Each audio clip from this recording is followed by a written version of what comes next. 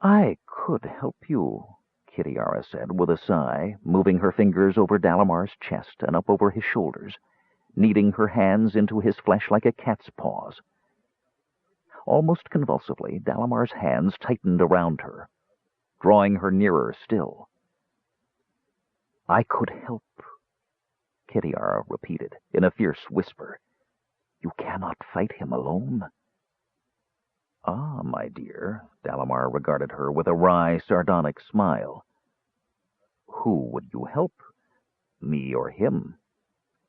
"Now that," said Kitiara, slipping her hands beneath the tear in the fabric of the dark elf's black robes, "would depend entirely upon who's winning." Dalamar's smile broadened. His lips brushed her chin. He whispered into her ear, "Just so we understand each, Lord." "Oh, we understand each other," Kitiara said, sighing with pleasure. "And now, enough of my brother. There is something I would ask, something I have long been curious about. What do magic users wear beneath their robes, Dark Elf?" "Very little," Dalamar murmured. "And what do warrior women wear beneath their armor?" "Nothing." Kitiara was gone. Dalamar lay half awake and half asleep in his bed. Upon his pillow he could still smell the fragrance of her hair, perfume and steel, a strange, intoxicating mixture not unlike Kitiara herself.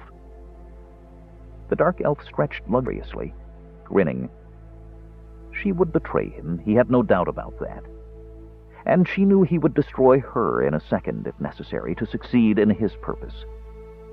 Neither found the knowledge bitter. Indeed, it added an odd spice to their love-making. Closing his eyes, letting sleep drift over him, Dalamar heard through his open window the sound of dragon wings spreading for flight. He imagined her seated upon her blue dragon, the dragon helm glinting in the moonlight. "Dalamar!" The dark elf started and sat up. He was wide awake. Fear coursed through his body. Trembling at the sound of that familiar voice, he glanced about the room. "Shalafi?" He spoke hesitantly. There was no one there. Dalamar put his hand to his head. "A dream," he muttered. "Dalamar!" The voice again, this time unmistakable. Dalamar looked around helplessly, his fear increasing. It was completely unlike Raistland to play games. The Archmage had cast the time-travel spell. He had journeyed back in time. He had been gone a week and was not expected to return for many more. Yet Dalamar knew that voice as he knew the sound of his own heartbeat. "Shalafi?" "I hear you," Dalamar said, trying to keep his tone firm. "Yet I cannot see you. Where—" "I am, as you surmise, back in time, apprentice. I speak to you through the dragon orb. I have an assignment for you. Listen to me carefully, and follow my instructions exactly. Act at once. No time must be lost. Every second is precious." Closing his eyes that he might concentrate, Dalamar heard the voice clearly, yet he also heard sounds of laughter floating in through the open window. A festival of some sort, designed to honor spring, was beginning. Outside the gates of Old City, bonfires burned. Young people exchanged flowers in the light and kisses in the dark. The air was sweet with rejoicing and love, and the smell of spring-blooming roses. But then Raistland began speaking, and Dalamar heeded none of these. He forgot Kitiara. He forgot love. He forgot springtime. Listening, questioning, understanding. His entire body tingled with the voice of his Shalafi. Chapter 3. Bertram padded softly through the halls of the great library of Palanthas.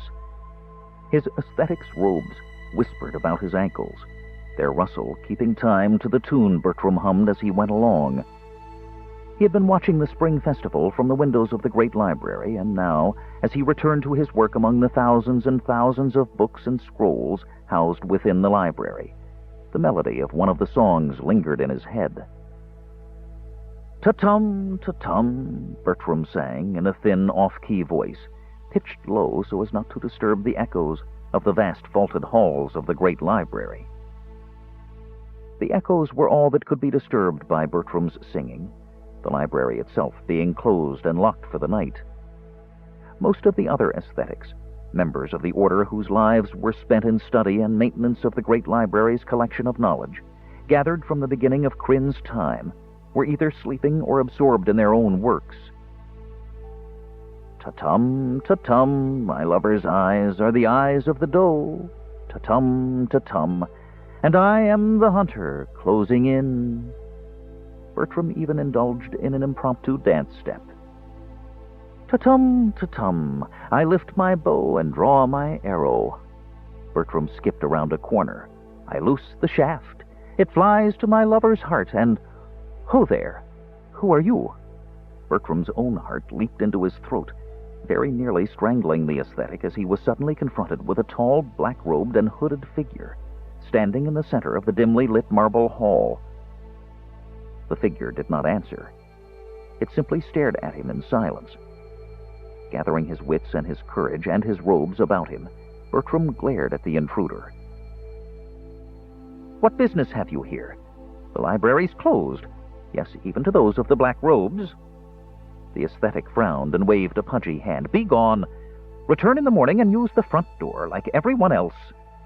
"Ah, but I am not everyone else," said the figure, and Bertram started, for he detected an elvish accent, though the words were Solomonic. "As for doors, they are for those without the power to pass through walls. I have that power, as I have the power to do other things, many not so pleasant." Bertram shuddered. This smooth, cool elven voice did not make idle threats. "You are a dark elf," Bertram said accusingly, his brain scrambling about trying to think what to do. Should he raise the alarm, yell for help? Yes. The figure removed his black hood so that the magical imprisoned in the globes hanging from the ceiling, a gift from the magic users to Astinus, given during the A dreams, fell upon his elven features. "My name is Dalamar. I serve Raistlin Majir," Bertram gasped. He glanced about uneasily, expecting the black-robed archmage to leap out at him any moment. Dalamar smiled. The elven features were delicate, handsome, but there was a cold, single-minded purposefulness about them that chilled Bertram. All thoughts of calling for help vanished from the aesthetic's mind. What do you want?" he stammered. "It is what my master wants," Dalamar corrected. "Do not be frightened. I am here seeking knowledge, nothing more. If you aid me, I will be gone as swiftly and silently as I have come." "If I don't aid him?" Bertram shivered from head to toe. "I will do what I can, Magus," the aesthetic faltered, "but you should really talk to me," came a voice out of the shadows. Bertram nearly fainted in relief. "Astinus," he babbled, pointing at Dalamar. I didn't let him. Appeared Raistlin Majir." "Yes, Bertram," Astinus said soothingly. Coming forward, he patted the aesthetic on the arm. "I know everything that has transpired." Dalamar had not moved, nor even indicated that he was aware of Astinus's presence. "Return to your studies, Bertram," Astinus continued, his deep baritone echoing through the quiet hallways. "I will handle this matter." "Yes, master." Bertram backed thankfully down the hall, robes fluttering about him, his gaze on the dark elf, who had still neither moved nor spoken. Reaching the corner, Bertram vanished around it precipitously, and Astinus could hear by the sounds of his flapping sandals that he was running down the hallway. The head of the great library of Palanthus smiled. but only inwardly. To the eyes of the dark elf watching him, the man's calm, ageless face reflected no more emotion than the marble walls about them. "Come this way, young mage," Astinus said, turning abruptly and starting off down the hall with a quick, strong stride that belied his middle-aged appearance. Caught by surprise, Dalamar hesitated, then, seeing he was being left behind, hurried to catch up. "How do you know what I seek?" the dark elf demanded. "I am a chronicler of history," Astinus replied imperturbably. "Even as we speak and walk, events transpire around us, and I am aware of them. I hear every word spoken, I see every deed committed, no matter how mundane, how good, how evil. Thus I have watched throughout history. As I was the first, so shall I be the last. Now, this way." Astinus made a sharp turn to his left. As he did so, he lifted a glowing globe of light from its stand and carried it with him in his hand. By the light, Dalamar could see long rows of books standing on wooden shelves. He could tell by their smooth leather binding that they were old, but they were in excellent condition. The aesthetics kept them dusted and, when necessary, rebound those particularly worn. "Here is what you want," Astinus gestured. "The Dwarfgate Wars." Dalamar stared. "All these?" He gazed down a seemingly endless row of books, a feeling of despair slowly creeping over him. "Yes," Astinus replied coldly, "and the next row of books as well."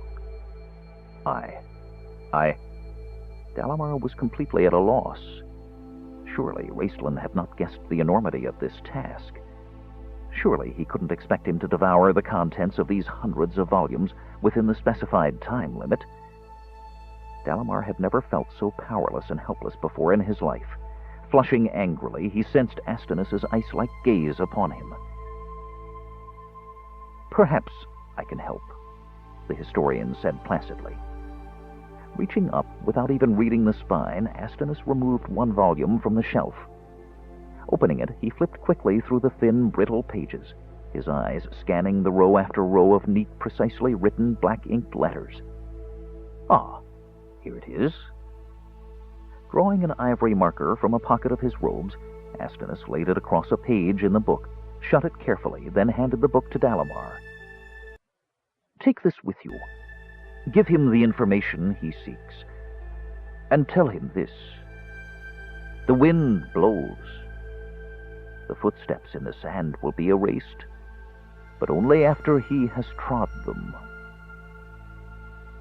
The historian bowed gravely to the dark elf, then walked past him down the row of books to reach the corridor again. Once there, he stopped and turned to face Dalamar, who was standing, staring, clutching the book Astinus had thrust into his hands. "Oh, young mage, you needn't come back here again. The book will return of its own accord when you are finished. I cannot have you frightening the aesthetics. Poor Bertram will have undoubtedly taken to his bed. Give your Shalafi my greetings." Astinus bowed again and disappeared into the shadows. Dalamar remained standing, pondering, listening to the historian's slow, firm step fade down the hallway. Shrugging, the dark elf spoke a word of magic and returned to the Tower of High Sorcery. "What Astinus gave me is his own commentary on the Dwarfgate Wars, Shalafi. It is drawn from the ancient texts he wrote. Astinus would know what I need. Proceed." "Yes, Shalafi. This begins the marked passage.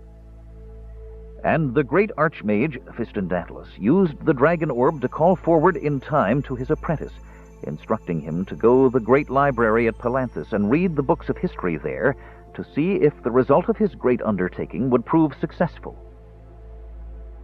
Dalamar's voice faltered as he read this, and eventually died completely as he reread this amazing statement. "Continue," came his Shalafi's voice, and though it resounded more in his mind than his ears, Dalamar did not miss the note of bitter anger. hurriedly tearing his gaze from the paragraph, written hundreds of years previously, yet accurately reflecting the mission he had just undertaken.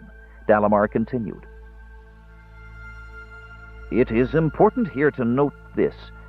The chronicles, as they existed at that point in time, indicate... That part is underscored, Shilafi, Dalamar interrupted himself. What part? At that point in time is underscored. Raistland did not reply, and Dalamar, momentarily losing his place, found it and hastened on. Indicated that the undertaking would have been successful. Fistendatalus, along with the cleric Danubis, should have been able, from all indications that the great archmage saw, to safely enter the portal. What might have happened in the abyss, of course, is unknown, since the actual historical events transpired differently. Thus, believing firmly that his ultimate goal of entering the portal and challenging the Queen of Darkness was within his reach, Fistendatalus pursued the Dwarf Gate Wars with renewed vigor. Pax Tharkis fell to the armies of the Hill Dwarves and the Plainsmen. See Chronicles, Volume 126, Book 6, pages 589 to 700. Led by Fistendatalus' great general Ferragus, the former slave from northern Urgoth whom the wizard had purchased and trained as a gladiator in the games at Istar, the army of Fistendatalus drove back the forces of King Duncan, forcing the dwarves to retreat to the mountain fastness of Thorbarton. Little did Fistendatalus care for this war. It simply served to further his own ends. Finding the portal beneath the towering mountain fortress known as Jaman, he established his headquarters there and began the final preparations that would give him the power to enter the Forbidden Gates, leaving his general to fight the war. What happened at this point is beyond even me to relate with accuracy, since the magical forces at work here were so powerful it obscured my vision. General Ferragus was killed fighting the Duer, the dark dwarves of Thorbarton. At his death, the army of Fistendatalus crumbled. The mountain dwarves swarmed out of Thorbarton toward the fortress of Jaman. During the fighting, aware that the battle was lost and that they had little time, Fistendatalus and Danubis hastened to the portal. Here, the great wizard began to cast his spell. At the same instant, a gnome, being held prisoner by the dwarves of Thorbarton, activated a time-traveling device he had constructed in an effort to escape his confinement. Contrary to every recorded instance in the history of Krynn, this gnomish device actually worked. It worked quite well, in fact. I can only speculate from this point on, but it seems probable that the gnome's device interacted somehow with the delicate and powerful magical spells being woven by Fistendatalus. The result we know all too clearly. A blast occurred of such magnitude that the plains of Durgoth were utterly destroyed. Both armies were almost completely wiped out. The towering mountain fortress of Jaman shattered and fell in upon itself, creating the hill now called Skullcap. The unfortunate Danubis died in the blast. Fistendatalus should have died as well, but his magic was so great that he was able to cling to some portion of life, though his spirit was forced to exist upon another plane until it found the body of a young magic user named Raistland Magir. Enough. Yes, Shilafi, Dalamar murmured. And then Raistland's voice was gone. Dalamar, sitting in the study, knew he was alone. Shivering violently, he was completely overawed and amazed by what he had just read. Seeking to make some meaning of it, the dark elf sat in the chair behind the desk, Raistland's desk, lost in thought until night's shadows withdrew and gray dawn lit the sky. A tremor of excitement made Raistland's thin body quiver. His thoughts were confused. He would need a period of cool study and reflection to make absolutely certain of what he had discovered. One phrase shone with dazzling brilliance in his mind. The undertaking would have been successful. The undertaking would have been successful. Raistland sucked in his breath with a gasp, realizing at that point only that he had ceased breathing. His hands upon the dragon orb's cold surface shook. Exultation swept over him. He laughed the strange, rare laughter of his, for the footsteps he saw in his dream led to a scaffold no longer, but to a door of platinum, decorated with the symbols of the five-headed dragon. At his command it would open. He had simply to find and destroy this gnome. Raistlin felt a sharp tug on his hands. "Stop!" he ordered, cursing himself for losing control. But the orb did not obey his command. Too late, Raistlin realized he was being drawn inside. The hands had undergone a change, he saw, as they pulled him closer and closer. They had been unrecognizable before, neither human nor elven, young nor old. But now they were the hands of a female, soft, supple, with smooth white skin, and the grip of death. Sweating, fighting down the hot surge of panic that threatened to destroy him, Raistlin summoned all his strength, both physical and mental, and fought the will behind the hands. Closer they drew him, nearer and nearer. He could see the face now. A woman's face, beautiful, dark-eyed, speaking words of seduction that his body reacted to with passion, even as his soul recoiled in loathing. Nearer and nearer. Desperately, Raistlin struggled to pull away, to break the grip that seemed so gentle, yet was stronger than the bonds of his life force. Deep he delved into his soul, searching the hidden parts. But for what he little knew, some part of him, somewhere, existed that would save him. An image of a lovely white-robed cleric wearing the medallion of Paladine emerged. She shone in the darkness, and for a moment the hand's grasp loosened. But only for a moment. Raistlin heard a woman's sultry laughter. The vision shattered. "My brother!" Raistlin called through parched lips, and an image of Caramon came forward. Dressed in golden armor, his sword flashing in his hands, he stood in front of his twin, guarding him. But the warrior had not taken a step before he was cut down from behind. Nearer and nearer. Raistlin's head slumped forward. He was rapidly losing strength and consciousness. And then, unbidden from the innermost recesses of his soul, came a lone figure. It was not robed in white. It carried no gleaming sword.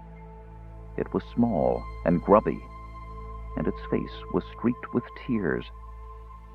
In its hand, it held only a dead, very dead, rat.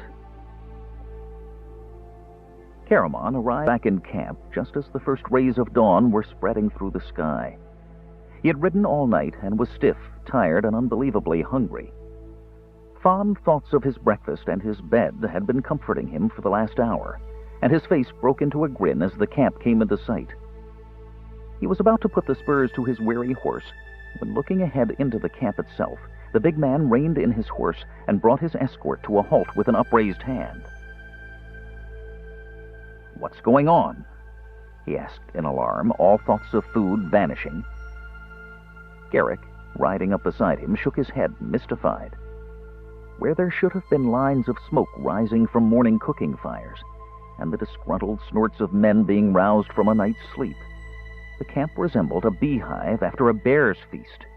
No cooking fires were lit, people ran about in apparent aimlessness, or stood clustered together in groups that buzzed with excitement. Then someone caught sight of Caramon and let out a yell. The crowd came together and surged forward. Instantly, Garrick shouted, and within moments he and his men had galloped up to form a protective shield of armor-clad bodies around their general. It was the first time Caramon had seen such a display of loyalty and affection from his men, and for a moment he was so overcome he could not speak. Then, gruffly clearing his throat, he ordered them aside. "It's not a mutiny," he growled, riding forward as his men reluctantly parted to let him pass. "Look, no one's armed. Half of them are women and children. But," he grinned at them, "thanks for the thought." His gaze went particularly to the young knight Garrick, who flushed with pleasure even as he kept his hand on his sword hilt. By this time, the outer fringes of the crowd had reached Caramon. Hands grasped his bridle, startling his horse, who, thinking this was battle, pricked its ears dangerously, ready to lash out with its hooves as it had been trained. "Stand back!" Caramon roared, barely holding the animal in check. "Stand back! Have you all gone mad? You look like just what you are, a bunch of farmers. Stand back, I say! Did your chickens all get loose? What's the meaning of this? Where are my officers?" "Here, sir," came a voice of one of the captains. Red-faced, embarrassed, and angry, the man shoved his way through the crowd. Chagrined at the reprimand from their commander, the men calmed down, and the shouting died to a few mutterings as a group of guards, arriving with the captain, began to try to break up the mob. "Begging the general's pardon for all this, sir," the captain said as Caramon dismounted and patted his horse's neck soothingly. The animal stood still under Caramon's touch, though its eyes rolled and its ears still twitched. The captain was an older man, not a knight, but a mercenary of 30 years' experience. His face was seamed with scars. He was missing part of his left hand from a slashing sword blow, and he walked with a pronounced limp. This morning, the scarred face was flushed with shame as he faced his young general's stern gaze. "The scouts sent word of your coming, sir, but afore I could get to you, this pack of wild dogs," he glowered at the retreating men, "lit out for you like you was a bitch in heat. Begging the general's pardon," he muttered again, "and meaning no disrespect." Caramon kept his face carefully composed. "What's happened?" he asked, leading his tired horse into camp at a walk. The captain did not answer right away, but cast a significant glance at Caramon's escort. Caramon understood. "Go on ahead, men," he said, waving his hand. "Garrick, see to my quarters." When he and the captain were alone, or as alone as possible, in the crowded camp, where everyone was staring at them in eager curiosity, Caramon turned to question the man with a glance. The old mercenary said just 2 words. "The wizard." Reaching Raistlin's tent, Caramon saw with a sinking heart the ring of armed guards surrounding it, keeping back onlookers. There were audible sighs of relief at the sight of Caramon, and many remarks of, "General's here now, he'll take care of things," much nodding of heads, and some scattered applause. Encouraged by a few oaths from the captain, the crowd opened up an aisle for Caramon to walk through. The armed guards stepped aside as he passed, then quickly closed ranks again. Pushing and shoving, the crowd peered over the guards, straining to see. The captain having refused to tell him what was going on, Caramon would not have been surprised to find anything from a dragon sitting atop his brother's tent to the whole thing surrounded by green and purple flame. Instead, he saw one young man standing guard and Lady Chrysania pacing in front of the closed tent flap. Caramon stared at the young man curiously, thinking he recognized him. "Garrick's cousin," he said hesitantly, trying to remember the name. "Michael, isn't it?" "Yes, General," the young knight said. Drawing himself up straight, he attempted a salute, but it was a feeble attempt. The young man's face was pale and haggard, his eyes red-rimmed. He was clearly about to drop from exhaustion, but he held his spear before him, grimly barring the way into the tent. Hearing Caramon's voice, Chrysania looked up. "Thank Paladine," she said fervently. One look at her pale face and sunken gray eyes, and Caramon shivered in the bright morning sunlight. "Get rid of them," he ordered the captain, who immediately began to issue orders to his men. Soon, with much swearing and grumbling, the crowd started to break up, most figuring the excitement was over now anyway. "Caramon, listen to me." Chrysania laid her hand on his arm. But Caramon shrugged off Chrysania's hand. Ignoring her attempts to speak, he started to push past Michael. The young knight raised his spear, blocking his path. "Out of my way," Caramon ordered, startled. "I am sorry, sir," Michael said in firm tones, though his lips trembled, "but Fistandantilus told me no one was to pass." "You see," said Chrysania in exasperation, as Caramon fell back a pace, staring at Michael in perplexed anger. "I tried to tell you if you'd only listened.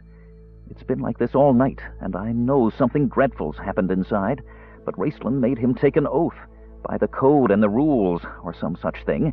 Measure, Caramon muttered, shaking his head. The code and the measure. He frowned, thinking of Sturm. A code no knight will break on pain of death. But this is insane, Chrysania cried. Her voice broke. She covered her face with her hand a moment. Caramon put his arm around her hesitantly, fearing a reprimand, but she leaned against him gratefully. Oh, Caramon, I've been so frightened, she murmured. It was awful. I woke out of a sound sleep, hearing Raceland screaming my name. I ran over here. There were flashes of light inside his tent. He was shrieking incoherent words. Then I heard him call your name, and then he began to moan in despair. I tried to get in, but... She made a weak gesture toward Michael, who stood staring straight ahead. And then his voice began to fade. It was awful, as though he were being sucked away somehow. Then what happened? Chrysania paused. Then, hesitantly, He said something else. I could barely hear it. The lights went out. There was a sharp crack, and everything was still. Horribly still. She closed her eyes, shuddering. What did he say? Could you understand? That's the strange part. Chrysania raised her head, looking at him in confusion.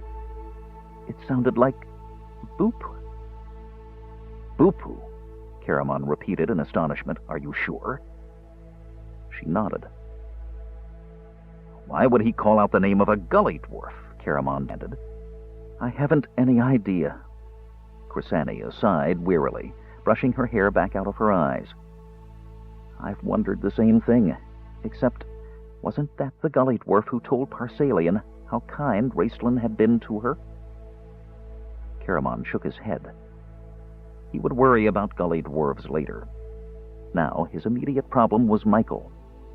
Vivid memories of Sturm came back to him. How many times had he seen that look on the knight's face? An oath by the code and the measure.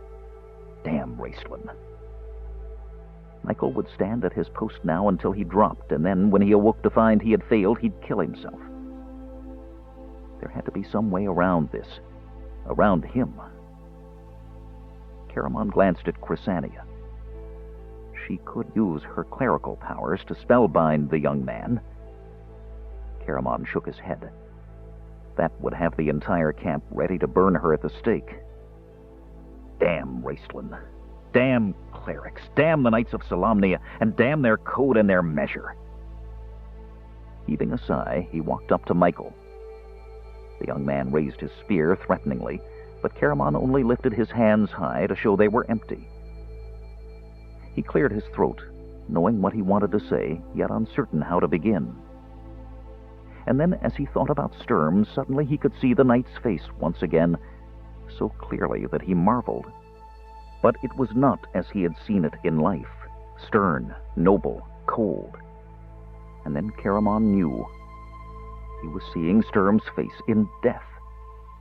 Marks of terrible suffering and pain had smoothed away the harsh lines of pride and inflexibility. There was an understanding in the dark, haunted eyes, and it seemed to Caramon that the knight smiled on him sadly. For a moment, Caramon was so startled by this vision that he could say nothing, only stare.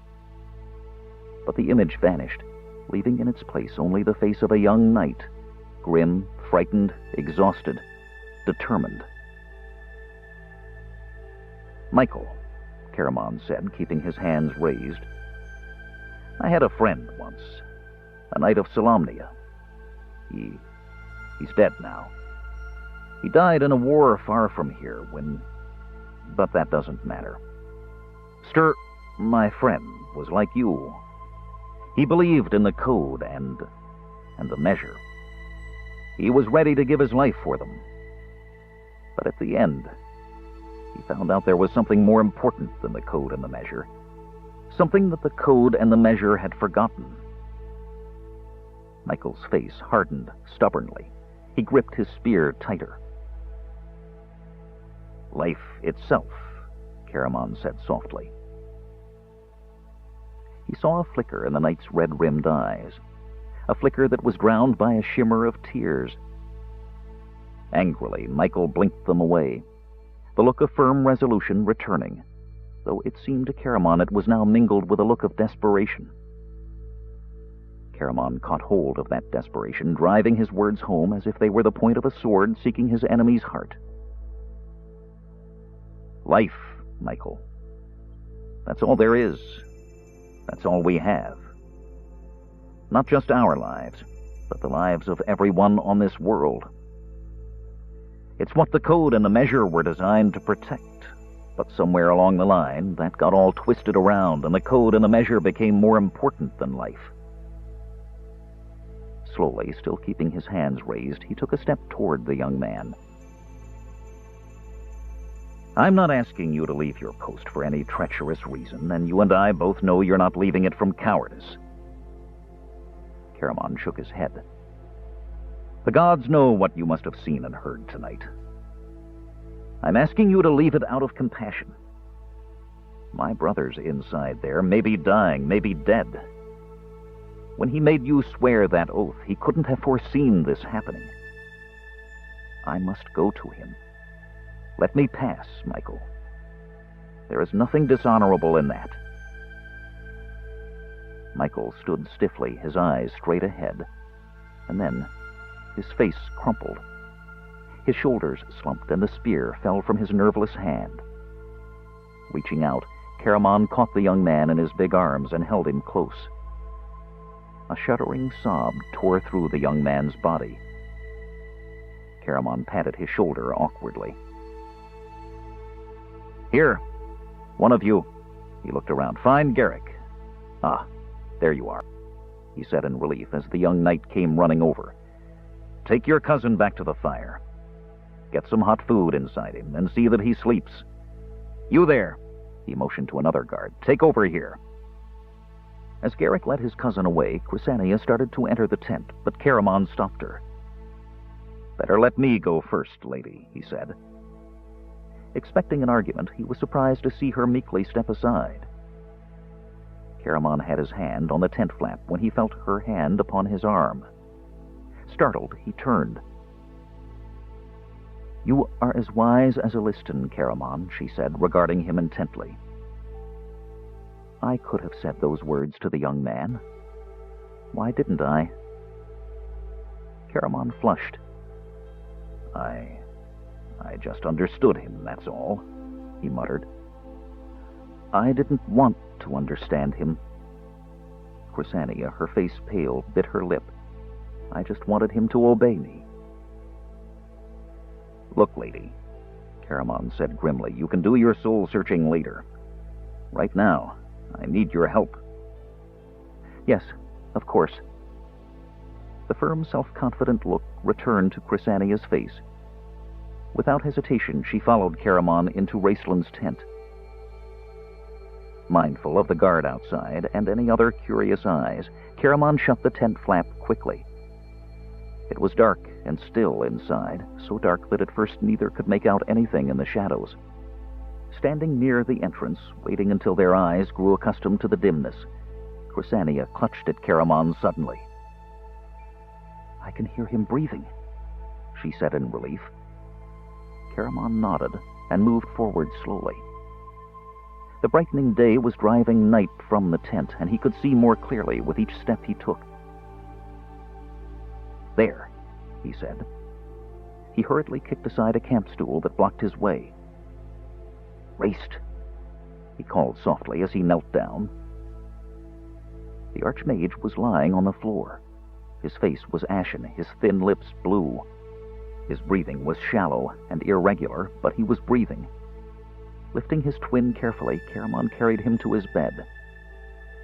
In the dim light, he could see a faint smile on Raceland's lips, as though he were lost in a pleasant dream. I think he's just sleeping now, Caramon said in a mystified voice to Chrysania, who was covering Raceland with a blanket. But something's happened.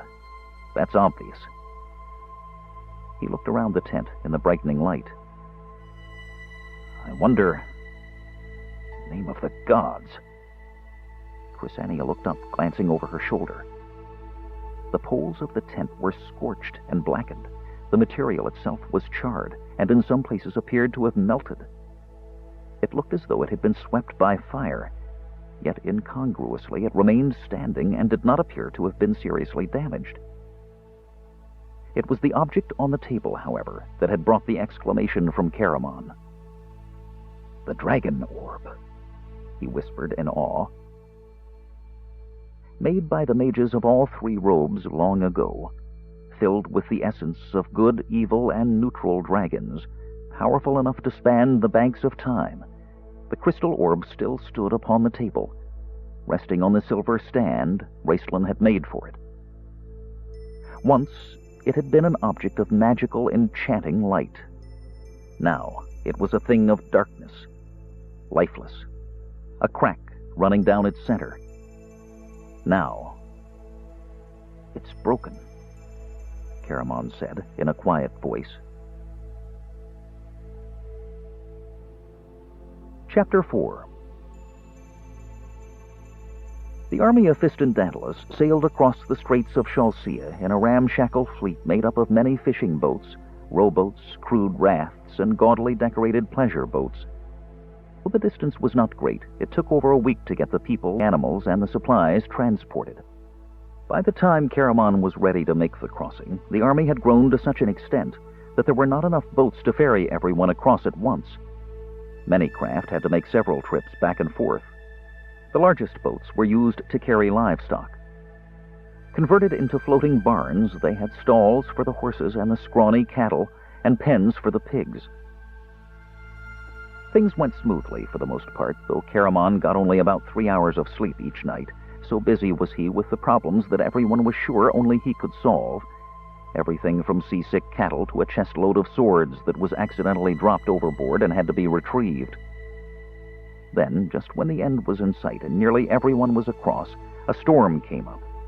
Whipping the seas to froth, it wrecked 2 boats that slipped from their moorings and prevented anyone from crossing for 2 days. But eventually, everyone made it in relatively good shape, with only a few cases of seasickness, 1 child tumbling overboard, rescued, and a horse that broke its leg kicking down its stall in a panic, killed and butchered. Upon landing on the shores of Abyssinia, the army was met by the chief of the Plainsmen, the tribes of barbarians inhabiting the northern plains of Abyssinia who were eager to gain the fabled gold of Thorbarden, and also by representatives from the Hill Dwarves. When he met with the representative of the Hill Dwarves, Caramon experienced a profound shock that unnerved him for days. "Rhaegar Fireforge and party," announced Garrick from the entrance to the tent. Standing aside, the knight allowed a group of 3 dwarves to enter. That name ringing in his ears, Caramon stared at the first dwarf in disbelief. Raistlin's thin fingers closed painfully over his arm. "Not a word," breathed the Archmage. "But he looks... and the name," Caramon stammered in a low voice. "Of course," Raistlin said matter-of-factly. "This is Flint's grandfather." Flint's grandfather. Flint Fireforge, his old friend. The old dwarf who had died in Tanis's arms at God's home. The old dwarf, so gruff and irascible, yet so tender-hearted. The dwarf who had seemed ancient to Caramon. He had not even been born yet. This was his grandfather. Suddenly, the full scope of where he was and what he was doing struck Caramon a physical blow. Before this, he might have been adventuring in his own time. He knew then that he hadn't really been taking any of this seriously. Even Raistlin sending him home had seemed as simple as the Archmage putting him on a boat and bidding him farewell. Talk of altering time he'd put out of his mind. It confused him, seeming to go round in a closed, endless circle. Caramon felt hot, then cold. Flint hadn't been born yet. Tanis didn't exist. Tika didn't exist. He himself didn't exist. No, it was too implausible. It couldn't be. The tent tilted before Karaman's eyes. He was more than half afraid he might be sick. Fortunately, Raistlin saw the pallor of brother's face. Knowing intuitively what his twin's brain was trying to assimilate, the mage rose to his feet and, moving gracefully in front of his momentarily befuddled brother, spoke suitable words of welcome to the dwarves. But as Raistlin did so, he shot a dark, penetrating glance at Karaman, reminding him sternly of his duty. Pulling himself together, Karaman was able to thrust the disturbing and confusing thoughts from his mind, telling himself he would deal with them later in peace and quiet. He'd been doing that a lot lately. Unfortunately, the peace and quiet time never seemed to come about. Getting to his feet, Karaman was even able to shake hands calmly with the sturdy, gray-bearded dwarf. "Little did I ever think," Rhaegar said bluntly, sitting down in the chair offered him and accepting a mug of ale, which he quaffed at one gulp, "that I'd be making deals with humans and wizards, especially against my own flesh and blood." He scowled into the empty mug. Karaman, with a gesture, had the lad who attended him refill it. Rhaegar, still with the same scowl, waited for the foam to settle. Then, sighing, he raised it to Karaman, who had returned to his chair. "Dirth Zamish ok Dirth Tabor. Strange times makes strange brothers." "You can say that again," Karaman muttered with a glance at Raistlin. The general lifted his glass of water and drank it. Raistlin, out of politeness, moistened his lips from a glass of wine, then set it down. "We will meet in the morning to discuss our plans," Karaman said. "The chief of the plainsmen will be here then, too." Rhaegar's scowl deepened, and Karaman sighed inwardly, foreseeing trouble. But he continued in a hearty, cheerful tone. "Let's dine together tonight, to seal our alliance." At this, Rhaegar rose to his feet. "I may have to fight with the barbarians," he growled, "but by Reorx's beard I don't have to eat with them. Or you either." Karaman stood up again, dressed in his best ceremonial armor. More gifts from the knights. He was an imposing sight. The dwarf squinted up at the warrior. "You're a big one, ain't you?" he said. Snorting, he shook his head dubiously. "I mistrust there's more muscle in your head than brain." Karaman could not help smiling, though his heart ached. It sounded so much like Flint talking. But Raistlin did not smile. "My brother has an excellent mind for military matters," the mage said coldly and unexpectedly. "When we left Palanthus, there were but 3 of us. It is due to General Karaman's skill and quick thinking that we are able to bring this mighty army to your shores. I think you would find it well to accept his leadership." Rhaegar snorted again, peering at Raistlin keenly from beneath his bushy, gray, overhanging eyebrows. His heavy armor clanging and rattling about him, the dwarf turned and started to stump out of the tent. Then he paused. "3 of you? From Palanthus? And now this?" His piercing, dark-eyed gaze went to Karaman.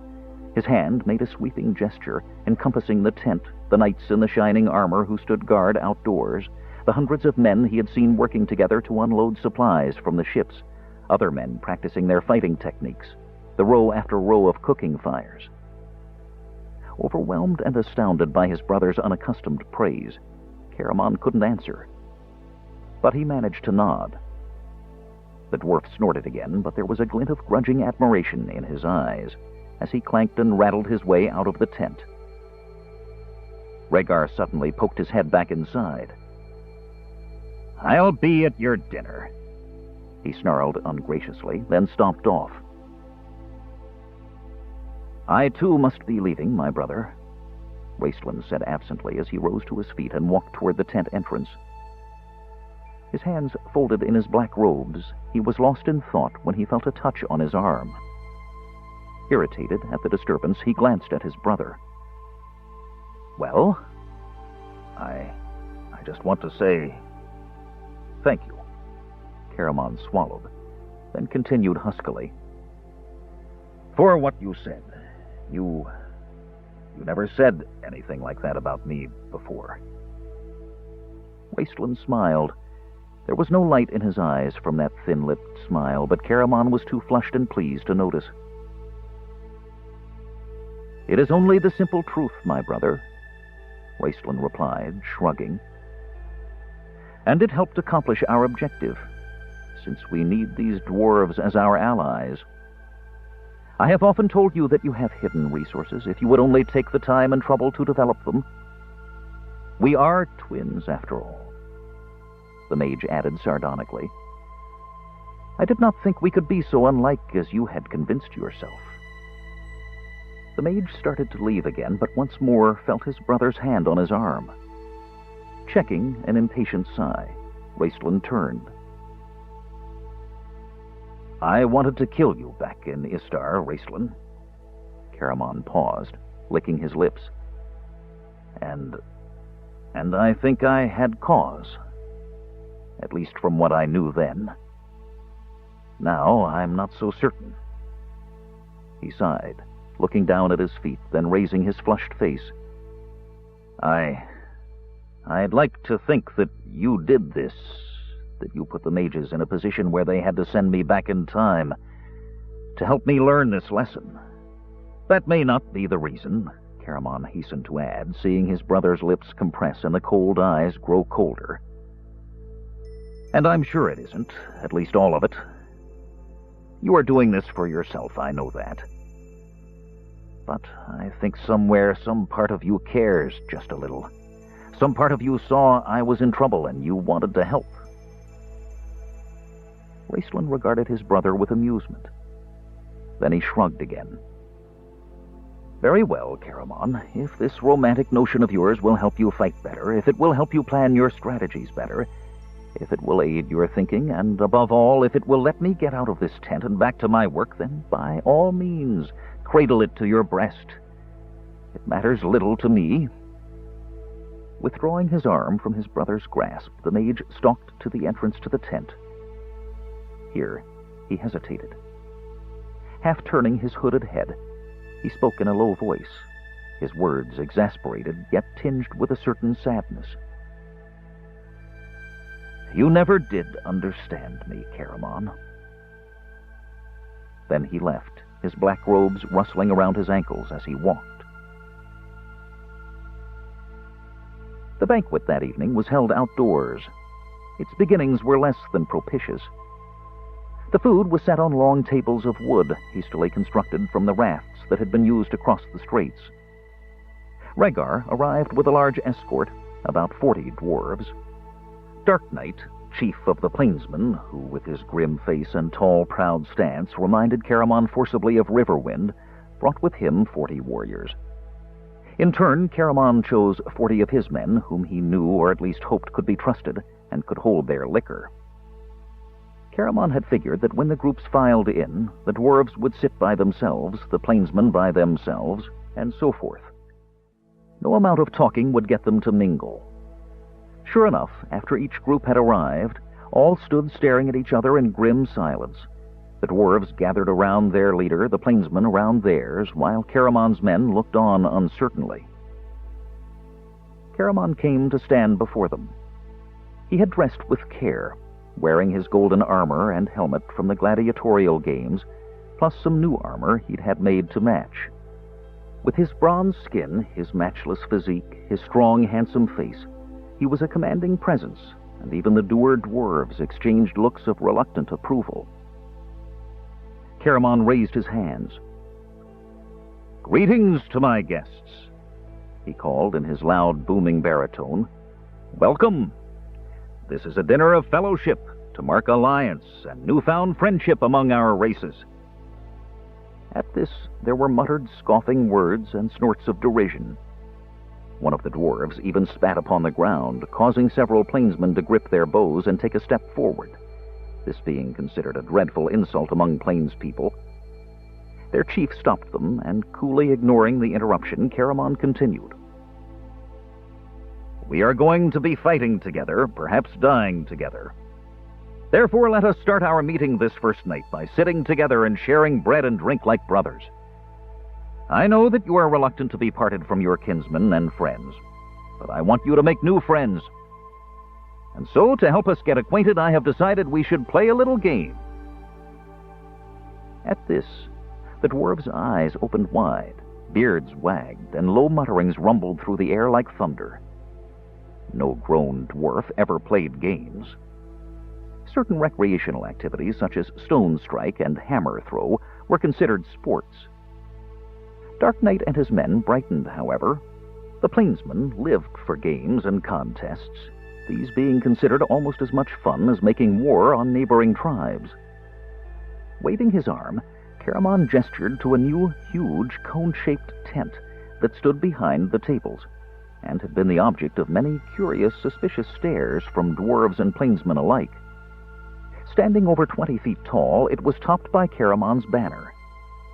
The silken flag with the 9-pointed star fluttered in the evening wind, illuminated by the great bonfire burning nearby. As all stared at the tent, Caramon reached out and, with a yank of his strong hand, pulled on a rope. Instantly, the canvas sides of the tent fell to the ground, and at a signal from Caramon were dragged away by several grinning young boys. "What nonsense is this?" Rhaegar growled, fingering his axe. A single heavy post stood in a sea of black, oozing mud. The post's shaft had been planed smooth and gleamed in the firelight. Near the top of the post was a round platform made of solid wood except for several irregularly shaped holes that had been cut into it. But it was not the sight of the pole or the platform or the mud that brought forth sudden exclamations of wonder and excitement from dwarves and humans alike. It was the sight of what was embedded in the wood at the very top of the post. Shining in the firelight, their crossed handles flashing, were a sword and a battle-axe. But these were not the crude iron weapons many carried. These were of the finest wrought steel, their exquisite workmanship apparent to those who stood 20 feet below, staring up at them. Reorx's beard! Rhaegar drew a deep, quivering breath. Yon axe is worth the price of our village. I'd trade 50 years of my life for a weapon such as that. Dark Knight, staring at the sword, blinked his eyes rapidly as swift tears of longing caused the weapon to blur in his vision. Caramon smiled. "These weapons are yours," he announced. Dark Knight and Rhaegar both stared at him, their faces registering blank astonishment. "If," Caramon continued, "you can get them down." A vast hubbub of voices broke out among both dwarves and men. Immediately, everyone broke into a run for the pit, forcing Caramon to shout over the turmoil. "Rhaegar and Dark Knight, each of you may choose 9 warriors to help you. The first to gain the prizes wins them for his own." Dark Knight needed no urging. Without bothering to get help, he leaped into the mud and began to wade toward the post. But with each step, he sank farther and farther, the mud growing deeper and deeper as he neared his objective. By the time he reached the post, he had sunk past his knees in the sticky substance. Rhaegar, more cautious, took time to observe his opponent. Calling on 9 of his stoutest men to help, the dwarven leader and his men stepped into the mud. The entire contingent promptly vanished, their heavy armor causing them to sink almost immediately. Their fellows helped drag them out. Last to emerge was Rhaegar. Swearing an oath to every god he could think of, the dwarf wrung mud out of his beard, then, scowling, proceeded to strip off his armor. Holding his axe high over his head, he waded back into the mud, not even waiting for his escort. Dark Knight reached the pole. Right at the base, the mud wasn't so deep. There was firm ground below it. Grasping the pole with his arms, the chieftain dragged himself up out of the mud and wrapped his legs around it. He moved up about 3 feet, grinning broadly at his tribesmen who cheered him on. Then suddenly he began to slide back down. Gritting his teeth, he strove desperately to hang on, but it was useless. At last, the great chieftain slid slowly down to the base, amid howls of dwarven derision. Sitting in the mud, he glared grimly at the pole. It had been greased with animal fat. More swimming than walking, Rhaegar at last reached the base of the pole. He was waist-deep in mud by that time, but the dwarf's great strength kept him going. "Stand aside," he growled to the frustrated plainsman. "Use your brains. If we can't go up, we'll bring the prize down to us." A grin of triumph on his mud-splattered, bearded face, Rhaegar drew back his axe and aimed a mighty blow at the pole. Grinning to himself, Caramon winced in anticipation. There was a tremendous ringing sound. The dwarf's axe rebounded off the pole as if it had struck the side of a mountain. The pole had been hewn from the thick trunk of an ironwood tree. As the reverberating axe flew from the dwarf's stinging hands, the force of the blow sent Rhaegar sprawling on his back in the mud. Now it was the plainsmen's turn to laugh, none louder than their mud-covered chief. Glaring at each other, dwarf and human tensed. The laughter died, replaced by angry mutterings. Caramon held his breath. Then Rhaegar's eyes went to the notched axe that was slowly sinking into the ooze. He glanced up at the beautiful axe, its steel flashing in the firelight, and with a growl turned to face his men. Rhaegar's escort, now stripped of their armor, had waded out to him by now. Shouting and gesturing, Rhaegar motioned them to line up at the base of the slick pole. Then the dwarves began to form a pyramid.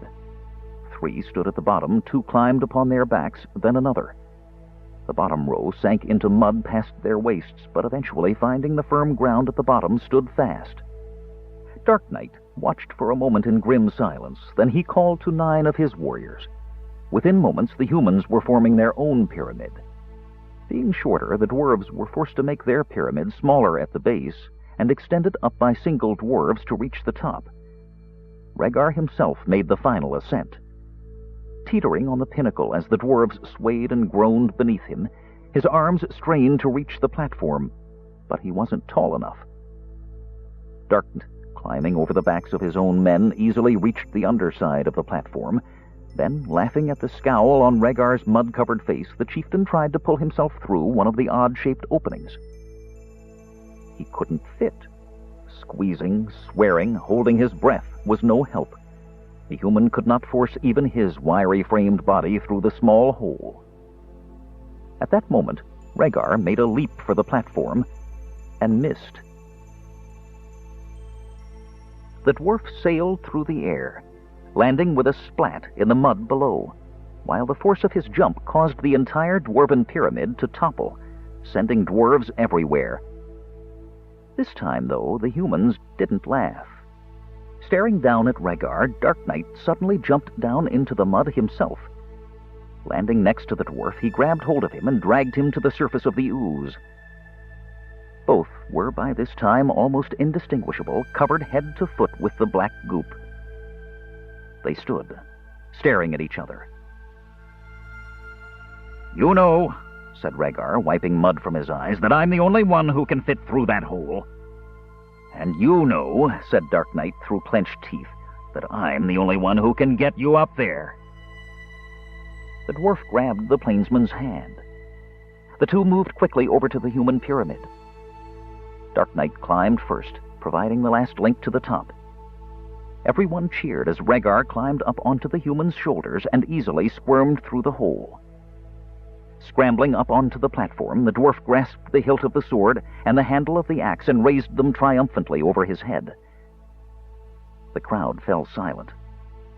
Once again, human and dwarf eyed each other suspiciously. "This is it," Caramon thought. "How much of flint did I see in you, Rhaegar? How much of Riverwind in you, Dark Knight? So much depends on this." Rhaegar looked down through the hole at the stern face of the plainsman. "This axe, which must have been forged by Reorx himself, I owe to you, plainsman. I will be honored to fight by your side. And if you're going to fight with me, you need a decent weapon." Amid cheers from the entire camp, he handed the great gleaming sword down through the hole to Dark Knight. Chapter 5. The banquet lasted well into the night. The field rang with laughter and shouts, and good-natured oaths sworn in dwarven and tribal tongues, as well as Solamnic and common. It was easy for Raceland to slip away. In the excitement, no one missed the silent, cynical archmage. Walking back to his tent, which Caramon had refurbished for him, Raceland kept to the shadows. In his black robes, he was nothing more than a glimpse of movement seen from the corner of the eye. He avoided Chrysania's tent. She was standing in the entryway, watching the fun with a wistful expression on her face. She dared not join them, knowing that the presence of the witch would harm Caramon immensely. How ironic, thought Raceland, that a black-robed wizard is tolerated in this time, while a cleric of Paladine is scorned and reviled. Treading softly in his leather boots across the field where the army camped, barely even leaving footprints in the damp grass, Raceland found a grim sort of amusement in this. Glancing up at the constellations in the sky, he regarded both the platinum dragon and the five-headed dragon opposite with a slight sneer. The knowledge that Fistandatilus might have succeeded if it had not been for the unforeseen intervention of some wretched gnome had brought dark joy to Raceland's being. By all his calculations, the gnome was the key factor. The gnome had altered time, apparently, though just how he had done that was unclear. Still, Raceland figured that all he had to do was to get to the mountain fortress of Jaman. Then from there it would be simple indeed to make his way into Thorbarden, discover this gnome, and render him harmless. Time, which had been altered previously, would return to its proper flow. Where Fistandatilus had failed, he would succeed. Therefore, even as Fistandatilus had done before him, Raceland now gave the war effort his undivided interest and attention, to make certain that he would be able to reach Jaman. He and Caramon spent long hours poring over old maps, studying the fortifications, comparing what they remembered from their journeys in these lands in a time yet to come, and trying to guess what changes might have occurred. The key to winning the battle was the taking of Pax Tharkis, and that, Caramon had said more than once with a heavy sigh, seemed well-nigh impossible. "Duncan's bound to have it heavily manned," Caramon argued, his finger resting on the spot on the map that marked the great fort. "You remember what it's like, Race. You remember how it's built between those two sky-high mountain peaks. Those blasted dwarves can hold out there for years. Close the gates, drop the rocks from that mechanism, and we're stuck. It took silver dragons to lift those rocks, as I recall," the big man added gloomily. "Go around it," Raceland suggested. Caramon shook his head. "Where?" His finger moved west. "Wallenesti on one side. The elves had cut us to meat and hang us up to dry." He moved east. "This way's either sea or mountain. We don't have boats enough to go by sea, and look," he moved his finger down, "if we land here, to the south, in that desert, we're stuck right in the middle, both flanks exposed. Pax Tharkis to the north, Thorbarden to the south." The big man paced the room, pausing occasionally to glare at the map in irritation. Raceland yawned, then stood up, resting his hand lightly on Caramon's arm. "Remember this, my brother," he said softly. "Pax Tharkis did fall." Caramon's face darkened. "Yeah," he muttered, angry at being reminded of the fact that this was all just some vast game he seemed to be playing. "I don't suppose you remember how." "No," Raceland shook his head. "But it will fall." He paused, then repeated quietly, "It will fall." Out of the forest, wary of the lights of lodge and campfire and even moon and stars, crept three dark, squat figures. They hesitated on the outskirts of the camp as though uncertain of their destination. Finally, one pointed, muttering something. The other two nodded, and now, moving rapidly, they hurried through the darkness. Quickly they moved, but not quietly. No dwarf could ever move quietly, and these seemed noisier than usual. They creaked and rattled and stepped on every brittle twig, muttering curses as they blundered along. Raistlin, awaiting them in the darkness of his tent, heard them coming from far off and shook his head. But he had reckoned on this in his plans. Thus he had arranged this meeting when the noise and hilarity of the banquet would provide suitable cover. "Enter," he said wryly, as the clumping and stomping of iron-shod feet halted just outside the tent flap. There was a pause, accompanied by heavy breathing and a muttered exclamation, no one wanting to be the first to touch the tent. This was answered by a snarling oath. The tent flap was yanked open with a violence that nearly tore the strong fabric, and a dwarf entered, apparently the leader, for he advanced with a bold swagger, while the other two, who came after him, were nervous and cringing. The lead dwarf advanced toward the table, in the center of the tent, moving swiftly, though it was pitch dark. After years of living underground, the doer had developed excellent night vision. Some, it was rumored, even had the gift of elven sight that allowed them to see the glow of living beings in the darkness. But good though the dwarf's eyes were, he could make out nothing at all about the black-robed figure that sat facing him across the desk. It was as though, looking into deepest night, he saw something darker, like a vast chasm suddenly yawning at his feet. This doer was strong and fearless, reckless even. His father had died a raving lunatic, but the dark dwarf found he could not repress a slight shiver that started at the back of his neck and tingled down the length of his spine. He sat down. "You two," he said in Dwarven to those with him, "watch the entrance."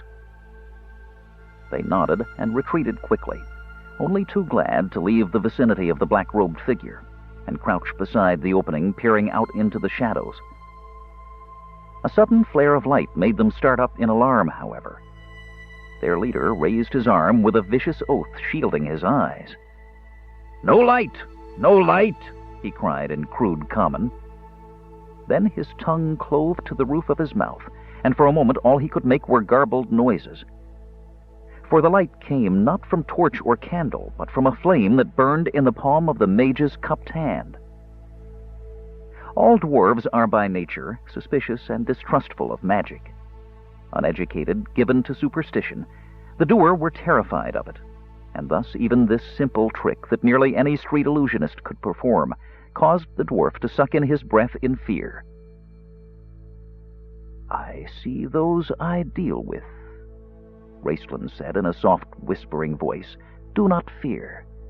This light will not be detected from outside, or if it is, anyone passing will assume I am studying."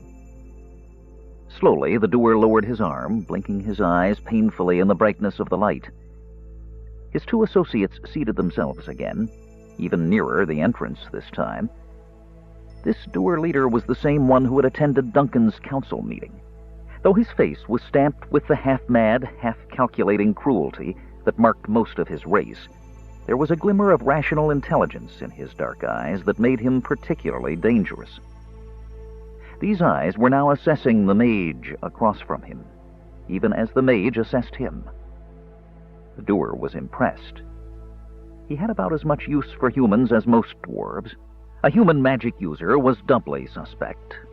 But the doer was a shrewd judge of character, and he saw in the mage's thin lips, gaunt face, and cold eyes a ruthless desire for power that he could both trust and understand. "You, Fistendandalus?" the doer growled roughly. "I am."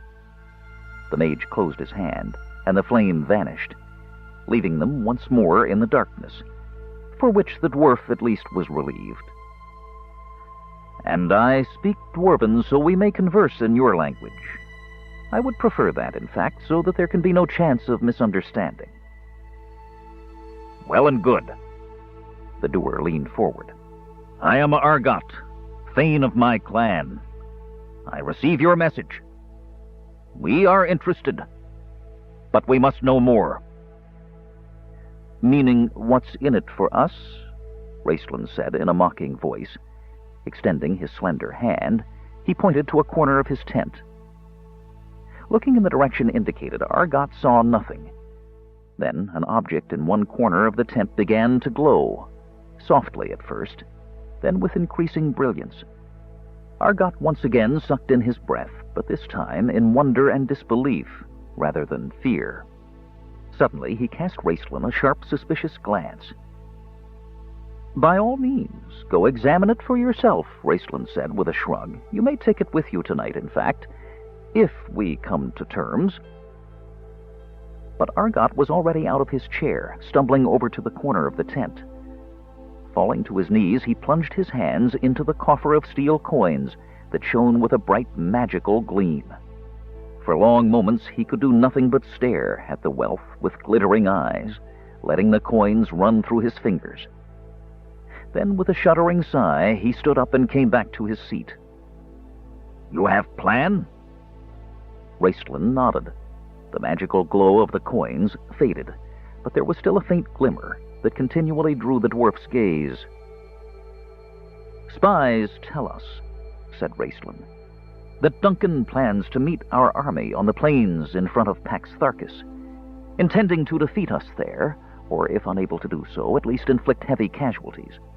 If we are winning, he will withdraw his forces back into the fortress, close the gates, and operate the mechanism that drops thousands of tons of rocks down to block those gates.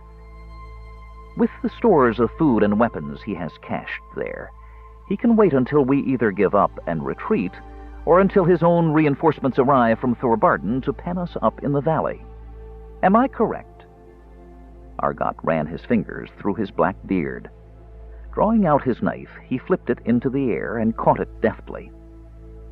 Glancing at the mage, he stopped suddenly, spreading his hands wide. "I'm sorry. A nervous habit," he said, grinning wickedly. "I hope I not alarm you. If it make you uneasy, I can—" "If it makes me uneasy, I can deal with it," Raistlin observed mildly. "Go ahead." He gestured. "Try it." Shrugging, but feeling uncomfortable under the gaze of those strange eyes that he could sense but could not see within the shadows of the black hood, Argot tossed the knife into the air. A slender white hand snaked out of the darkness, snatched the knife by the hilt, and deftly plunged the sharp blade into the table between them. Argot's eyes glinted. "Magic," he growled. "Skill," said Raistlin coldly. "Now, are we going to continue this discussion, or play games that I excelled at in my childhood?" "Your information accurate," muttered Argot, sheathing his knife. "That Duncan's plan." "Good. My plan is quite simple.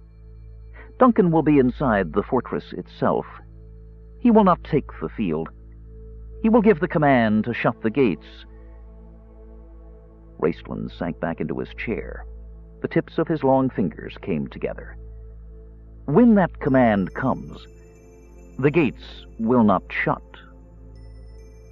"That easy?" Argot sneered. "That easy." Raistlin spread his hands. "Those who would shut them die. All you must do is hold the gates open for minutes only, until we have time to storm them. Pax Tharkis will fall. Your people lay down their arms and offer to join up with us." "Easy, but for one flaw," Argot said, eyeing Raistlin shrewdly. "Our homes, families in Thorbarden. What become of them if we turn traitor?" "Nothing," Raistlin said. Reaching into a pouch at his side, the mage pulled forth a rolled scroll tied with black ribbon. "You will have this delivered to Duncan." Handing it to Argot, he motioned, "Read it." Frowning, still regarding Raistlin with suspicion, the dwarf took the roll, untied it, and carrying it over near the chest of coins, read it by their faint magical glow. He looked up at Raistlin, astonished.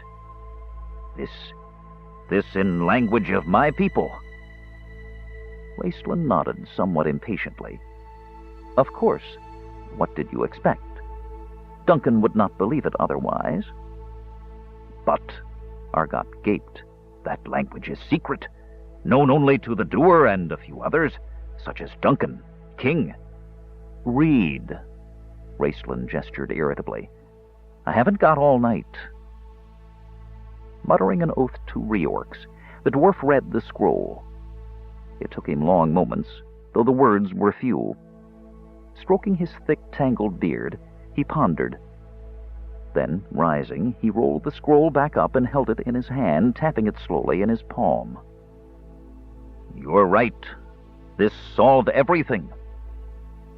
He sat back down, his dark eyes fixed on the mage, narrowing. "But I want something else give to Duncan. Not just scroll. Something impressive." "What does your kind consider impressive?" Raistlin asked, his lip curling. "A few dozen hacked-up bodies?" Argot grinned. "The head of your general." There was a long silence. Not a rustle, not a whisper of cloth betrayed Raistlin's thoughts. He even seemed to stop breathing. The silence lasted until it seemed to Argot to become a living entity itself, so powerful was it. The dwarf shivered, then scowled.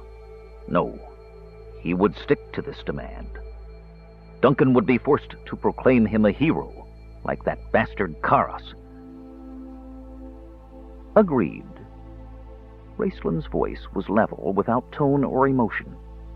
But as he spoke, he leaned over the table. Sensing the Archmage gliding closer, Argot pulled back. He could see the glittering eyes now, and their deep, black, chilling depths pierced him to the very core of his being. "Agreed," the mage repeated. "See that you keep your part of the bargain." Gulping, Argot gave a sickly smile. "You not called the Dark One without reason, are you, my friend?" he said, attempting a laugh as he rose to his feet, thrusting the scroll in his belt. Raistlin did not answer, indicating he had heard only by a rustle of his hood. Shrugging, Argot turned and motioned to his companions, making a commanding gesture at the chest in the corner. Hurrying over, the two shut it and locked it with a key Raistlin drew out of the folds of his robes and silently handed to them. Though dwarves are accustomed to carrying heavy burdens with ease, the two grunted slightly as they lifted the chest. Argot's eyes shone with pleasure. The two dwarves preceded their leader from the tent. Bearing their burden between them, they hurried off to the safe shadows of the forest. Argot watched them, then turned back to face the mage, who was once more a pool of blackness within blackness. "Do not worry, friend. We not fail you." "No, friend," said Raistlin softly. "You won't." Argot started, not liking the mage's tone. "You see, Argot, that money has been cursed. If you double-cross me, you and anyone else who has touched that money will see the skin of your hands turn black and begin to rot away. And when your hands are a bleeding mass of stinking flesh, the skin of your arms and your legs will blacken. And slowly, as you watch helplessly, the curse will spread over your entire body.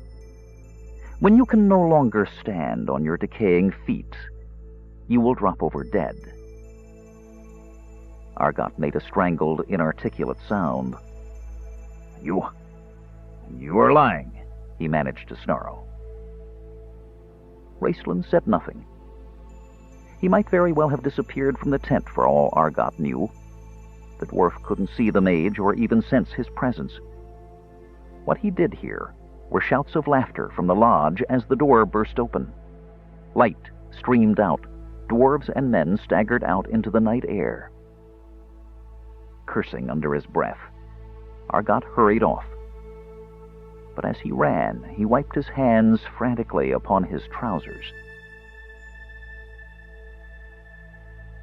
Chapter 6. Dawn. Kryn's sun crept up from behind the mountains slowly, almost as if it knew what ghastly sights it would shed its light upon this day. But time could not be stopped.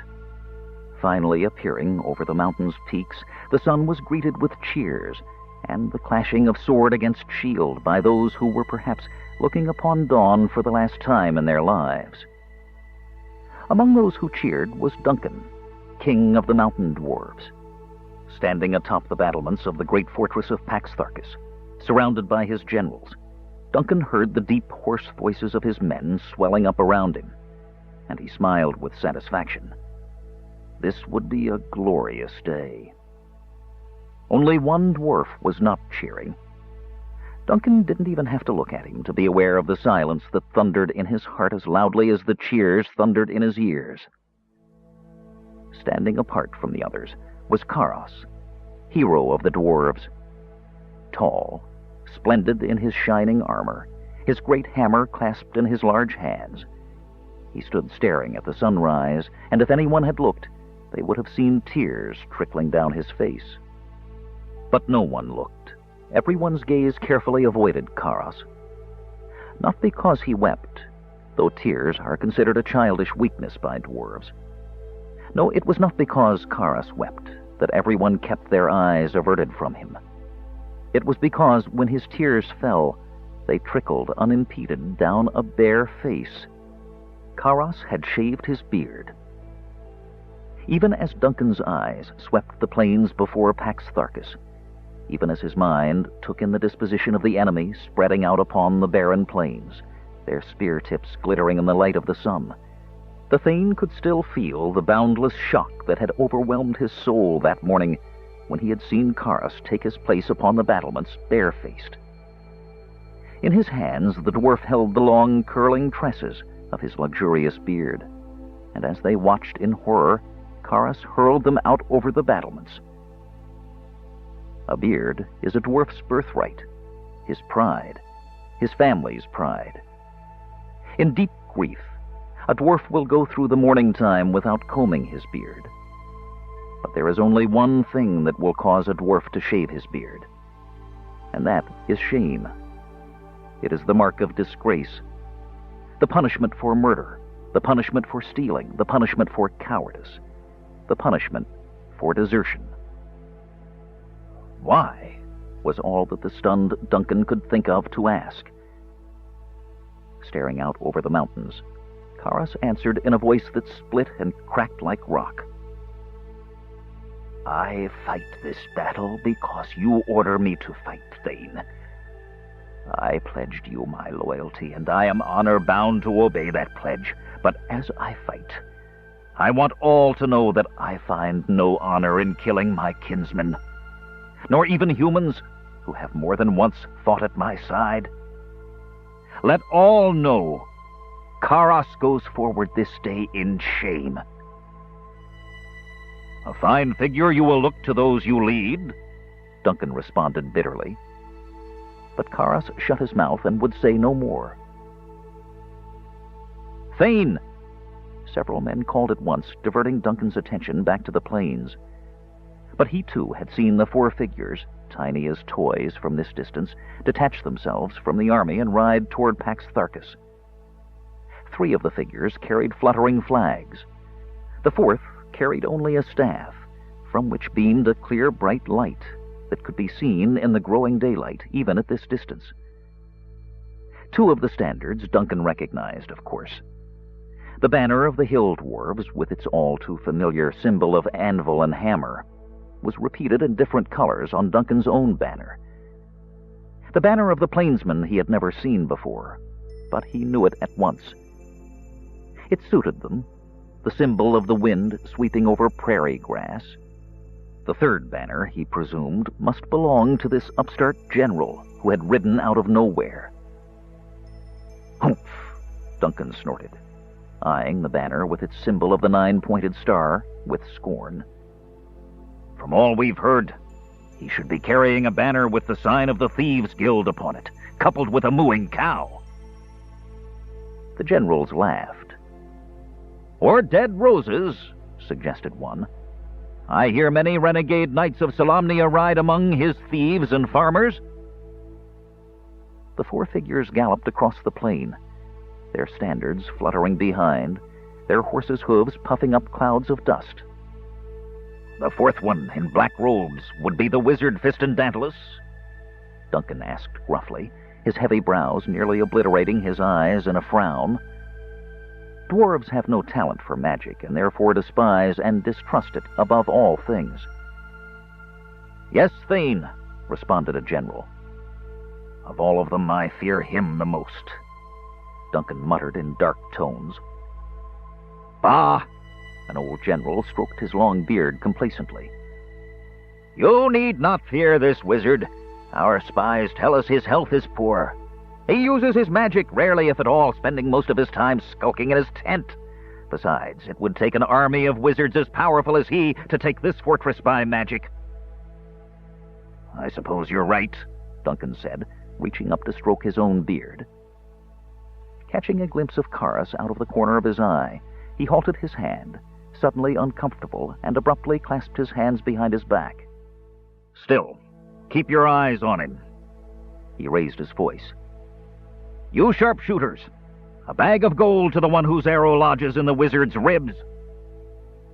There was a resounding cheer that hushed immediately as the four came to a halt before the fortress. The leader, the general, raised his hand palm outward in the ancient gesture of parley. Striding across the battlements and clambering up onto a block of stone that had been placed there for this very purpose, Duncan placed his hands on his hips, spread his legs, and stared down grimly. "We would talk," General Caramon shouted from below. His voice boomed and echoed among the walls of the steep mountains that flanked the fortress. "All has been said," Duncan returned, the dwarf's voice sounding nearly as powerful, though he was about 1/4 the size of the big human. "We give you one last chance. Restore to your kinsmen what you know to be rightfully theirs. Return to these humans what you have taken from them. Share your vast wealth. After all, the dead cannot spend it." "No, but you living would find a way, wouldn't you?" Duncan boomed back, sneering.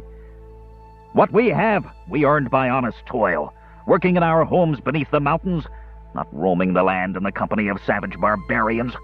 Here's our answer." Duncan raised his hand. Sharpshooters, ready and waiting, drew back the strings of their bows. Duncan's hand fell, and 100 arrows whizzed through the air. The dwarves on the battlements began to laugh, hoping to see the four turn their horses and ride madly for their lives. But the laughter died on their lips. The figures did not move as the arrows arced toward them. The black-robed wizard raised his hand. Simultaneously, the tip of each arrow burst into flame. The shaft became smoke, and within moments all dwindled away to nothing in the bright morning air.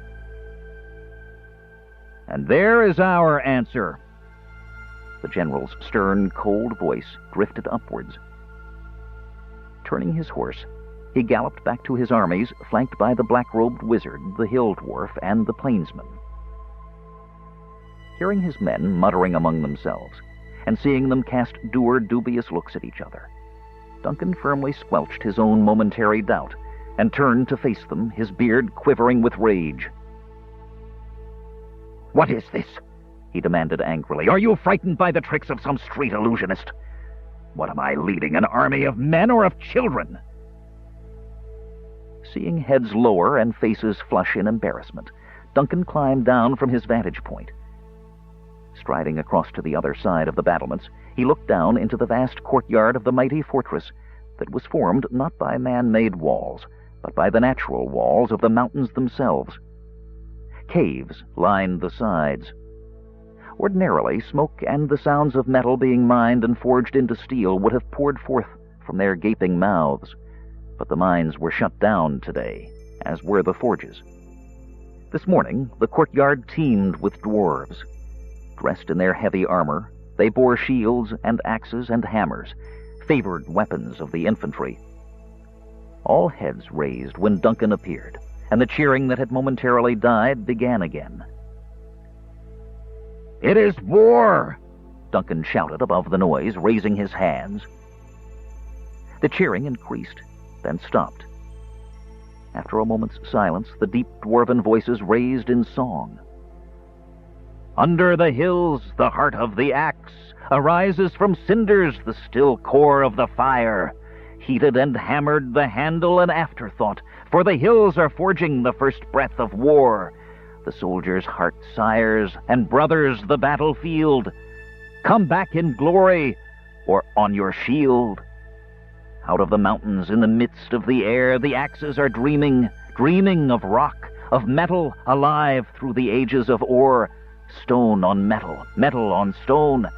The soldier's heart contains and dreams the battlefield. Come back in glory, or on your shield.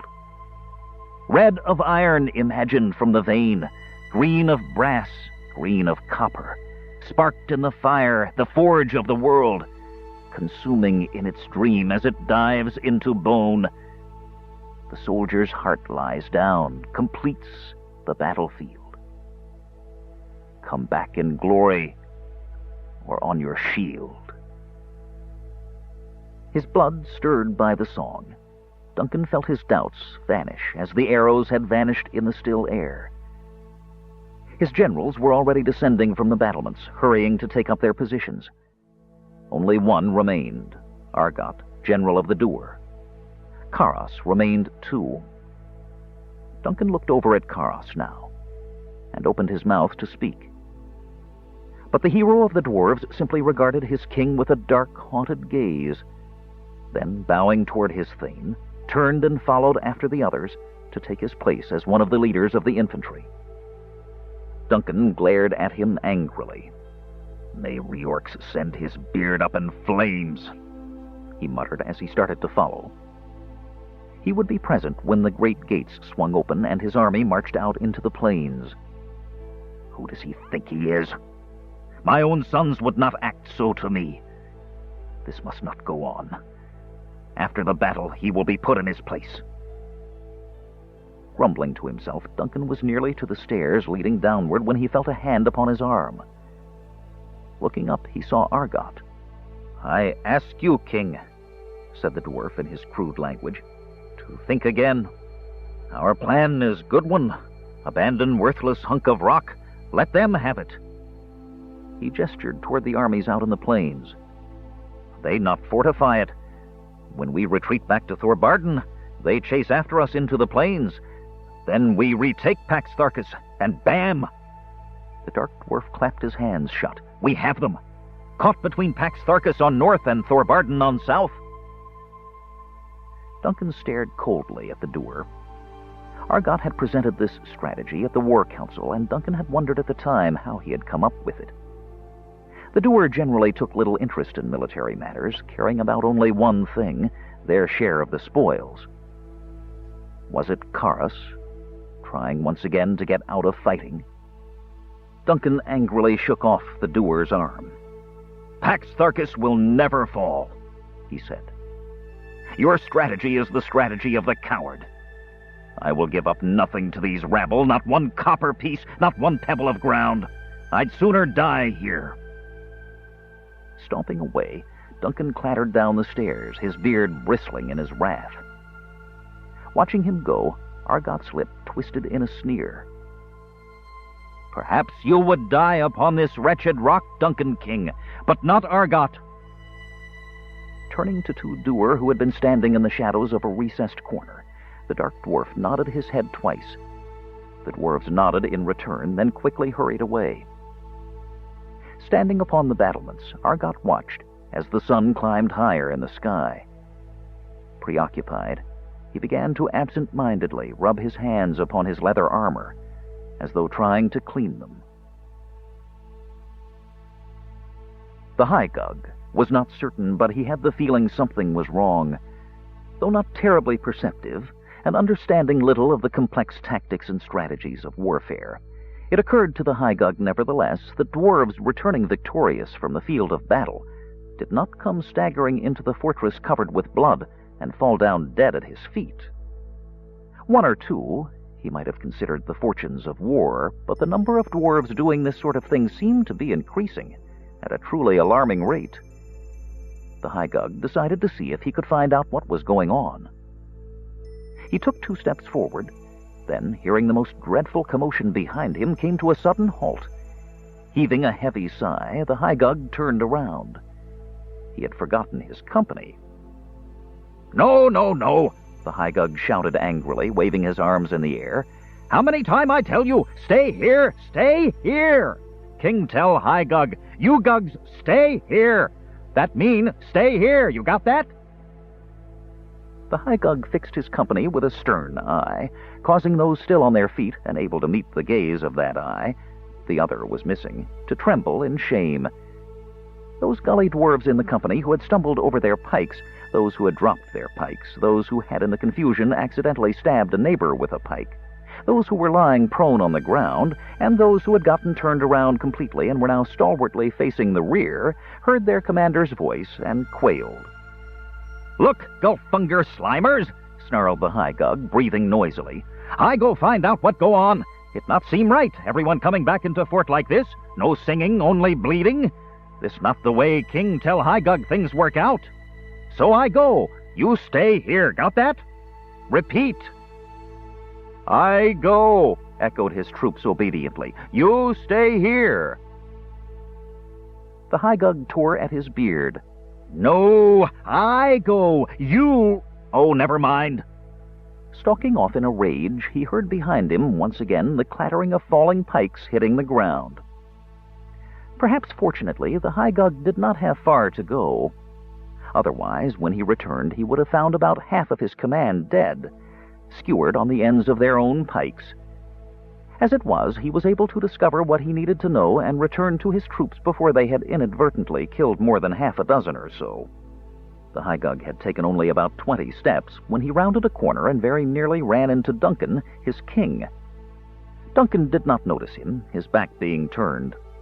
The king was engrossed in a conversation with Karas and several commanding officers. Taking a hasty step backwards, the Hygug looked and listened anxiously. Unlike many of the dwarves who had returned from the field of battle, whose heavy plate mail was so dented it looked like they had tumbled down a rocky mountainside, Karas's armor was dented only here and there.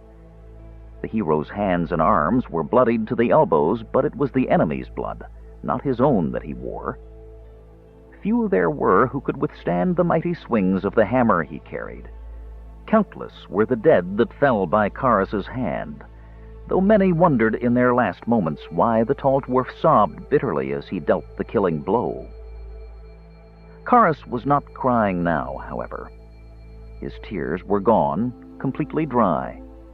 He was arguing with his king. "We are beaten on the field, Thane," he said sternly. "General Ironhand was right to order the retreat. If you would hold Pax Tharkus, we must fall back and shut the gates as we had planned. Remember, this was not a moment that was unforeseen, Thane." "But a moment of shame nonetheless," Duncan growled with a bitter oath. "Beaten by a pack of thieves and farmers." "That pack of thieves and farmers has been well trained, Thane," Karas said solemnly, the generals nodding grudging agreement to his words. "The plainsmen glory in battle, and our own kinsmen fight with the courage with which they are born, and then comes sweeping down the hills the knights of Solamnia on their horses."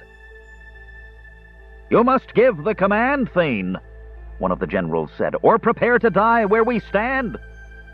"Close the god-cursed gates, then," Duncan shouted in a rage, "but do not drop the mechanism, not until the last possible moment. There may be no need. It will cost them dearly to try to breach the gates, and I want to be able to get out again without having to clear away tons of rock." "Close the gates! Close the gates!" rang out many voices. Everyone in the courtyard, the living, the wounded, even the dying, turned their heads to see the massive gates swing shut. The Hygug was among these, staring in awe. He had heard of these great gates, how they moved silently on gigantic oiled hinges that worked so smoothly only 2 dwarves on each side were needed to pull them shut. The Hygug was somewhat disappointed to hear that the mechanism was not going to be operated. The sight of tons of rock tumbling down to block the gates was one he was sorry to miss. Still, this should be quite entertaining. The Hygug caught his breath at the next sight, very nearly strangling himself. Looking at the gate, he could see beyond it, and what he saw was paralyzing. A vast army was racing toward him, and it was not his army, which meant it must be the enemy, he decided after a moment's deep thought, there being, as far as he knew, only two sides to this conflict, his and theirs. The noonday sun shone brightly upon the armor of the knights of Solamnia. It flashed upon their shields and glittered upon their drawn swords. Farther behind them came the infantry at a run. The army of Fistendatalus was dashing for the fortress, hoping to reach it before the gates could be closed and blocked. Those few mountain dwarves brave enough to stand in their way were cut down by flashing steel and trampling hoof. The enemy was getting closer and closer. The Hygug swallowed nervously. He didn't know much about military maneuvers, but it did seem to him that this would be an excellent time for the gates to shut. It seemed that the generals thought so too, for they were now all running in that direction, yelling and screaming. "In the name of Reorx, what's taking them?" Duncan began. Suddenly, Karas's face grew pale. "Duncan," he said quietly, "we have been betrayed. You must leave at once." What? Duncan stammered in bewilderment. Standing on his toes, he tried in vain to see over the crowd milling about in the courtyard. "Betrayed? How?" "The doer, my thane," Karas said, able with his unusual height to see what was transpiring. "They have murdered the gate wardens, apparently, and are now fighting to keep the gates open." "Slay them!"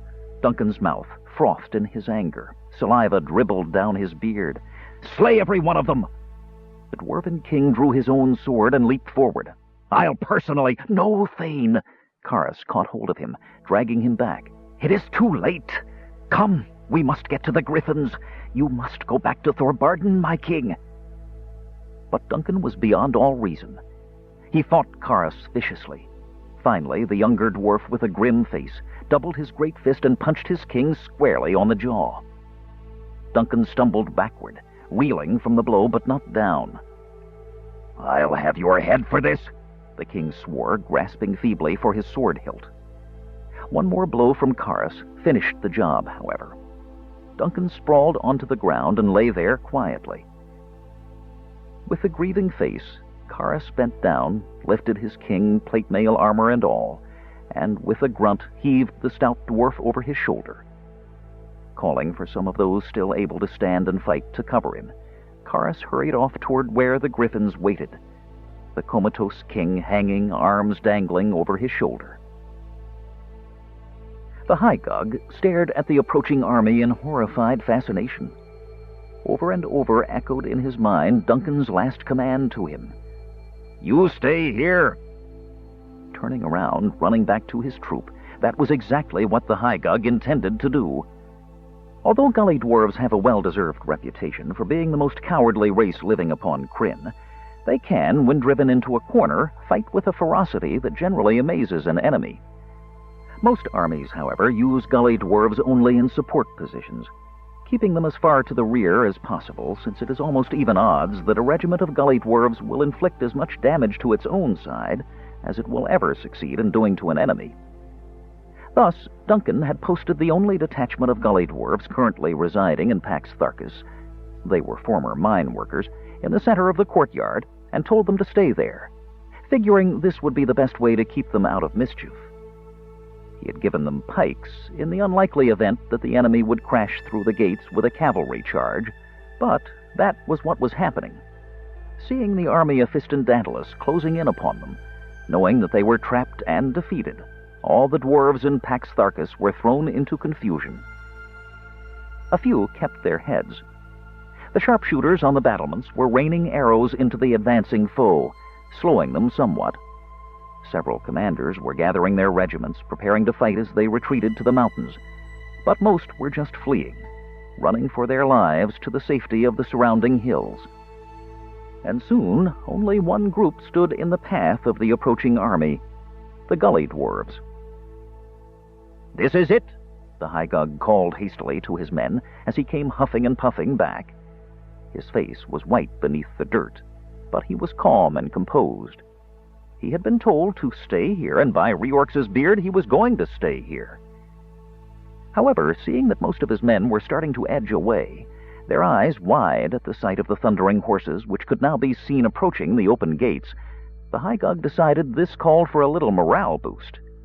Having drilled them for just such an occasion, the Hygug had also taught his troops a war chant, and was quite proud of it. Unfortunately, they'd never yet got it right. "Now," he shouted, "what you give me?" "Death," his men all shouted cheerfully with one voice. The Hygug cringed. "No, no, no," he yelled in exasperation, stomping on the ground. His men looked at each other, chagrined. "I tell you, gulf-blooders, it's undying loyalty," cried one suddenly in triumph. The others scowled at him, muttering, "Brown nose." One jealous neighbor even poked him in the back with a pike.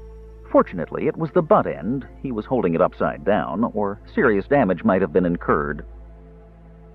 "That's it," said the Hygug, trying not to notice that the sound of hoofbeats was getting louder and louder behind him.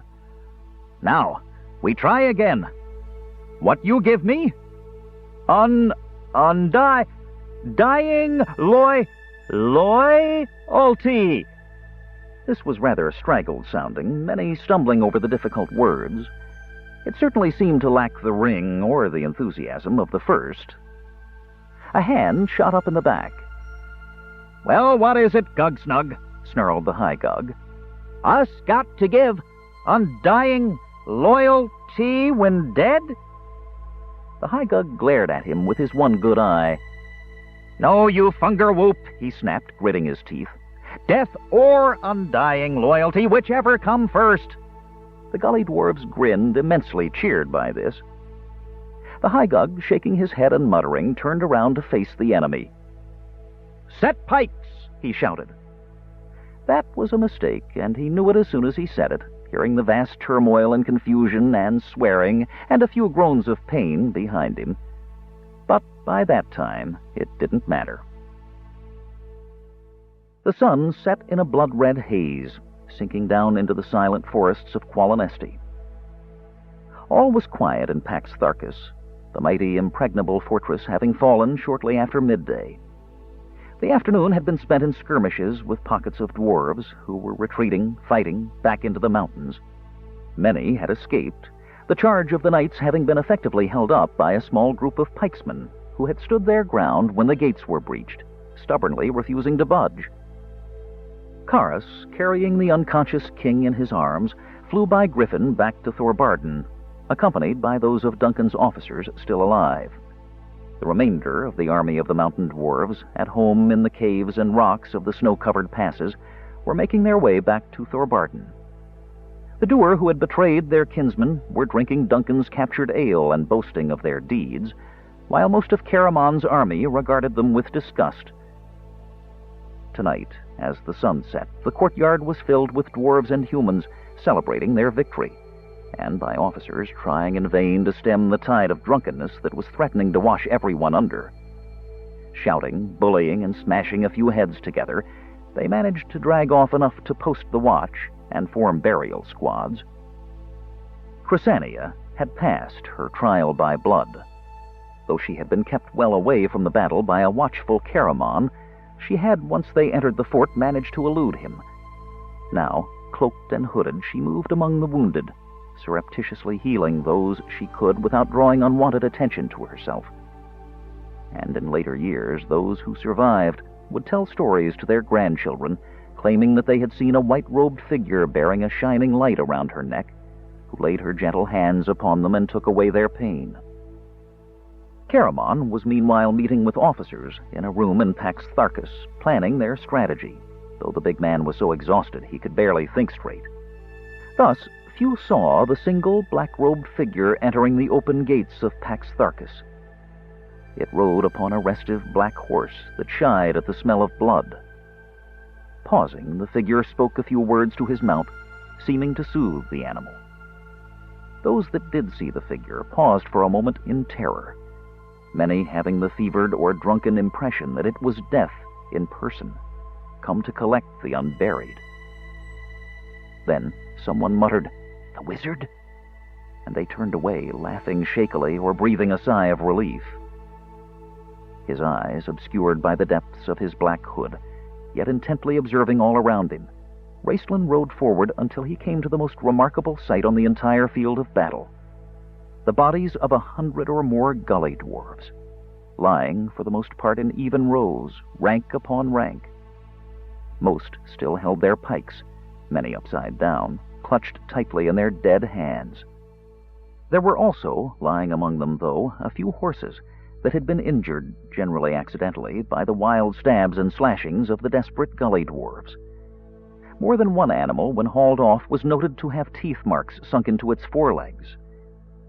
At the end, the gully dwarves had dropped the useless pikes to fight as they knew best, with tooth and nail.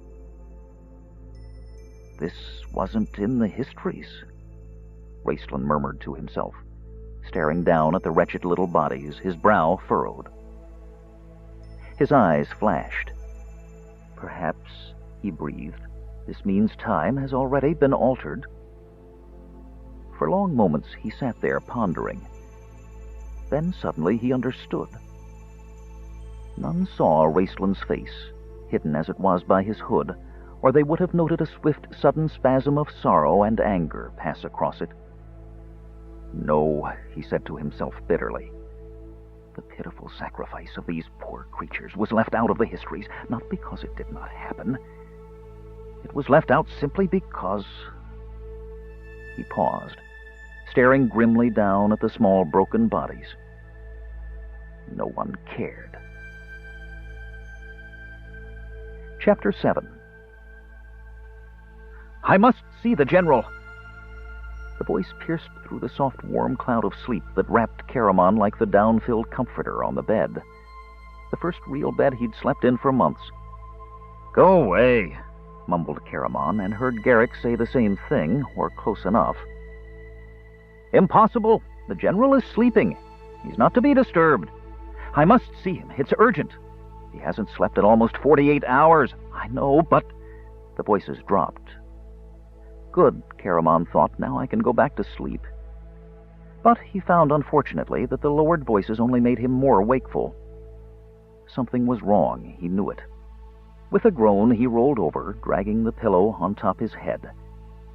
Every muscle in his body ached. He had been on horseback almost 18 hours without rest. Surely Garrick could handle it. The door to his room opened softly. Caramon squeezed his eyes shut, burrowing farther down into the feather bed. It occurred to him as he did so that a couple of 100 years from now, Verminard, the evil dragon High Lord, would sleep in this very same bed.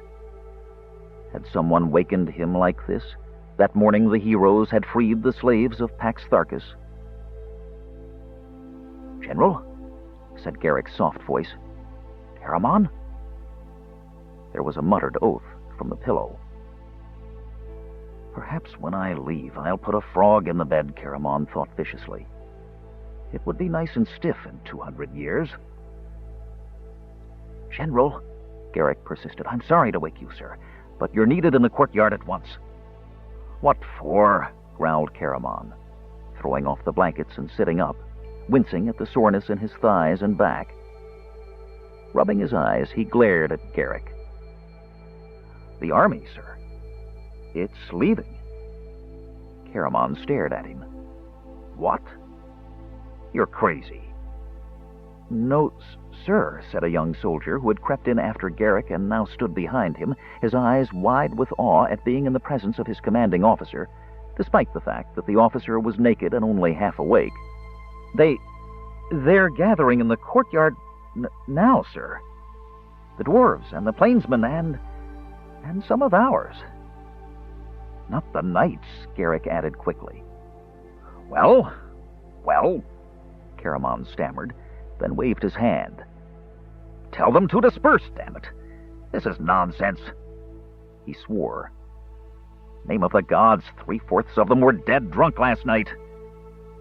"They're sober enough this morning, sir, and I think you should come," Garrick said softly. "Your brother is leading them." "What's the meaning of this?" Caramon demanded, his breath puffing white in the chill air. It was the coldest morning of the fall. A thin coat of frost covered the stones of Pax Tharkas, mercifully obliterating the red stains of battle. Wrapped in a thick cloak, dressed only in leather breeches and boots that he had hastily thrown on, Caramon glanced about the courtyard. It was crowded with dwarves and men, all standing quietly, grimly in ranks, waiting for the order to march. Caramon's stern gaze fixed itself on Rhaegar Fireforge, then shifted to Dark Knight, chief of the Plainsmen. "We went over this yesterday," Caramon said. His voice taut with barely contained anger, he came to stand in front of Rhaegar. "It'll take another 2 days for our supply wagons to catch up. There's not enough food left here for the march. You told me that yourself last night, and you won't find so much as a rabbit on the plains of Durgoth." "We don't mind missing a few meals," grunted Rhaegar, the emphasis on the "we" leaving no doubt as to his meaning. Caramon's love of his dinner was well known. This did nothing to improve the general's humor. Caramon's face flushed. "What about weapons, you long-bearded fool?" he snapped. "What about fresh water, shelter, food for the horses?" "We won't be in the plains that long," Rhaegar returned, his eyes flashing. "The mountain dwarves, Reorks curse their stone hearts, are in confusion. We must strike now, before they can get their forces back together." "We went over this last night," Caramon shouted in exasperation. "This was just a part of their force we faced here. Duncan's got another whole damn army waiting for you beneath the mountain." "Perhaps, perhaps not," Rhaegar snarled surlily, staring southward and folding his arms in front of him. "At any rate, we've changed our minds. We're marching today, with or without you." Caramon glanced at Dark Knight, who had remained silent throughout this conversation. The chief of the Plainsmen only nodded once. His men, standing behind him, were stern and quiet, though here and there Caramon saw a few green-tinged faces, and knew that many had not fully recovered from last night's celebration. Finally, Caramon's gaze shifted to a black-robed figure seated on a black horse. Though the figure's eyes were shadowed by his black hood, Caramon had felt their intense, amused gaze ever since he walked out of the door of the gigantic fortress.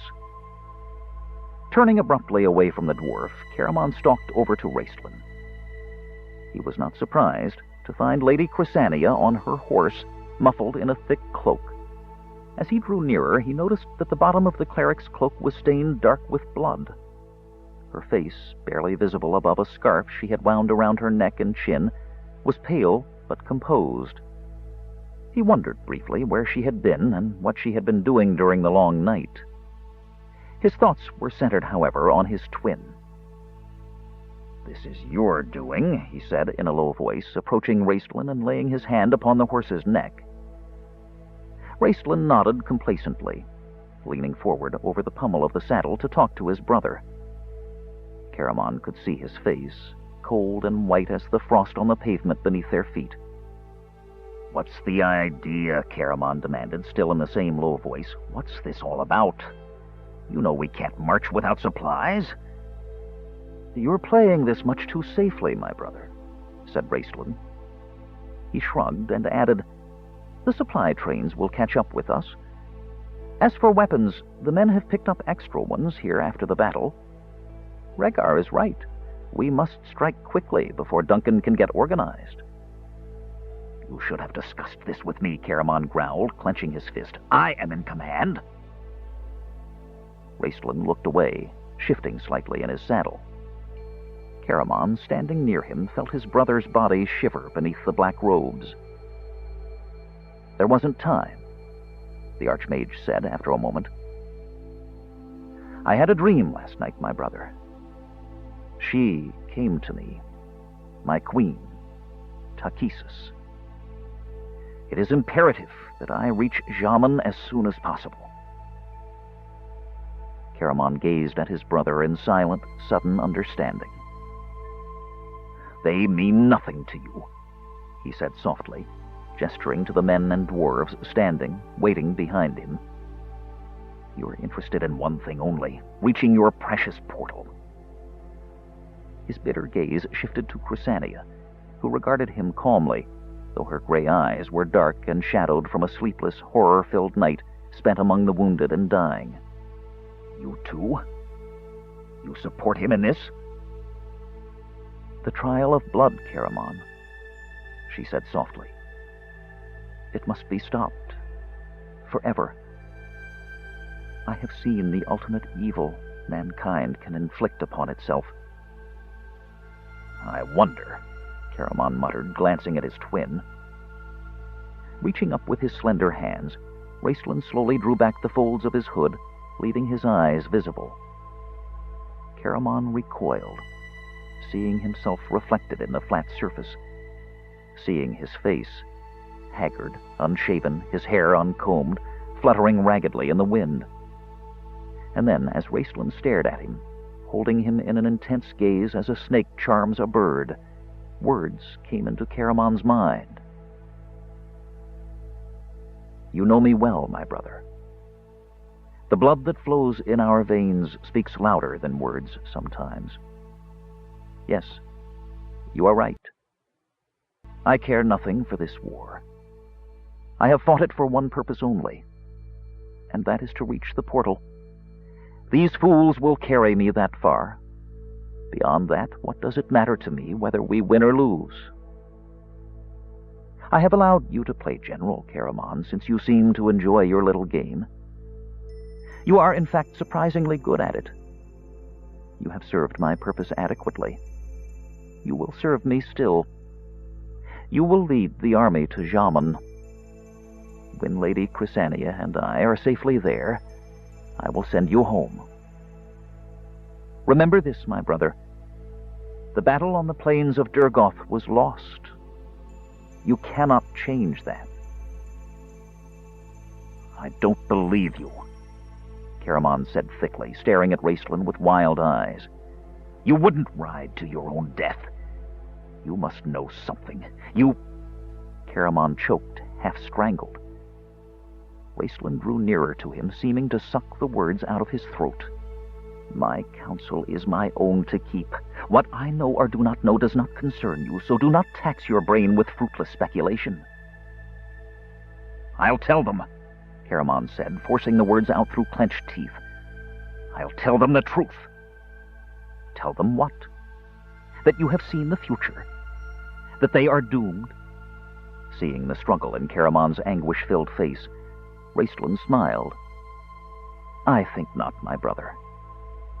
And now, if you ever want to return to your home again, I suggest you go upstairs, put on your armor, and lead your army. The Archmage lifted his hands and pulled his hood down low over his eyes again. Caramon drew in his breath with a gasp, as though someone had dashed cold water in his face. For a moment, he could only stand staring at his twin, shivering with a rage that nearly overpowered him. All he could think of at that moment was Raistlin laughing with him by the tree, Raistlin holding the rabbit. That camaraderie between them had been real. He would swear it. And yet this too was real. Real and cold, and sharp as the blade of a knife shining in the clear light of morning. And slowly, the light from that knife blade began to penetrate the clouds of confusion in Caramon's mind, severing another of the ties that bound him to his brother. The knife moved slowly. There were many ties to cut. The first gave in the blood-soaked arena at Istar, Caramon realized, and he felt another part as he stared at his brother in the frost-rimed courtyard of Pax Tharkas. It seems I have no choice, he said, tears of anger and pain blurring the image of his brother in his sight. None, Raistlin replied. Grasping the reins, he made ready to ride off.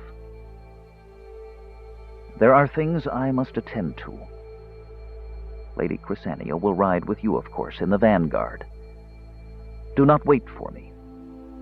I will ride behind for a time. And so I'm dismissed, Caramon said to himself. Watching his brother ride away, he felt no anger anymore. Just a dull, gnawing ache. An amputated limb left behind such phantom pain, so he had heard once. turning on his heel, feeling more than hearing the heavy silence that had settled over the courtyard. The general walked alone to his quarters and slowly began to put on his armor. When Caramon returned, dressed in his familiar golden armor, his cape fluttering in the wind, the dwarves and plainsmen and the men of his own army raised their voices in a resounding cheer.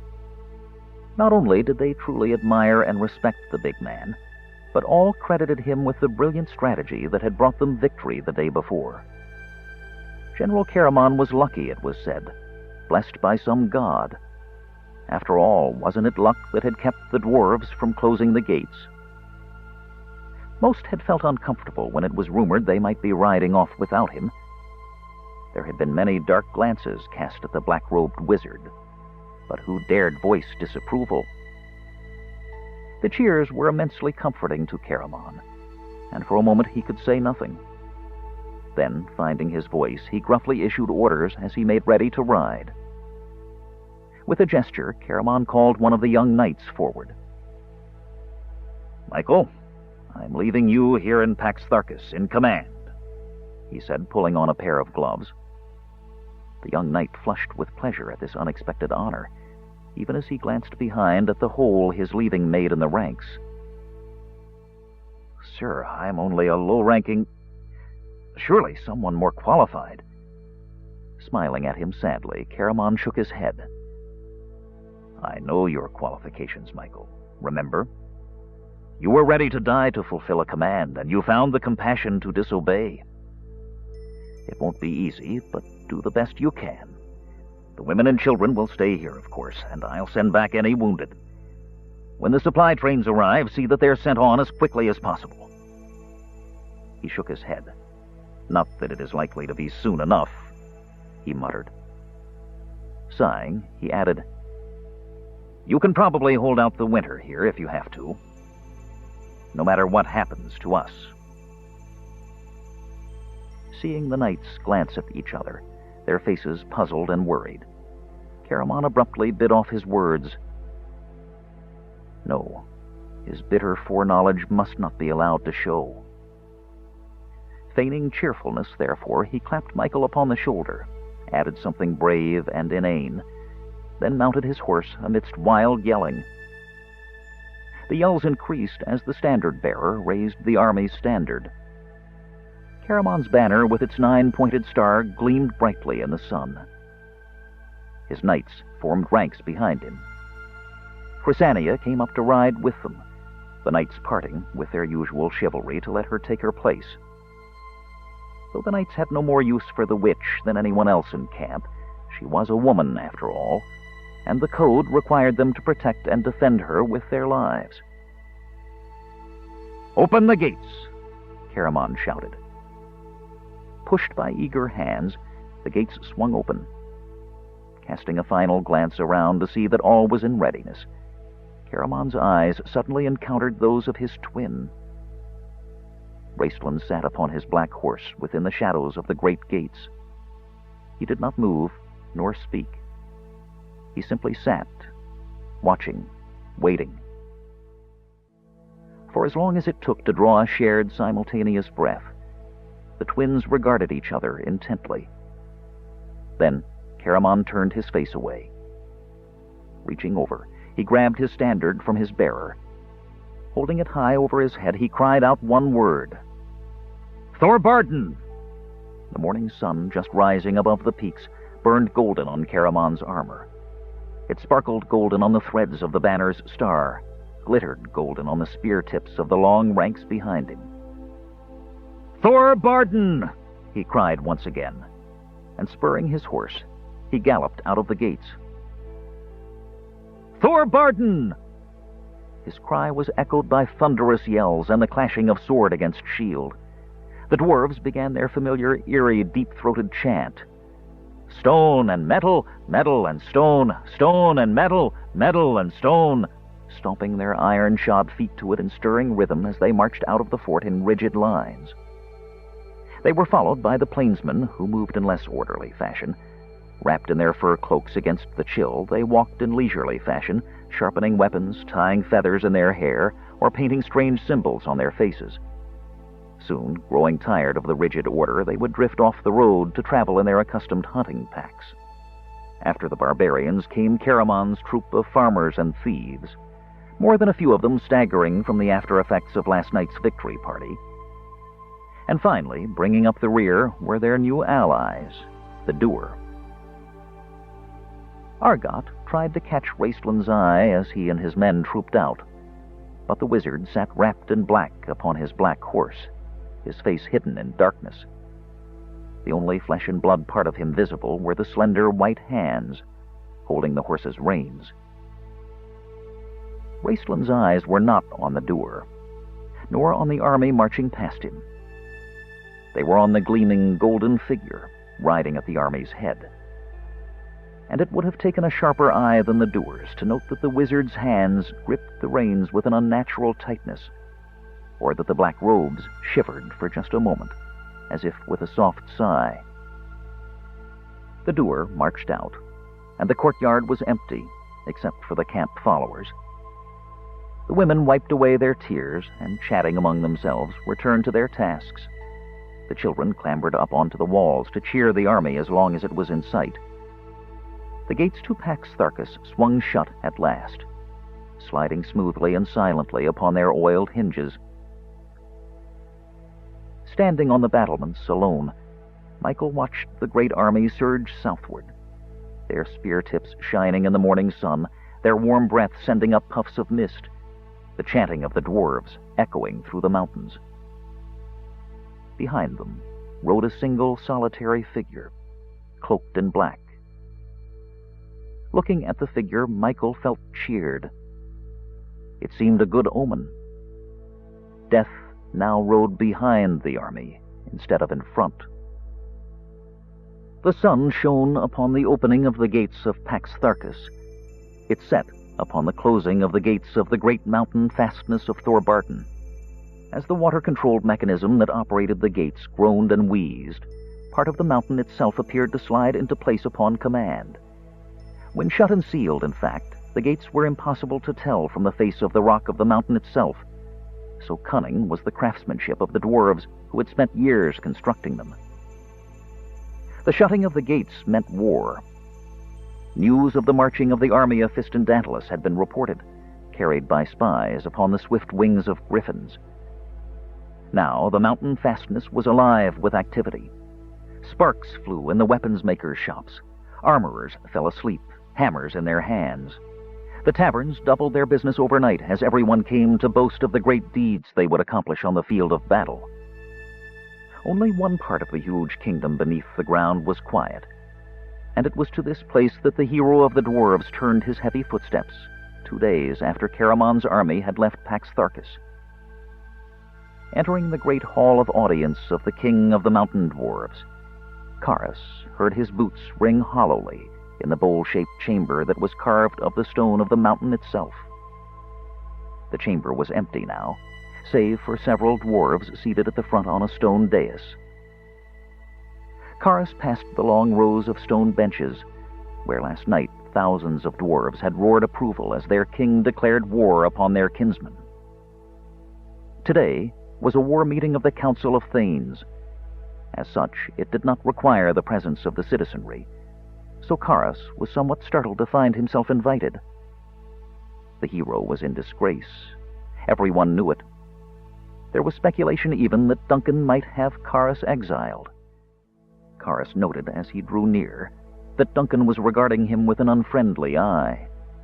But this may have had something to do with the fact that the king's eye and left cheekbone above his beard were undeniably black and swollen, a result of the blow Karas had inflicted. "Oh, get up, Karas," Duncan snapped as the tall, beardless dwarf bowed low before him. "Not until you have forgiven me, Thane," Karas said, retaining his position. "Forgiven you for what? Knocking some sense into a foolish old dwarf?" Duncan smiled wryly.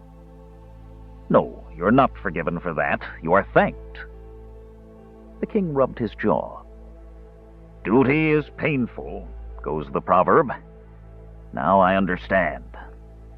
But enough of that." Seeing Karas straighten, Duncan held out a scroll of parchment. I asked you here for another reason. Read this."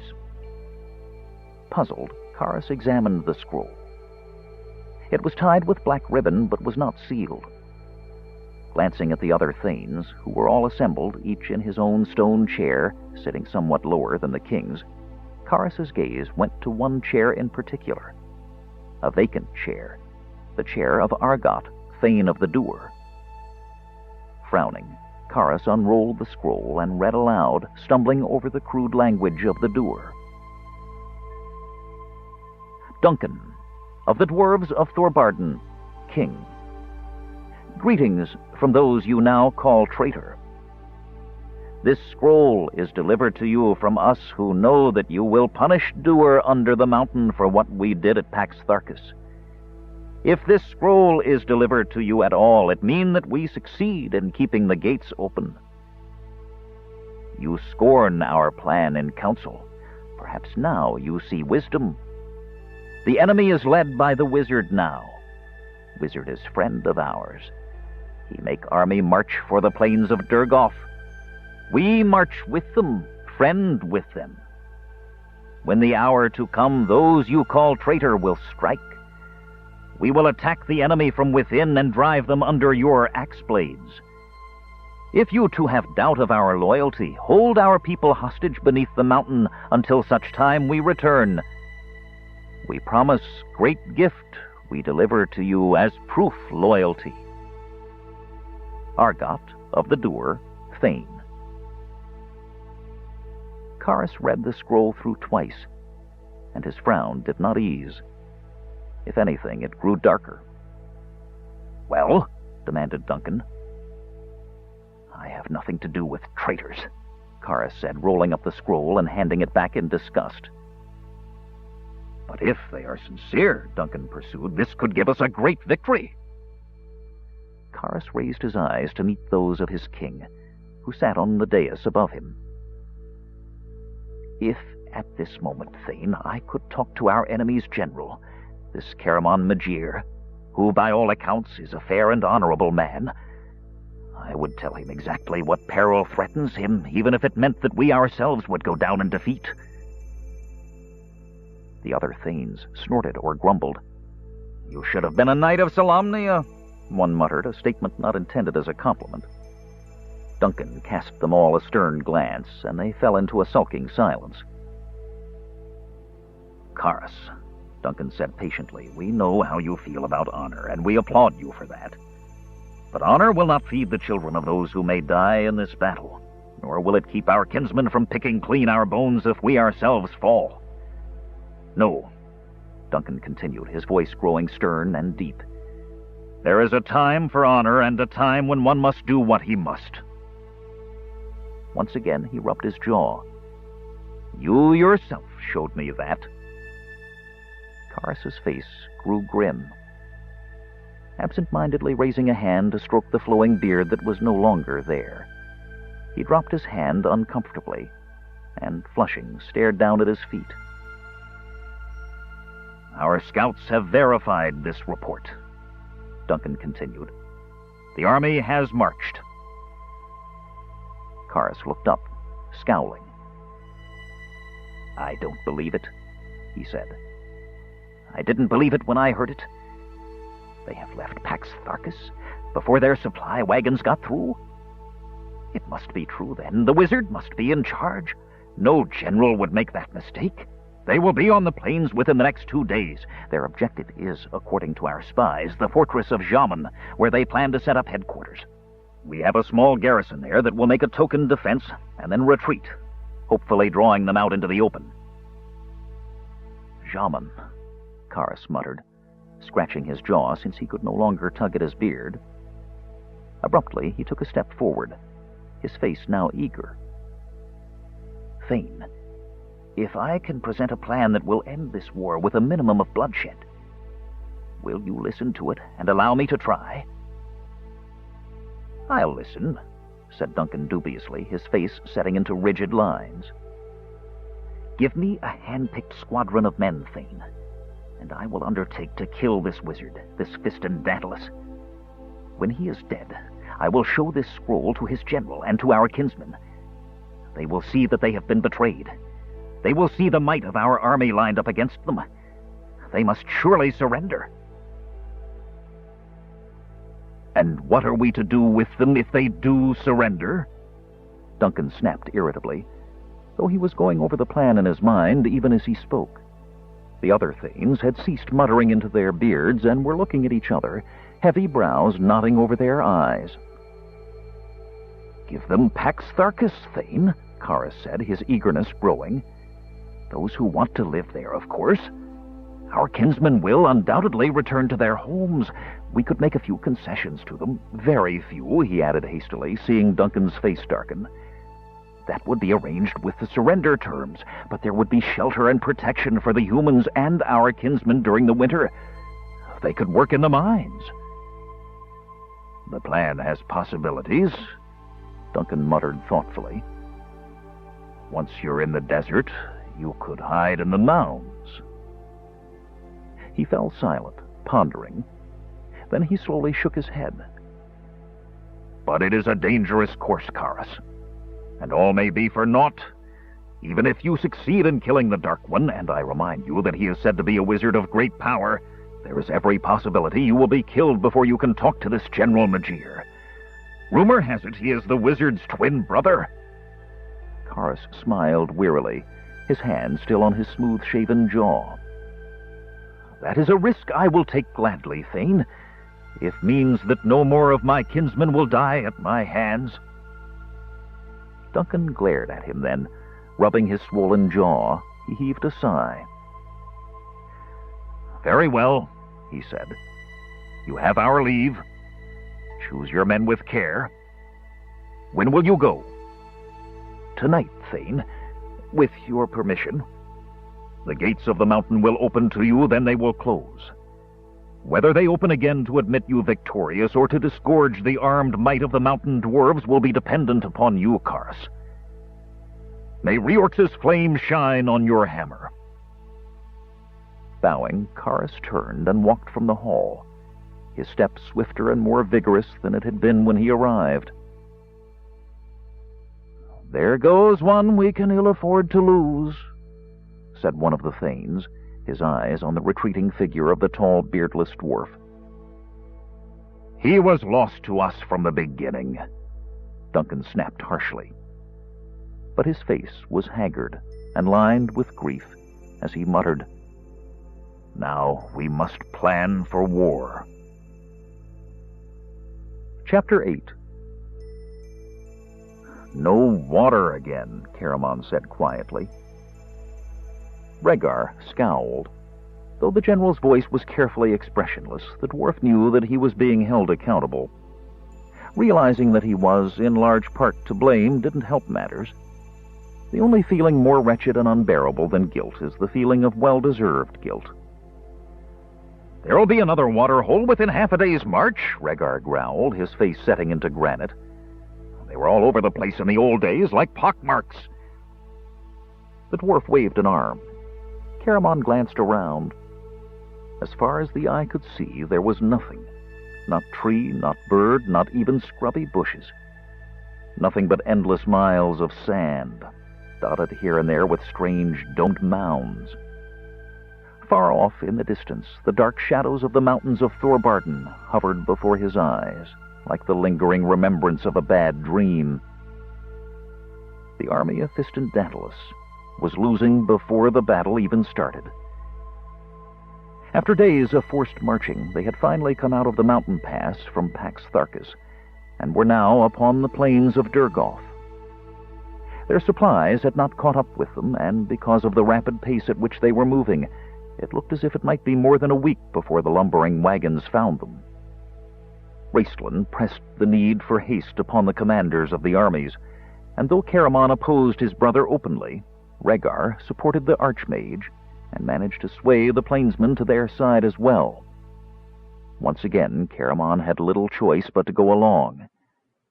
And so the army rose before dawn, marched with only a brief rest at midday, and continued until twilight, when they stopped to make camp while there was still light enough to see. It did not seem like an army of victors. Gone were the comradeship, the jokes, the laughter, the games of evening. Gone was the singing by day. Even the dwarves ceased their stirring chant, preferring to keep their breath for breathing as they marched mile after weary mile. At night, the men slumped down practically where they stood, ate their meager rations, and then fell immediately into exhausted sleep until kicked and prodded by the sergeants to begin another day. Spirits were low. There were grumblings and complaints, especially as the food dwindled. This had not been a problem in the mountains. Game had been plentiful. But once on the plains, as Caramon had foretold, the only living things they saw were each other. They lived on hard-baked, unleavened bread and strips of dried meat rationed out twice per day, morning and night. And Caramon knew that if the supply wagons didn't catch up with them soon, even this small amount would be cut in half. But the general had other concerns besides food, both of which were more critical. One was a lack of fresh water. Though Rhaegar had told him confidently that there were water holes in the plains, the first two they discovered were dry. Then, and only then, had the old dwarf dourly admitted that the last time he'd set eyes on these plains was in the days before the cataclysm. Caramon's other problem was the rapidly deteriorating relationships between the allies. Always threadbare at best, the alliance was now splitting apart at the seams.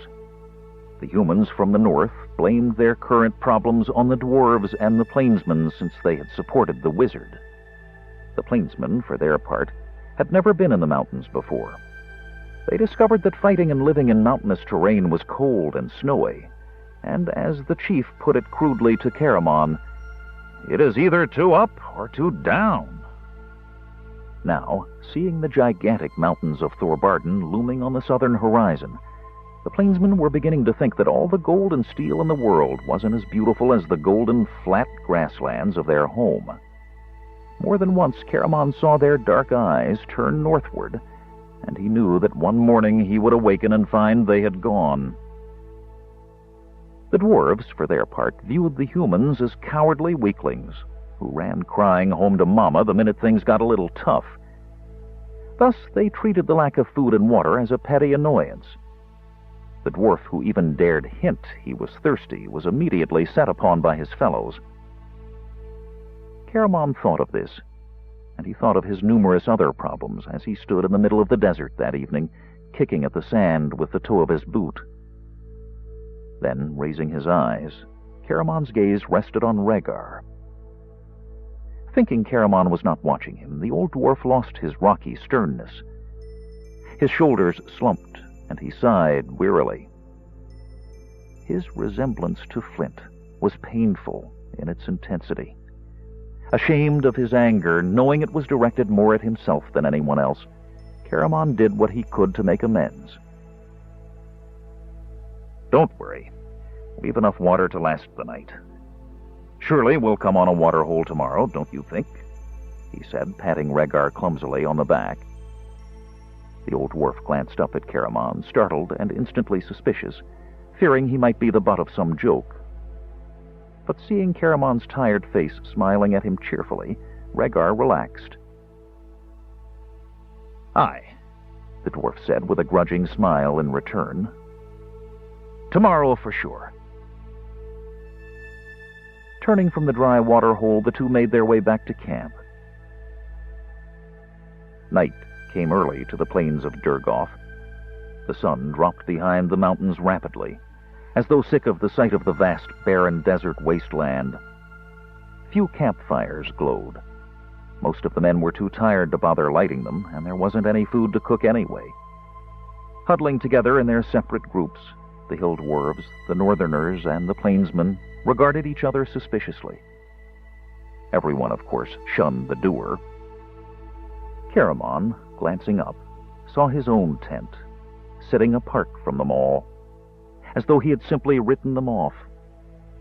An old Crinnish legend told of a man who had once committed a deed so heinous that the gods themselves gathered to inflict his punishment. When they announced that henceforth the man was to have the ability to see into the future, The man laughed, thinking he had outwitted the gods. The man had, however, died a tortured death, something Caramon had never been able to understand. But now he understood, and his soul ached. Truly, no greater punishment could be inflicted upon any mortal. For by seeing into the future and knowing what the outcome will be, man's greatest gift, hope, is taken away. Up until now, Caramon had hoped. He had believed Raistlin would come up with a plan. He had believed his brother would let this happen. Raistlin couldn't let this happen. But now, knowing that Raistlin truly didn't care what became of these men and dwarves, and the families they had left behind, Caramon's hope died. They were doomed. There was nothing he could do to prevent what had happened before from happening again. Knowing this, and knowing the pain that this must inevitably cost him, Caramon began to unconsciously distance himself from those he had come to care about. He began to think about home. Home. Almost forgotten, even purposefully shoved to the back of his mind. Memories of his home now flooded over him with such vivid clarity, once he let them, that sometimes in the long, lonely evenings he stared into a fire he could not see for his tears. It was the one thought that kept Caramon going. As he led his army closer and closer to their defeat, each step led him closer to Tika, closer to home. "Look out there!" Rhaegar grabbed hold of him, shaking him from his reverie. Caramon blinked and looked up just before he stumbled into one of the strange mounds that dotted the plains. "What are these confounded contrivances, anyway?" Caramon grumbled, glaring at it. "Some type of animal dwelling? I've heard tell of squirrels without tails who live in homes like these upon the great flatlands of Estwild." He eyed the structure that was nearly 3 feet tall and just as wide, and shook his head. "But I'd hate to meet up with the squirrel who built this." "Bah! Squirrel indeed!" Rhaegar scoffed. "Dwarves built these. Can't you tell? Look at the workmanship." He ran his hand lovingly over the smooth-sided dome. "Since when did nature do such a perfect job?" Caramon snorted. "Dwarves. But why? What for? Not even dwarves love work so much that they do it for their health. Why waste time building mounds in a desert?" "Observation posts," Rhaegar said succinctly. "Observation?" Caramon grinned. "What do they observe? Snakes?" "The land, the sky, armies like ours." Rhaegar stamped his foot, raising a cloud of dust. "Hear that?" "Hear what?" "That!" Rhaegar stamped again. "Hollow!" Caramon's brow cleared. Tunnels! His eyes opened wide. Looking around the desert at mound after mound rising up out of the flatlands, he whistled softly. "Miles of 'em," Rhaegar said, nodding his head. "Built so long ago that they were old to my great-grandfather. Of course," the dwarf sighed, "most of them haven't been used in that long either. Legend had it that there were once fortresses between here and Pax Tharkus, connecting up with the Carolus Mountains. A dwarf could walk from Pax Tharkus to Thorbarden without ever once seeing the sun, if the old tales be true. The fortresses are gone now, and many of the tunnels in all likelihood. The cataclysm wrecked most of them. Still," Rhaegar continued cheerfully as he and Caramon resumed walking, "I wouldn't be surprised if Duncan hadn't a few spies down there, skulking about like rats. Above or below, they'll see us coming from a long way off," Caramon muttered, his gaze scanning the flat, empty land. "Aye," Rhaegar said stoutly, "and much good it will do them." Caramon did not answer, and the two kept going, the big man returning alone to his tent, and the dwarf returning to the encampment of his people. In one of the mounds, not far from Caramont's tent, eyes were watching the army, watching its every move. But those eyes weren't interested in the army itself. They were interested in three people only. "Not long now," Karas said. He was peering out through slits so cunningly carved into the rock that they allowed those in the mound to look out, but prevented anyone looking at the outside of the mound from seeing in. "How far do you make the distance?" This to a dwarf of ancient, scruffy appearance, who glanced out the slits once in a bored fashion, then glanced down the length of the tunnel. 253 steps. Bring you smack up in the center," he said without hesitation. Karas looked back out onto the plains to where the general's large tent sat apart from the campfires of his men. It seemed marvelous to Karas that the old dwarf could judge the distance so accurately. The hero might have expressed doubts had it been anyone but Smasher, but the elderly thief, who had been brought out of retirement expressly for this mission, had too great a reputation for performing remarkable feats, a reputation that almost equaled Karas's own. "The sun is setting," Karas reported, rather unnecessarily, since the lengthening shadows could be seen slanting against the rock walls of the tunnel behind him. "The general returns. He is entering his tent." Karas frowned. "By Reorx's beard, I hope he doesn't decide to change his habits tonight." "He won't," Smasher said. Crouched comfortably in a corner, he spoke with the calm certainty of one who had, in former days, earned a living by watching the comings and, more particularly, the goings of his fellows. "First two things you learn when you're breaking house. Everyone has a routine and no one likes change. Weather's fine. There've been no startlements. Nothing out there except sand and more sand. No, he won't change." Karas frowned, not liking this reminder of the dwarf's lawless past. Well aware of his own limitations, Karas had chosen Smasher for this mission because they needed someone skilled in stealth, skilled in moving swiftly and silently, skilled in attacking by night and escaping into the darkness. But Karas, who had been admired by the Knights of Solamnia for his honor, suffered pangs of conscience nonetheless. He soothed his soul by reminding himself that Smasher had long ago paid for his misdeeds, and had even performed several services for his king that made him, if not a completely reputable character, at least a minor hero. Besides, Karas said to himself, think of the lives we will save. Even as he thought this, he breathed a sigh of relief. You are right, Smasher. Here comes the wizard from his tent, and here comes the witch from hers. Grasping the handle of his hammer, strapped securely to his belt with one hand, Karas used the other hand to shift a short sword he had tucked into his belt into a slightly more comfortable position. Finally, he reached into a pouch, drew out a piece of rolled parchment, and with a thoughtful, solemn expression on his beardless face, tucked it into a safe pocket in his leather armor.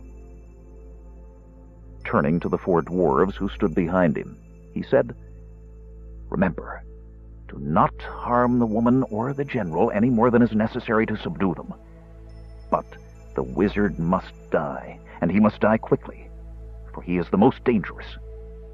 Smasher grinned and settled back more comfortably. He would not be going along. Too old. That would have insulted him once, but he was of an age now where it came as a compliment. Besides, his knees creaked alarmingly. Let them settle in, the old thief advised. Let them start their evening meal. Relax. Then, drawing his hand across his throat, he chortled, 253 steps. Standing guard duty outside the general's tent, Garrick listened to the silence within.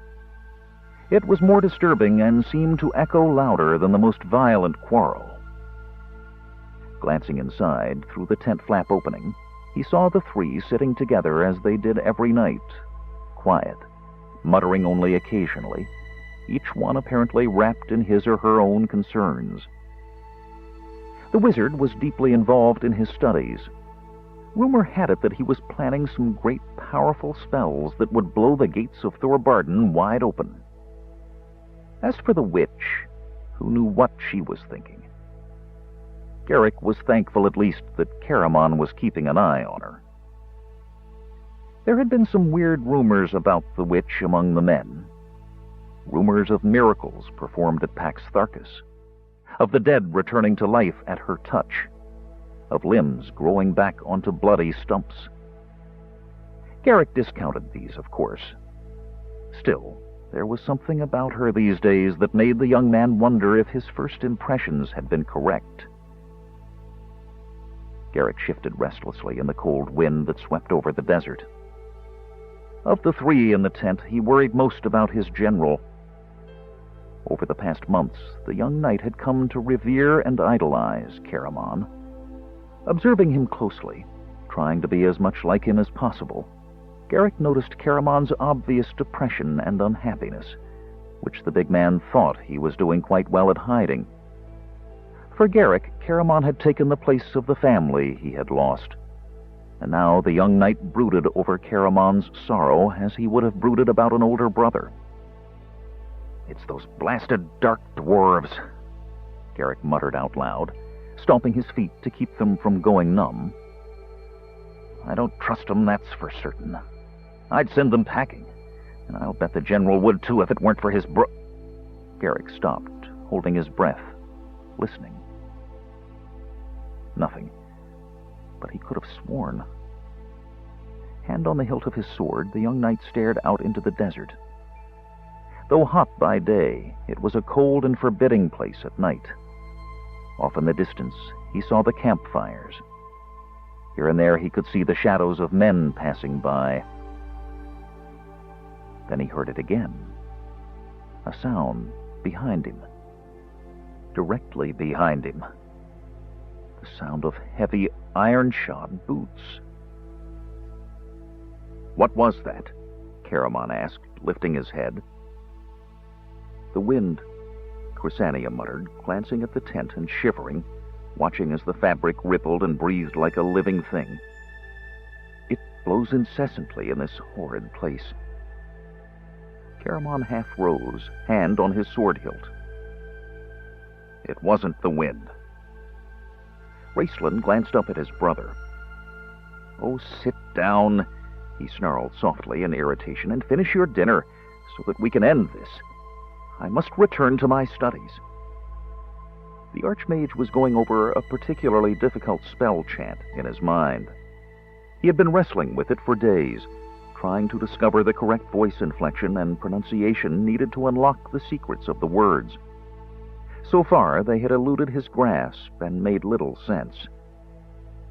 Shoving his still full plate aside, Raceland started to stand, when the world literally gave way beneath his feet. As though he were on the deck of a ship sliding down a steep wave, the sandy ground canted away from underfoot. Staring down in amazement, the Archmage saw a vast hole opening up before him. One of the poles that held up the tent slipped and toppled into it, causing the tent to sag. A lantern hanging from the supports swung wildly, shadows pitching and leaping around like demons. Instinctively, Raceland caught hold of the table and managed to save himself from falling into the rapidly widening hole. But even as he did so, he saw figures crawling up through the hole. Squat, bearded figures. For an instant, the wildly dancing light flashed off steel blades, shone in dark, grim eyes. Then the figures were plunged in shadows. "Caramon!" Raceland shouted, but he could tell by the sounds behind him, a vicious oath and the rattle of a steel sword sliding from its scabbard, that Caramon was well aware of the danger. Raceland heard, too, a strong feminine voice calling on the name of Paladine, and saw the glimmering outline of pure white light, but he had no time to worry about Chrysania. A huge dwarven warhammer, seemingly wielded by the darkness itself, flashed in the lantern light, aiming right at the mage's head. Speaking the first spell that came to his mind, Raistlin saw with satisfaction an invisible force pluck the hammer from the dwarf's hand. By his command, the magical force carried the hammer through the darkness to drop it with a thud in the corner of the tent. At first numbed by the unexpectedness of the attack, Raistlin's mind was now active and working. Once the initial shock had passed, the mage saw this as simply another irritating interruption to his studies. Planning to end it quickly, the Archmage turned his attention to his enemy, who stood before him, regarding him with eyes that were unafraid.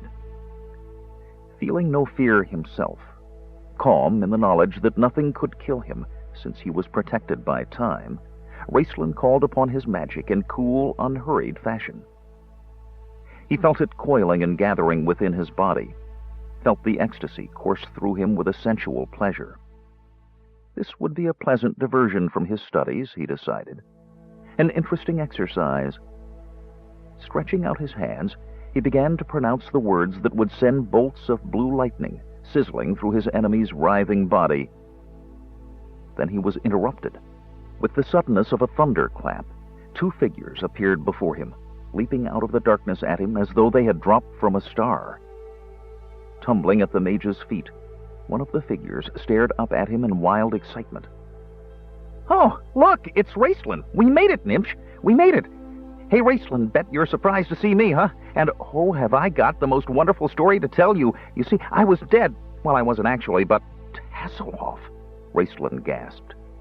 Thoughts sizzled in Raistlin's mind as the lightning might have sizzled from his fingertips. The first, a kender. Time could be altered. The second, time can be altered.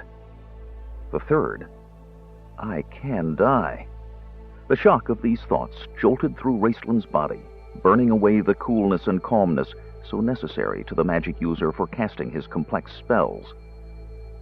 As both the unlooked-for solution to his problem and the frightful realization of what it might cost him penetrated his brain, Raistlin lost control. The words of the spell slipped from his mind. But his enemy still advanced. Reacting instinctively, his hand shaking, Raistlin jerked his wrist, bringing into his palm the small silver dagger he carried with him. But it was too late, and too little. Chapter 9. Karis's concentration was completely centered on the man he had vowed to kill. Reacting with the trained single-mindedness of the military mindset, he paid no attention to the startling appearance of the two apparitions, thinking them perhaps nothing more than beings conjured up by the Archmage. Karis saw at the same time the wizard's glittering eyes go blank. He saw Raistlin's mouth, opened to recite deadly words, hang flaccid and loose, and the dwarf knew that for a few seconds at least, his enemy was at his mercy. Lunging forward, Karis drove his short sword through the black flowing robes and had the satisfaction of feeling it hit home. Closing with the stricken mage, he drove the blade deeper and deeper into the human's slender body. The man's strange burning heat enveloped him like a blazing inferno. A hatred and an anger so intense struck Karis a physical blow, knocking him backward and slamming him into the ground. But the wizard was wounded, mortally. That much Karis knew. Staring up from where he lay, looking into those searing, baleful eyes, Karis saw them burn with fury. But he saw them fill with pain as well. And he saw, by the leaping, swaying light of the lantern, the hilt of his short sword sticking out of the mage's gut. He saw the wizard's slender hands curl around it. He heard him scream in terrible agony. He knew he had no reason to fear. The wizard could harm him no longer. Stumbling to his feet, Karis reached out his hand and jerked the sword free. Crying out in bitter anguish, his hands deluged in his own blood, the wizard pitched forward onto the ground and lay still. Karis had time to look around then. His men were fighting a pitched battle with the general, who, hearing his brother scream, was livid with fear and anger. The witch was nowhere to be seen. The eerie white light that had shone from her was gone, lost in the darkness. Hearing a strangled sound from his left, Karas turned to see the two apparitions the Archmage had summoned staring down in stunned horror at the wizard's body. Getting a good look at them, Karas was startled to see that these demons conjured from the nether planes were nothing more sinister than a kender in bright blue leggings and a balding gnome in a leather apron. Karas didn't have time to ponder this phenomenon. He had accomplished what he came for. At least he had almost. He knew he could never talk to the general, not now. His main concern was getting his men out safely. Running across the tent, Karas picked up his warhammer and, yelling to his men in Dwarven to get out of his way, flung it straight at Caramon. The hammer struck the man a glancing blow on the head, knocking him out but not killing him. Caramon dropped like a felled ox, and suddenly the tent was deathly silent. It had all taken just a few short minutes. Glancing through the tent flap, Karas saw the young knight, who stood guard, lying senseless upon the ground. There was no sign that anyone sitting around those far-off fires had heard or seen anything unusual. Reaching up, the dwarf stopped the lantern from swinging and looked around. The wizard lay in a pool of his own blood. The general lay near him, his hand reaching out for his brother as though that had been his last thought before he lost consciousness. In a corner lay the witch, on her back, her eyes closed. Seeing blood on her robes, Karas glared sternly at his men. One of them shook his head. "I'm sorry, Karas," the dwarf said, looking down at her and shivering, "but the light from her was so bright, it split my head open. All I could think of was to stop it. I wouldn't have been able to, but then the wizard screamed and she cried out and her light wavered. I hit her then, but not very hard. He's not hurt badly." "All right," Karas nodded. "Let's go." Retrieving his hammer, the dwarf looked down at the general lying at his feet. "I'm sorry," he said, fishing out the little bit of parchment and tucking it into the man's outstretched hand. "Maybe sometime I can explain it to you." Rising, he looked around. "Everyone all right? Then let's get out of here." His men hurried to the tunnel entrance. "What about these two?" one asked, stopping by the kender and the gnome. "Take them," Karas said sharply. "We can't leave them here. They'll raise the alarm." For the first time, the kender seemed to come to life. "No!" he cried, looking at Karas with pleading, horrified eyes. "You can't take us. We just got here. We found Caramon, and now we can go home. No, please." "Take them," Karas ordered sternly. "No!" the kender wailed, struggling in his captor's arms. "No, please, you don't understand. We were in the abyss, and we escaped." "Gag him," Karas growled, peering down into the tunnel beneath the tent to see that all was well. Motioning for them to hurry, he knelt beside the hole in the ground. His men descended into the tunnel, dragging the gagged kender, who was still putting up such a fight, kicking with his legs and clawing at them, that they were finally forced to stop and truss him up like a chicken before they could haul him away. They had nothing to worry about with their other captive, however. The poor gnome was so horrified that he had lapsed into a state of shock. Staring around helplessly, his mouth gaping wide open, he quietly did whatever he was told. Karas was the last to leave. Before jumping down into the tunnel, he took a final glance about the tent. The lantern hung quite still now, shedding its soft glowing light upon a scene from a nightmare. Tables were smashed, chairs were overturned, food was scattered everywhere. A thin trail of blood ran from beneath the body of the black-robed magic user. Forming a pool at the lip of the hole, the blood began to drip slowly down into the tunnel. Leaping into the hole, Karas ran a safe distance down the tunnel, then stopped. Grabbing up the end of a length of rope lying on the tunnel floor, he gave the rope a sharp yank. The opposite end of the rope was tied to one of the support beams right beneath the general's tent. The jerk on the rope brought the beam tumbling down. There was a low rumble. Then, in the distance, he could see stone falling, and his vision was obscured by a thick cloud of dust. The tunnel now safely blocked behind him. Karas turned and hurried after his men. "General?" Caramon was on his feet, his big hands reaching out for the throat of his enemy, a snarl contorting his face. Startled, Garrick stumbled backward.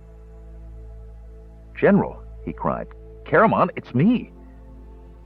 Sudden stabbing pain, and the sound of Garrick's familiar voice penetrated Caramon's brain. With a moan, he clasped his head in his hands and staggered. Garrick caught him as he fell, lowering him safely into a chair. "My brother?" Caramon said thickly. "Caramon, Garrick swallowed. "My brother," Caramon rasped, clenching his fist. "We took him to his tent," Garrick replied softly. "The wound is—" "What? The wound is what?" Caramon snarled impatiently, raising his head and staring at Garrick with bloodshot, pain-filled eyes. Garrick opened his mouth, closed it, then shook his head. My father told me about wounds like it," he mumbled. "Men lingering for days in dreadful agony." "You mean it's a belly wound?" Caramon said. Garrick nodded, and then covered his face with his hand. Caramon, looking at him closely, saw that the young man was deathly white. Sighing, closing his eyes, Caramon braced himself for the dizziness and nausea he knew would assail him when he stood up again. Then grimly he rose to his feet. The darkness whirled and heaved around him. He made himself stand steadily, and when it had settled, opened his eyes. "How are you?" he asked Garrick, looking intently at the young knight. "I'm all right," Garrick answered, and his face flushed with shame. They took me from behind." "Yeah." Caramon saw the matted blood in the young man's hair. "It happens. Don't worry about it." The big warrior smiled without mirth. "They took me from the front." Garrick nodded again, but it was obvious from the expression on his face that this defeat preyed on his mind. "He'll get over it," Caramon thought wearily. "We all have to face it sooner or later." "I'll see my brother now," he said, starting out of the tent with uneven steps. Then he stopped. "Lady Chrysania?" "Asleep. Knife wound glanced off her ribs. We dressed it as well as we could. We had to rip open her robes." Garrick's flush deepened. "And we gave her some brandy to drink." "Does she know about Res Fistendantilus?" "The wizard forbade it." Caramon raised his eyebrows, then frowned. Glancing around at the wrecked tent, he saw the trail of blood on the trampled dirt floor. Drawing a deep breath, he opened the tent flap and walked unsteadily outside, Garrick following. "The army?" "They know. The word spread." Garrick spread his hands helplessly. "There was so much to do. We tried to go after the dwarves." "Bah!" Caramon snorted, wincing as pain shot through his head. "They would have collapsed the tunnel." "Yes, we tried digging, but you might as well dig up the whole damn desert," Garrick said bitterly. "What about the army?" Caramon persisted, pausing outside Raceland's tent. Inside, he could hear a low moaning sound. "The men are upset," Garrick said with a sigh. "Talking, confused. I don't know." Caramon understood. He glanced into the darkness of his brother's tent. "I'll go in alone. Thank you for all you've done, Garrick," he added gently. "Now go get some rest before you pass out. I'm going to need you later on, and you'll be no help to me sick." "Yes, sir," Garrick said. He started to stagger off, then stopped, turning back. Reaching beneath the breastplate of his armor, he withdrew a blood-soaked bit of parchment. We found this in your hand, sir. The handwriting's dwarven." Caramon looked at it, opened it, read it, then rolled it back up without comment, tucking it into his belt. Guards surrounded the tents now. Gesturing to one, Caramon waited until he saw Garrick being helped to his bed. Then, bracing himself, he stepped into Raistlin's tent. A candle burned on a table near a spellbook that had been left open. The Archmage had obviously been expecting to return to his studies soon after dinner. A middle-aged, battle-scarred dwarf, Caramon recognized him as one of Rhaegar's staff, crouched in the shadows near the bed. A guard beside the entrance saluted when Caramon entered. "Wait outside," Caramon ordered, and the guard left. "He won't let us touch him," the dwarf said laconically, nodding toward Raistlin. "Wounds gotta be dressed. Won't help much, of course, but it might hold some of him inside for a bit." "I'll tend to him," Caramon said harshly. Hands on his knees, the dwarf shoved himself up. Hesitating, he cleared his throat as if wondering whether or not to speak. Decision made, he squinted up at Caramon with shrewd, bright eyes. "Rhaegar said I was to tell you. If you want me to do it, end it quick. I've done it afore. Sort of a knack I've got. I'm a butcher by trade, you see." "Get out," the dwarf shrugged. "As you say, up to you. If it was my brother, though—" "Get out," Caramon repeated softly. He did not look at the dwarf as he left, nor even hear the sounds of his heavy boots. All his senses were concentrated on his twin. Raistlin lay on his bed, still dressed, his hands clenched over the horrible wound. Stained black with blood, the mage's robes and flesh were gummed together in a ghastly mass. And he was in agony, rolling involuntarily back and forth upon the bed. Every breath the mage exhaled was a low, incoherent moan of pain. Every breath he drew in was bubbling torture. But to Caramon, the most awful sight of all was his brother's glittering eyes, staring at him, aware of him as he moved nearer the bed. Raistlin was conscious. Kneeling down beside his brother's bed, Caramon laid a hand upon his twin's feverish head. "Why didn't you let them send for Chrysania?" he asked softly. Raistlin grimaced. Gritting his teeth, he forced the words out through blood-stained lips. "Paladine will not heal me." The last was a gasp, ending in a strangled scream. Caramon stared at him, confused. "But you're dying." "You can't die. You said—" Raistlin's eyes rolled, his head tossed. Blood trickled from his mouth. "Time altered. All changed. But leave me. Let me die." Raistlin shrieked in anger and pain, his body writhing. Caramon shuddered. He tried to look upon his brother with pity, but the face, gaunt and twisted in suffering, was not a face he knew. The mask of wisdom and intelligence had been stripped away, revealing the splintered lines of pride, ambition, avarice, and unfeeling cruelty beneath. It was as if Caramon, seeing a face he had known always, were seeing his twin for the first time.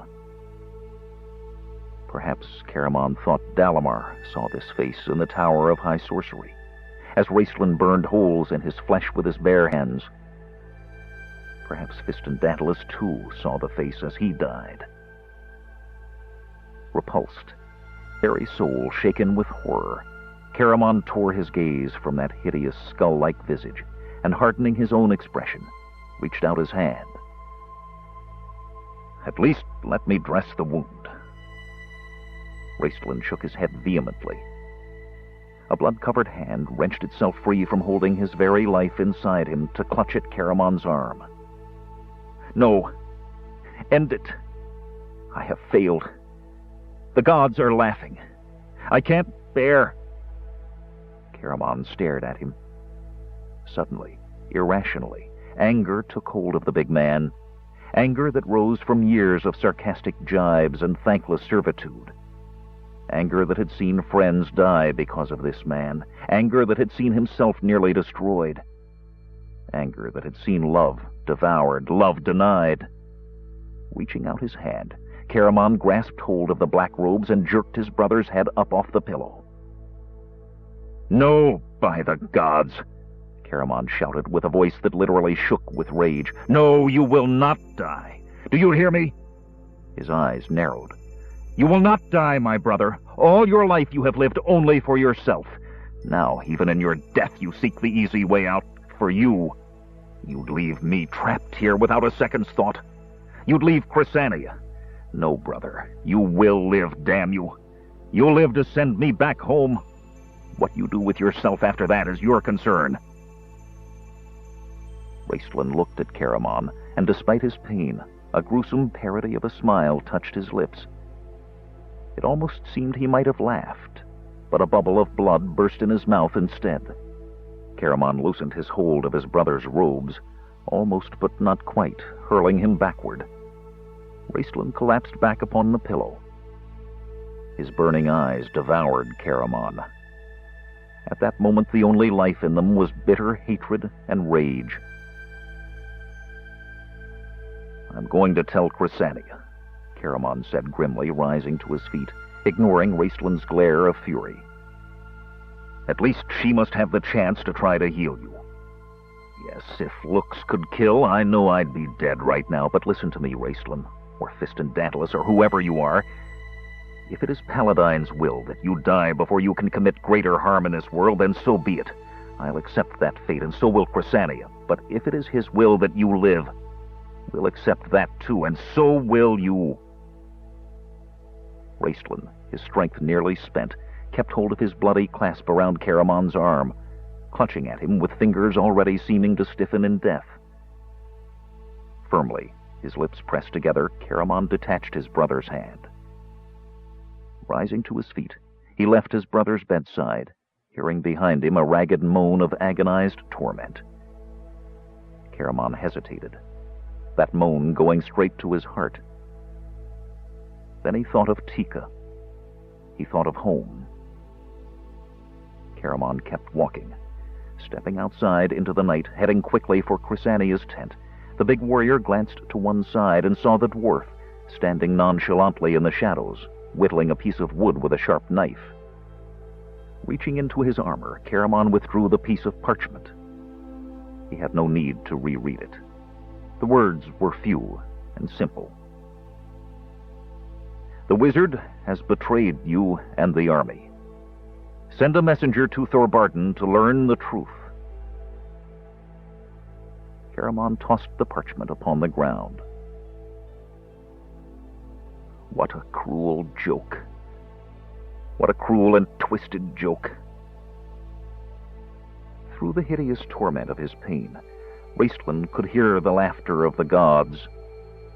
To offer him salvation with one hand and snatch it away with the other, how they must revel in his defeat. Raistlin's tortured body twisted in spasms, and so did his soul, writhing in impotent rage, burning with the knowledge that he had failed. "Weak and puny human," he heard the voices of the gods shout.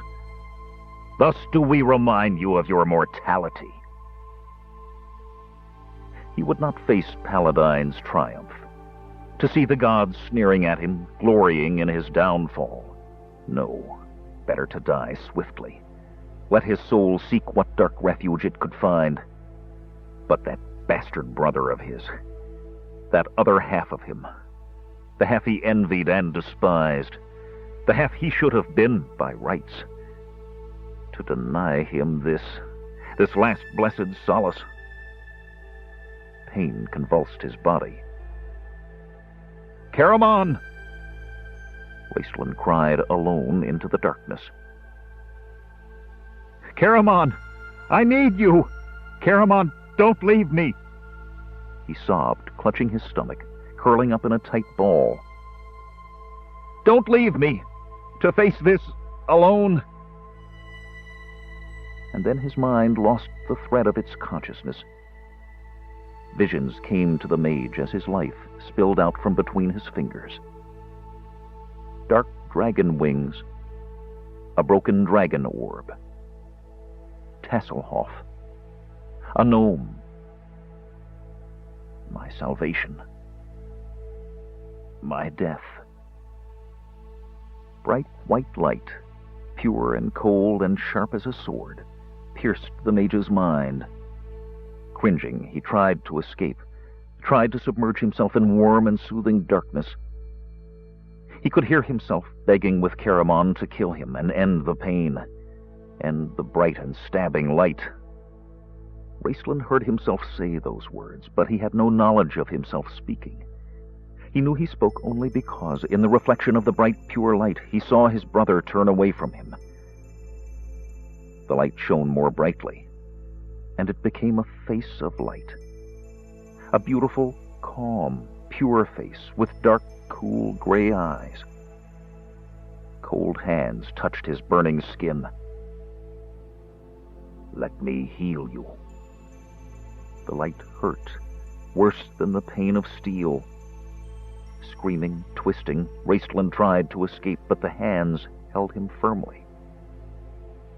"Let me heal you." "Get away!"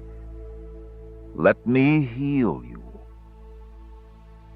Weariness, a vast weariness, came over Raistlin. He was tired of fighting.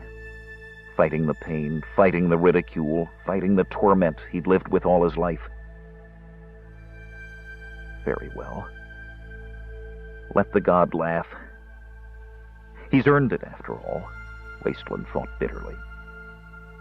Let him refuse to heal me, and then I'll rest in the darkness, the soothing darkness. Shutting his eyes, shutting them tightly against the light, Raistlin waited for the laughter, and saw suddenly the face of the god. Caramon stood outside in the shadows of his brother's tent, his aching head in his hands. Raistlin's tortured pleas for death cut through him. Finally, he could stand it no longer. The cleric had obviously failed. Grasping the hilt of his sword, Caramon entered the tent and walked toward the bed. At that moment, Raistlin's cries ceased. Lady Chrysania slumped forward over his body, her head falling onto the mage's chest. He's dead, Caramon thought. Raistlin's dead. Staring at his brother's face, he did not feel grief. Instead, he felt a kind of horror stealing over him at the sight, thinking what a grotesque mask for death to wear. Raistlin's face was rigid as a corpse's, his mouth gaped open, no sound came from it. The skin was livid. The sightless eyes, fixed in the sunken cheeks, stared straight before him. Taking a step nearer, so numb he was unable to feel grief or sorrow or relief, Caramon looked closer at that strange expression on the dead man's face, and then realized with a riveting shock that Raistlin was not dead. The wide, fixed eyes stared at this world sightlessly, but that was only because they were seeing another. A whimpering cry shook the mage's body, more dreadful to hear than his screams of agony. His head moved slightly, his lips parted, his throat worked but made no sound. And then Raistlin's eyes closed, his head lolled to one side, the writhing muscles relaxed. The look of pain faded, leaving his face drawn, pallid. He drew a deep breath, let it out with a sigh, drew another. Jolted by what he had seen, uncertain whether he should feel thankful or only more deeply grieved to know his brother lived, Caramon watched life return to his twin's torn and bleeding body. Slowly shaking off the paralyzed feeling that comes sometimes to one awakened suddenly from a deep sleep, Caramon knelt beside Chrysania and, grasping her gently, helped her stand. She stared at him, blinking, without recognition. Then her gaze shifted immediately to Raistlin. A smile crossed her face. Closing her eyes, she murmured a prayer of thankfulness. Then, pressing her hand to her side, she sagged against Caramon. There was fresh blood visible on her white robes. "You should heal yourself," Caramon said, helping her from the tent, his strong arm supporting her faltering footsteps. She looked up at him, and though weak, her face was beautiful in its calm triumph. "Perhaps tomorrow," she answered softly. "This night, a greater victory is mine. Don't you see? This is the answer to my prayers." Looking at her peaceful, serene beauty, Caramon felt tears come to his eyes. "So this is your answer?" he asked gruffly, glancing out over the camp. The fires had burned down to heaps of ash and coal. Out of the corner of his eye, Caramon saw someone go running off, and he knew that the news would be quickly spread that the wizard and the witch between them had somehow managed to restore the dead to life. Caramon felt bile rise in his mouth. He could picture the talk, the excitement, the questions, the speculations, the dark looks and shaking heads, and his soul shrank from it. He wanted only to go to bed and sleep, and forget everything. But Chrysania was talking. "This is your answer too, Caramon," she said fervently. "This is the sign from the gods we have both sought." Stopping, she turned to face him, looking up at him earnestly. "Are you still as blind as you were in the tower? Don't you yet believe? We placed the matter in Paladine's hands, and the god has spoken. Raistlin was meant to live. He was meant to do this great deed. Together, he and I, and you, if you will join us, will fight and overcome evil, as I have fought and overcome death this night." Caramon stared at her. Then his head bowed, his shoulders slumped. "I don't want to fight evil," he thought wearily. "I just want to go home. Is that too much to ask?" Lifting his hand, he began to rub his throbbing temple. And then he stopped, seeing in the slowly brightening light of dawn the marks of his brother's bloody fingers still upon his arm. "I'm posting a guard inside your tent," he said harshly. "Get some sleep." He turned away. "Caramon," Chrysania called. "What?" He stopped with a sigh. "You will feel better in the morning. I will pray for you tonight. Good night, my friend. Remember to thank Paladine for his grace in granting your brother his life." "Yeah, sure," Caramon mumbled. Feeling uncomfortable, his headache growing worse, and knowing that he was soon going to be violently sick, he left Chrysania and stumbled back to his tent. Here, by himself, in the darkness, he was sick, retching in a corner until he no longer had anything left to bring up. Then, falling down upon his bed, he gave himself up at last to pain and to exhaustion. But as the darkness closed mercifully over him, he remembered Chrysania's words. "Thank Paladine for your brother's life." The memory of Raistlin's stricken face floated before Caramon, and the prayer stuck in his throat. Chapter 10. Tapping lightly on the guest stone that stood outside Duncan's dwelling, Karis waited nervously for the answer. It came soon. The door opened, and there stood his king. "Enter and welcome, Karis," Duncan said, reaching out and pulling the dwarf. Flushing in embarrassment, Karis stepped inside his king's dwelling place. Smiling at him kindly to put him at ease, Duncan led the way through his house to his private study. Built far underground in the heart of the mountain kingdom, Duncan's home was a complex maze of rooms and tunnels filled with the heavy, dark, solid wood furniture that dwarves admire. Though larger and roomier than most homes in Thorbarden, in all other respects Duncan's dwelling was almost exactly like the dwelling of every other dwarf. It would have been considered the height of bad taste had it been otherwise. Just because Duncan was king didn't give him the right to put on airs. So, though he kept a staff of servants, he answered his own door and served his guests with his own hands. A widower, he lived in the house with his 2 sons, who were still unmarried, both being young, only 80 or so. The study Karis entered was obviously Duncan's favorite room.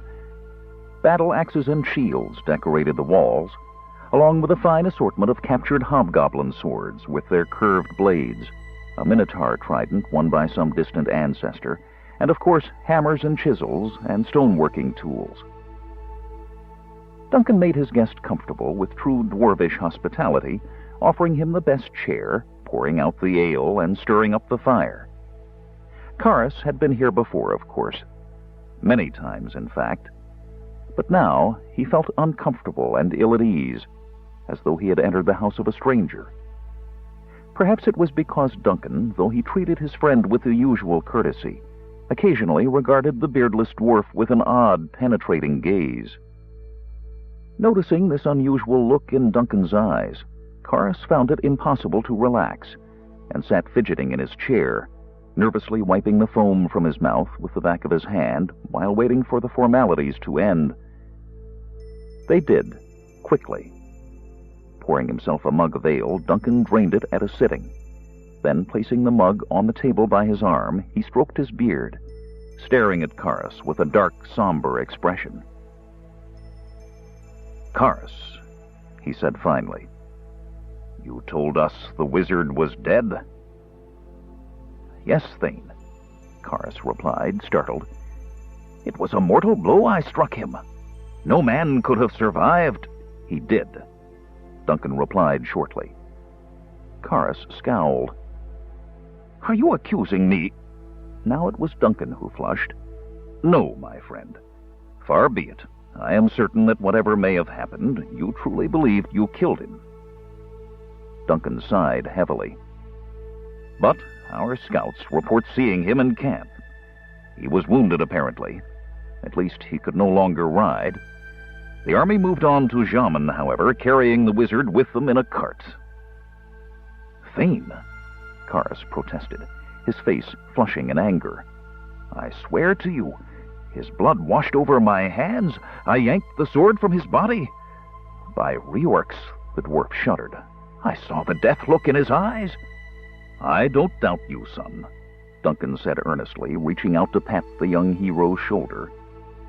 "I never heard of anyone surviving a wound such as you described, except in the old days, of course, when clerics still walked the land." Like all other true clerics, dwarven clerics had also vanished right before the cataclysm.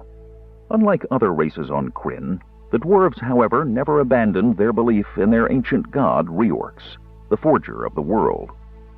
Although the dwarves were upset with Reorx for causing the cataclysm, their belief in their god was too deeply ingrained and too much a part of their culture simply to toss out after one minor infraction on the god's part. Still, they were angered enough to no longer worship him openly. "Have you any idea how this might have happened?" Duncan asked, frowning. "No, Thane," Karis said heavily. "But I did wonder why we hadn't received a reply from General Caramon." He pondered. "Has anyone questioned those 2 prisoners we brought back? They might know something." "A kender and a gnome?" Duncan snorted. "Bah! What could either of those 2 possibly know? Besides, there is no need to question them. I am not particularly interested in the wizard anyway. In fact, the reason I called you here to tell you this news, Karis, was to insist that now you forget this talk of peace and concentrate on the war." "There is more to those 2 than beards, Thane," Karis muttered, quoting an old expression. It was obvious he hadn't heard a word. "I think you should—" "I know what you think," Duncan said grimly. "Apparitions conjured up by the wizard, and I tell you that's ridiculous. What self-respecting wizard would ever conjure up a kender? No, they're servants or something, most likely. It was dark and confused in there. You said so yourself." I'm not sure, Karas replied, his voice soft. If you had seen the mage's face when he looked at them, it was the face of one who walks the plains and suddenly sees a coffer of gold and jewels lying in the sand at his feet. Give me leave, Thane, Karas said eagerly. Let me bring them before you. Talk to them, that's all I ask. Duncan heaved a vast sigh, glaring at Karas gloomily. Very well, he snapped. I don't suppose it can hurt. But, Duncan studied Karas shrewdly. If this proves to be nothing, will you promise me to give up this wild notion and concentrate on the business of war? It will be a hard fight, son. Duncan added more gently, seeing the look of true grief on his young hero's beardless face. We need you, Karas. Aye, Thane, Karas said steadily. I'll agree, if this proves to be nothing. With a gruff nod, Duncan yelled for his guards and stumped out of the house, followed more slowly by a thoughtful Karas. Traversing the vast underground dwarven kingdom, winding down streets here and up streets there, crossing the Urkin Sea by boat, they eventually came to the first level of the dungeons. Here were held prisoners who had committed minor crimes and infractions, debtors, a young dwarf who had spoken disrespectfully to an elder, poachers, and several drunks sleeping off overnight revels. Here, too, were held the Kender and the gnome. At least, they had been last night. It all comes, said Tasselhoff Barefoot as the dwarven guard prodded him along, of not having a map. I thought you said you'd been here before, Nimsh grumbled peevishly. Not before, Tass corrected, after. Or maybe later would be a better word. About 200 years later, as near as I can figure. It's quite a fascinating story, actually. I came here with some friends of mine. Let's see, that was right after Goldmoon and Riverwind were married and before we went to Tarsus. Or was it after we went to Tarsus? Tass pondered. No, it couldn't have been, because Tarsus was where the building fell on me, and... I've heard that story, Nimsh snapped. What? Tass blinked. I've heard it, Nimsh shouted loudly. His thin, gnomish voice echoed in the underground chamber, causing several passers-by to glare at him sternly. Their faces grim, the dwarven guards hurried their recaptured prisoners along. Oh, Tass said, crestfallen. Then the Kender cheered up. But the king hasn't, and we're being taken to see him. He'll probably be quite interested. You said we weren't supposed to say anything about coming from the future, Nimsh said in a loud whisper, his long leather apron flapping about his feet. We're supposed to act like we belong here, remember? That was when I thought everything would go right, Tass said with a sigh. And everything was going right. The device worked. We escaped from the abyss. They let us escape, Nimsh pointed out. Well, whatever, Tass said, irritated at the reminder. Anyway, we got out, which is all that counts. And the magical device worked, just like you said. Nimsh smiled happily and nodded. And we found Caramond. Just like you said, the device was whatever, to return to him. Calibrated, Nimsh interrupted. But then, Tass chewed nervously on the end of his top knot of hair. Everything went all wrong somehow. Raistland stabbed, maybe dead. The dwarves hauling us off without ever giving me a chance to tell them they were making a serious mistake. The Kender trudged along, pondering deeply. Finally, he shook his head. I've thought it over, Nimsh. I know it's a desperate act, and one I wouldn't ordinarily resort to, but I don't think we have any choice. The situation has gotten completely out of hand. Tass heaved a solemn sigh. I think we should tell the truth. Nimsh appeared extremely alarmed at this drastic action, so alarmed, in fact, that he tripped over his apron and fell flat on the ground. The guards, neither of whom spoke common, hauled him to his feet and dragged the gnome the rest of the way, coming at last to a halt before a great wooden door. Here, other guards, eyeing the Kender and the gnome with disgust, shoved on the doors, slowly pushing them open. Oh, I've been here, Tass said suddenly. Now I know where we are. That's a big help, Nimsh muttered. The Hall of Audience, Tass continued. The last time we were here, Tanis got sick. He's an elf, you know. Well, half an elf anyway, and he hated living underground. The Kender sighed again. I wish Tanis was here now. He'd know what to do. I wish someone wise was here now. The guards shoved them inside the great hall. At least, Tass said to Nimsh softly, we're not alone. At least we've got each other. Tasselhoff Burfoot, said the Kender, bowing before the king of the dwarves, then bowing again to each of the thanes seated in the stone seats behind and on a lower level than Duncan's throne. And this is... The gnome pushed forward eagerly. Nimsh Mary... Nimsh, Tass said loudly, stepping on the gnome's foot as Nimsh paused for breath. Let me do the talking, the Kender scolded in an audible whisper. Scowling, Nimsh lapsed into hurt silence as Tass looked around the hall brightly. Gee, you're not planning a lot in the way of renovation the next 200 years, are you? It's going to look just about the same, except I seem to remember that crack there. No, over there. Yes, that one. It's going to get quite a bit bigger in the future. You might want to... Where do you come from, Kender? Duncan growled. Solace, said Tass, remembering he was telling the truth. Oh, don't worry if you've never heard of it. It doesn't exist yet. They hadn't heard of it in Istar either, but that didn't matter so much because no one cared about anything in Istar that wasn't there. In Istar, I mean.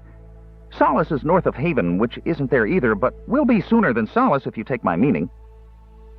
Duncan, leaning forward, glowered at Tass alarmingly from beneath his thick eyebrows. You're lying. I am not, Tass said indignantly. We came here using a magical device that I had borrowed, sort of, from a friend. It worked fine when I had it, but then I accidentally broke it. Well, actually, that wasn't my fault, but that's another story. At any rate, I survived the cataclysm and ended up in the Abyss. Not a nice place. Anyway, I met Nimsh in the Abyss, and he fixed it. The device, I mean, not the Abyss. He's really a wonderful fellow. Tass continued confidentially, patting Nimsh on the shoulder. He's a gnome, all right, but his inventions work. So, you are from the Abyss, Karas said sternly. You admit it. Apparitions from the realms of darkness. The black-robed wizard conjured you, and you came at his bidding. This startling accusation actually rendered the Kender speechless. What? Tass sputtered for a moment incoherently, then found his voice. I've never been so insulted. Except perhaps when the guard in Istar referred to me as a Well, never mind. To say nothing of the fact that if Raistlin was going to conjure up anything, I certainly don't think it would be us. Which reminds me. Tass glared back sternly at Karas. Why did you go and kill him like that? I mean, maybe he wasn't what you might call a really nice person. And maybe he did try to kill me by making me break the magical device and then leaving me behind in Istar for the gods to drop a fiery mountain on. But, Tass sighed wistfully, he was certainly one of the most interesting people I've ever known. Your wizard isn't dead, as you well know, apparition, Duncan growled. Look, I'm not an Not dead? Tass's face lit up. Truly? Even after you stabbed him like that and all the blood and everything and... Oh, I know how. Chrysania, of course, Lady Chrysania. Ah, the witch, Karas said softly, almost to himself, as the thanes began to mutter among themselves. Well, she is kind of cold and impersonal sometimes, Tass said, shocked, but I certainly don't think that gives you any right to call her names. She's a cleric of Paladine, after all. Cleric? The thanes began to laugh. There's your answer, Duncan said to Karas, ignoring the Kender. Witchcraft. You are right, of course, Thane, Karas said, frowning. But, look, Tass begged, if you just let me go. I keep trying to tell you, dwarves, this is all a dreadful mistake. I've got to get to Caramon. That caused a reaction. The thanes immediately hushed. You know General Caramon? Karas asked dubiously. General? Tass repeated. Wow, won't Tanis be surprised to hear that? General Caramon. Tika would laugh. Of course I know General Caramon, Tass continued hurriedly, seeing Duncan's eyebrows coming together again. He's my best friend, And if you'll only listen to what I'm trying to tell you, Nimsh and I came here with a magical device to find Caramon and take him home. He doesn't want to be here, I'm sure. You see, Nimsh fixed the device so that it will take more than one person. Take him home where? Duncan growled. The abyss? Perhaps the wizard conjured him up too. No, Tass snapped, beginning to lose patience. Take him home to Solace, of course. And Raceland, too, if he wants to go. I can't imagine what they're doing here, in fact. Raceland couldn't stand Thorbarden the last time we were here, which will be in about 200 years. He spent the whole time coughing and complaining about the damp. Flint Fireforge, that is, an old friend of mine. Fireforge. Duncan actually jumped up from his throne, glaring at the Kender. You're a friend of Fireforge? Well, you needn't get so worked up, Tass said, somewhat startled. Flint had his faults, of course, always grumbling and accusing people of stealing things when I was truly intending to put that bracelet right back where I found it. But that doesn't mean you... Fireforge, Duncan said grimly, is the leader of our enemies. Or didn't you know that? No, said Tass with interest, I didn't. Oh, but I'm sure it couldn't be the same Fireforge, he added after some thought. Flint won't be born for at least another 50 years. Maybe it's his father. Raceland says... Raceland? Who is this Raceland? Duncan demanded.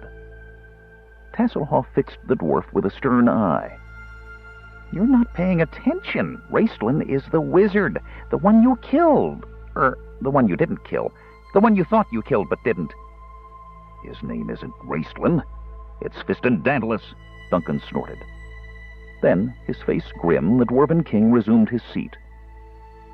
So, he said, looking at the Kender from beneath his bushy eyebrows, you're planning to take this wizard who was healed by a cleric when there are no clerics in this world, and a general you claim as your best friend, back to a place that doesn't exist, to meet our enemy who hasn't been born yet using a device built by a gnome which actually works? Right, cried Tass triumphantly. You see there? Look what you can learn when you just listen. Nimsh nodded emphatically. Guards, take them away, Duncan snarled. Spinning around on his heel, he looked at Karas coldly. You gave me your word. I'll expect to see you in the War Council room in 10 minutes. But Thane, if he truly knows General Caramon, enough! Duncan was in a rage. War is coming, Karas. All your honor and all your noble yammering about slaying kinsmen can't stop it, and you will be out there on the field of battle, or you can take your face that shames us all and hide it in the dungeons along with the rest of the traitors to our people, the doer. Which will it be? I serve you, of course, Thane, Karas said, his face rigid. I have pledged my life. See you remember that, Duncan snapped. And to keep your thoughts from wandering, I am ordering that you be confined to your quarters, except to attend the War Council meeting, and that further, these two, he waved at Tass and Nimsh, are to be imprisoned and their whereabouts kept secret until after the war has ended. Death come upon the head of any who defy this command. The Thanes glanced at each other, nodding approvingly, though one muttered that it was too late. The guards grabbed hold of Nimsh and Tass, the Kender still protesting volubly as they led him away. I was telling the truth, he wailed. You've got to believe me. I know it sounds funny, but you see, I'm not quite used to telling the truth. But give me a while. I'm sure I'll get the hang of it someday. Tasselhoff wouldn't have believed it was possible to go down so far beneath the surface of the world as the guards were taking them if his own feet hadn't walked it. He remembered Flint telling him once that Reorx lived down here, forging the world with his great hammer. A nice, cheerful sort of person he must be, Tass grumbled, shivering in the cold until his teeth chattered. At least if Reorx was forging the world, you'd think it'd be warmer. Trust dwarves, muttered Nimsh. What? It seemed to the Kender that he'd spent the last half of his life beginning every sentence he spoke to the gnome with what? I said trust dwarves, Nimsh returned loudly. Instead of building their homes in active volcanoes, which, though slightly unstable, provide an excellent source of heat, they build theirs in old dead mountains. He shook his wispy-haired head. Hard to believe we're cousins. Tass didn't answer, being preoccupied with other matters, like how do we get out of this one, where do we go if we do get out, and when are they likely to serve dinner? There seeming to be no immediate answers to any of these, including dinner, the Kender lapsed into a gloomy silence. Oh, there was one rather exciting moment, when they were lowered down a narrow rocky tunnel that had been bored straight down into the mountain. The device they used to lower people down this tunnel was called a lift by the gnomes, according to Nimsh. "Isn't lift an inappropriate name for it when it's going down?" Tass pointed out, but the gnome ignored him. Since no immediate solution to his problems appeared forthcoming, Tass decided not to waste his time in this interesting place moping about. He therefore enjoyed the journey in the lift thoroughly, though it was rather uncomfortable in spots when the rickety wooden device, operated by muscular dwarves pulling on huge lengths of rope, bumped against the side of the rocky tunnel as it was being lowered, jouncing the occupants about and inflicting numerous cuts and bruises on those inside. This proved highly entertaining, especially as the dwarven guards accompanying Tass and Nimsh shook their fists, swearing roundly in dwarven at the operators up above them. As for the gnome, Nimsh was plunged into a state of excitement impossible to believe. Whipping out a stub of charcoal and borrowing one of Tass's handkerchiefs, he plopped himself down on the floor of the lift and immediately began to draw plans for a new, improved lift. "Police cable steam," he yammered to himself happily, busily sketching what looked to Tass like a giant lobster trap on wheels. Up, down, what floor?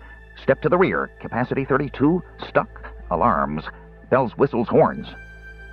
When they eventually reached ground level, Tass tried to watch carefully to see where they were going so that they could leave even if he didn't have a map, but Nimsh was hanging on to him, pointing to his sketch and explaining it to him in detail. "Yes, Nimsh, isn't that interesting?" Tass said, only half listening to the gnome, as his heart sank even lower than where they were standing. "Soothing music by a piper in the corner? Yes, Nimsh, that's a great idea." Gazing around as their guards prodded them forward, Tass sighed. Not only did this place look as boring as the abyss, it had the added disadvantage of smelling even worse. Row after row of large, crude prison cells lined the rocky walls. Lit by torches that smoked in the foul, thin air, the cells were filled to capacity with dwarves. Tass gazed at them in growing confusion as they walked down the narrow aisle between cell blocks. These dwarves didn't look like criminals. There were males, females, even children crammed inside the cells. Crouched on filthy blankets, huddled on battered stools, they stared glumly out from behind the bars. "Hey," Tass said, tugging at the sleeve of a guard. The Kender spoke some dwarven, having picked it up from Flint. "What is all this?" he asked, waving his hand. "Why are all these people in here?" At least that's what he hoped, he said. There was every possibility he might have inadvertently asked the way to the nearest alehouse. But the guard, glowering at him, only said, "Doer." Chapter 11. "Doer?" Tass repeated blankly. The guard, however, refused to elaborate, but prodded Tass on ahead with a vicious shove. Tass stumbled, then kept walking, glancing about, trying to figure out what was going on. Nimsh, meanwhile, apparently seized by another fit of inspiration, was going on about hydraulics. Tass pondered. Doer, he thought, trying to remember where he'd heard that word. Suddenly, he came up with the answer. "The Dark Dwarves," he said. "Of course, I remember. They fought for the Dragon High Lord. But they didn't live down here the last time, or I suppose it will be the next time we were here. Or will come here. Drat, what a muddle. Surely they don't live in prison cells, though. Hey," Tass tapped the dwarf again. "What did they do? I mean, to get thrown in jail?" "Traitors," the dwarf snapped. Reaching a cell at the far end of the aisle, he drew out a key, inserted it into the lock, and swung the door open. Peering inside, Tass saw about 20 or 30 doer crowded into the cell. Some lay lethargically on the floor, others sat against the wall, sleeping. One group, crouched together off in a corner, were talking in low voices when the guard arrived. They quit immediately as soon as the cell door opened. There were no women or children in this cell, only males. and they regarded Tass, the gnome, and the guard with dark, hate-filled eyes. Tass grabbed Nimsh just as the gnome, still yammering about people getting stuck between floors, was just about to walk absent-mindedly into the cell. "Well, well," Tass said to the dwarven guard as he dragged Nimsh back to stand beside him. "This tour was quite, entertaining. Now, if you'll just take us back to our cells, which were, I must say, very nice cells, so light and airy and roomy, I think I can safely promise that my partner and I won't be taking any more unauthorized excursions into your city, though it is an extremely interesting place, and I'd like to see more of it. But the dwarf, with a rough shove of his hand, pushed the kender into the cell, sending him sprawling. "I wish you'd make up your mind," Nimsh snapped irritably, stumbling inside after Tass. "Are we going in or out?" "I guess we're in," Tass said ruefully, sitting up and looking doubtfully at the doer, who were staring back in silence. The guard's heavy boots could be heard stumping back up the corridor, accompanied by shouted obscenities and threats from the surrounding cells. "Hello," Tass said, smiling in friendly fashion, but not offering to shake hands. "I'm Tasselhoff Burfoot, and this is my friend, Nimsh, and it looks like we're going to be cellmates, doesn't it now? So what's your names?" Now, I say, that isn't very nice." Tass drew himself up, glaring sternly at one of the doer who had risen to his feet and was approaching them. A tall dwarf, his face was nearly invisible beneath a thick matting of tangled hair and beard. He grinned suddenly. There was a flash of steel, and a large knife appeared in his hand. Shuffling forward, he advanced upon the kender, who retreated as far as possible into a corner, dragging Nimsh with him. "Who are these people?" Nimsh squeaked in alarm, having finally taken note of their dismal surroundings. Before Tass could answer, the doer had the kender by the neck and was holding the knife to his throat. "This is it," Tass thought with regret. "I'm dead this time for sure. Flint will get a chuckle out of this one." But the dark dwarf's knife inched right past Tass's face. Reaching his shoulder, the dark dwarf expertly cut through the straps of Tass's pouches, sending them and their contents tumbling to the floor. Instantly, chaos broke out in the cell as the doer leaped for them. The dwarf with the knife grabbed as many as he could, slashing and hacking at his fellows, trying to drive them back. Everything vanished within seconds. Clutching the kender's belongings, the doer immediately sat down and began rummaging through them. The dark dwarf with the knife had managed to make the richest haul. Clutching his booty to his chest, he returned to a place against the back of the cell, where he and his friends immediately began to shake the contents of the pouches onto the floor. Gasping in relief, Tass sank down to the cold stone floor. But it was a worried sigh of relief nonetheless, for Tass figured that when the pouches had lost their appeal, the doer would get the bright idea of searching them next. "And we'll certainly be a lot easier to search if we're corpses," he muttered to himself. That led, however, to a sudden thought.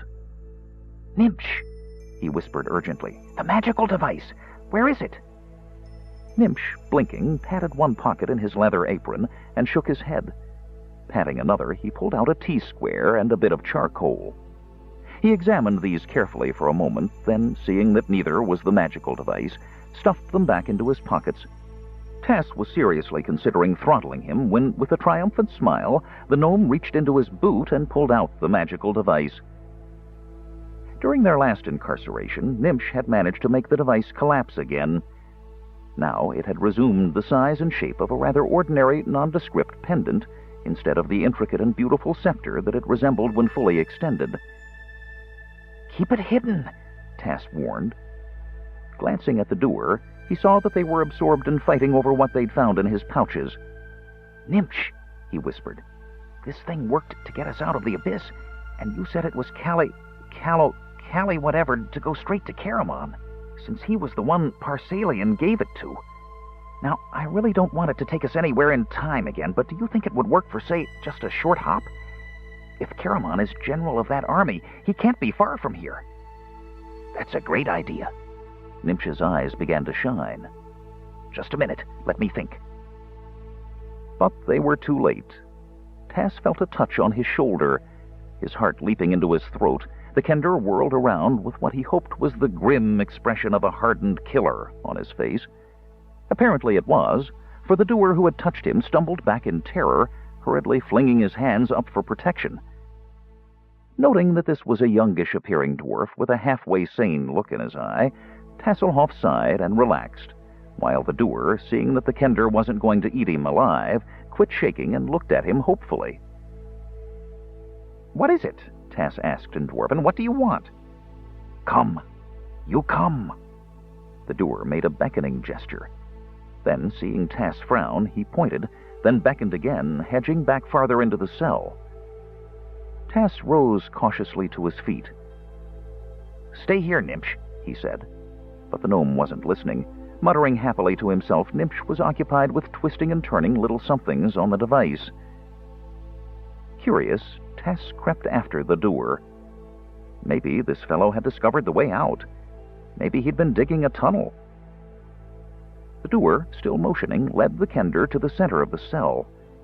Here he stopped and pointed. "Help?" he said hopefully. Tass, looking down, didn't see a tunnel.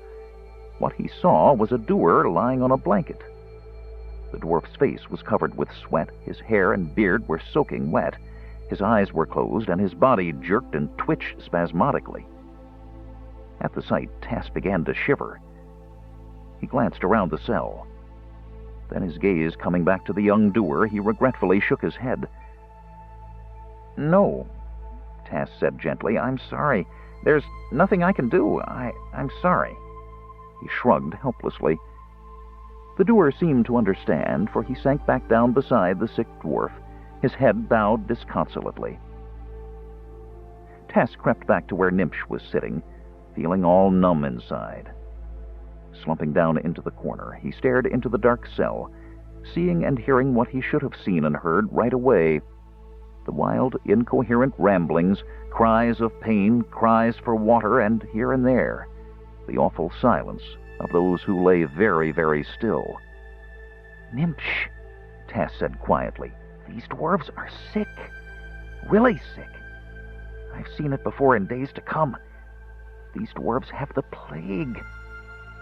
Nimsh's eyes widened. He almost dropped the magical device. "Nimsh," said Tass, trying to speak calmly, "we've got to get out of here fast.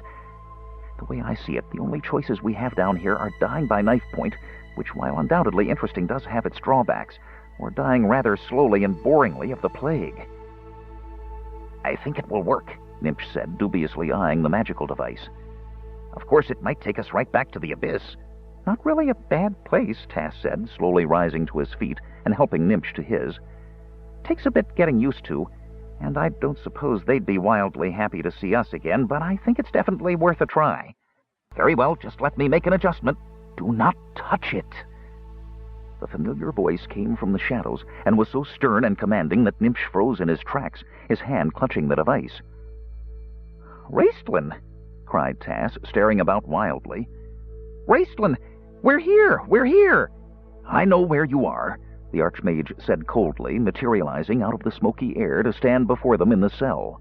His sudden appearance brought gasps and screams and cries from the doer. The one in the corner with the knife snaked to his feet and lunged forward. "Raistlin, look out!" Tass shrieked. Raistlin turned. He did not speak. He did not raise his hand. He simply stared at the dark dwarf. The doer's face went ashen. Dropping the knife from nerveless fingers, he shrank back and attempted to hide himself in the shadows. Before turning back to the Kender, Raistlin cast a glance around the cell. Silence fell instantly. Even those who were delirious hushed. Satisfied, Raistlin turned back to Tass. "Out," Tass finished lamely. Then the Kender's face brightened. He clapped his hands. "Oh, Raistlin, it's so good to see you. You're looking really well, too, especially for having a sword stuck in your, well, never mind that. And you came to rescue us, didn't you? That's splendid. Enough driveling," Raistlin said coolly. Reaching out a hand, he grabbed Tass and jerked him close. "Now tell me, where did you come from?" Tass faltered, staring up into Raistlin's eyes. I'm not sure you're going to believe this. No one else does, but it's the truth, I swear it. Just tell me, Raistland snarled, his hand deftly twisting Tasselhoff's collar. Right, Tass gulped and squirmed. Remember, it helps if you let me breathe occasionally. Now, let's see. I tried to stop the cataclysm and the device broke. I'm sure you didn't mean to, Tass stammered, but you, seem to have given me the wrong instructions. I did mean to, that is, Raistland said grimly. Go on. I'd like to, but it's hard to talk without air.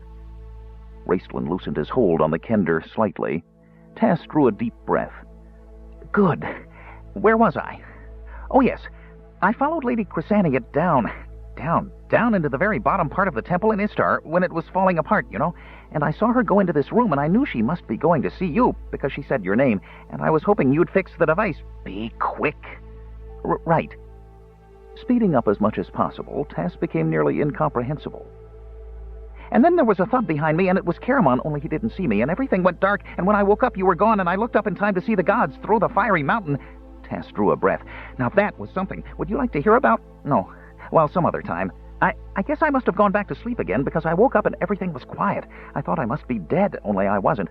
I was in the abyss, where the temple went after the cataclysm. The abyss, Raistland breathed. His hand trembled. Not a nice place, Tass said solemnly, despite what I said earlier. I met the Queen. The kender shivered. I don't think I want to talk about that now, if you don't mind. He held out a trembling hand. But there's her mark, those 5 little white spots. Anyway, she said I had to stay down there forever, because now she could change history and win the war, and I didn't mean to. Tass stared pleadingly at Raistland. I just wanted to help Caramon, but then while I was down in the abyss, I found Nimsh. The gnome, Raistland said softly, his eyes on Nimsh, who was staring at the magic user in amazement, not daring to move. Yes. Tass twisted his head to smile at his friend. He built a time-traveling device that worked, actually worked, think of that, and whoosh, here we are. You escaped the abyss. Raistland turned his mirror-like gaze on the kender. Tass squirmed uncomfortably. Those last few moments haunted his dreams at night, and Kender rarely dreamed. Sure, he said, smiling up at the Archmage in what he hoped was a disarming manner. It was apparently wasted, however. Raistland, preoccupied, was regarding the gnome with an expression that suddenly made Tass go cold all over. You said the device broke? Raistland said softly. Yes. Tass swallowed. Feeling Raistland's hold on him slacken, seeing the mage lost in thought, Tass wriggled slightly, endeavoring to free himself from the mage's grasp. To his surprise, Raistland let him go, releasing his grip so suddenly that Tass nearly tumbled over backward. The device was broken, Raistland murmured. Suddenly, he stared at Tass intently. Then, who fixed it? The Archmage's voice was little more than a whisper. Edging away from Raistland, Tass hedged. I hope the mages won't be angry. Nimsh didn't actually fix it. You'll tell Parsalian, won't you, Raistland? I wouldn't want to get into trouble. Well, any more trouble with him than I'm in already. We didn't do anything to the device, not really. Nimsh just, sort of put it back together the way it was, so that it worked. He reassembled it? Raistland persisted, that same strange expression in his eyes. Yes. With a weak grin, Tass scrambled back to poke Nimsh in the ribs just as the gnome was about to speak. Reassembled. That's the word, all right. Reassembled. But Tass, Nimsh began loudly, don't you remember what happened? Just shut up, Tass whispered, and let me do the talking. We're in a lot of trouble here. Mages don't like having their devices messed with, even if you did make it better. I'm sure I can make Parsalian understand that when I see him. He'll undoubtedly be pleased that you fixed it. After all, it must have been rather bothersome for them, what with the device only transporting one person at a time and all that. I'm sure Parsalian will see it that way, but I'd rather be the one to tell him if you take my meaning. Raistland's kind of, jumpy about things like that. I don't think he'd understand, and believe me, with a glance at the mage and a gulp, this isn't the time to try to explain. Nimsh, glancing dubiously at Raistland, shivered and crowded closer to Tass. He's looking at me like he's going to turn me inside out, the gnome muttered nervously. That's how he looks at everyone, Tass whispered back. You'll get used to it. No one spoke. In the crowded cell, one of the sick dwarves moaned and cried out in delirium. Tass glanced over at them uneasily, then looked at Raistlin. The magic user was once again staring at the gnome, that strange, grim, preoccupied look on his pale face. That's really all I can tell you now, Raistlin, Tass said loudly, with another nervous glance at the sick dwarves. Could we go now? Will you swoosh us out of here the way you used to in Istar? That was great fun, and... Give me the device, Raistlin said, holding out his hand. For some reason, perhaps it was that look in the mage's eye, or perhaps it was the cold dampness of the underground dungeons, Tass began to shiver.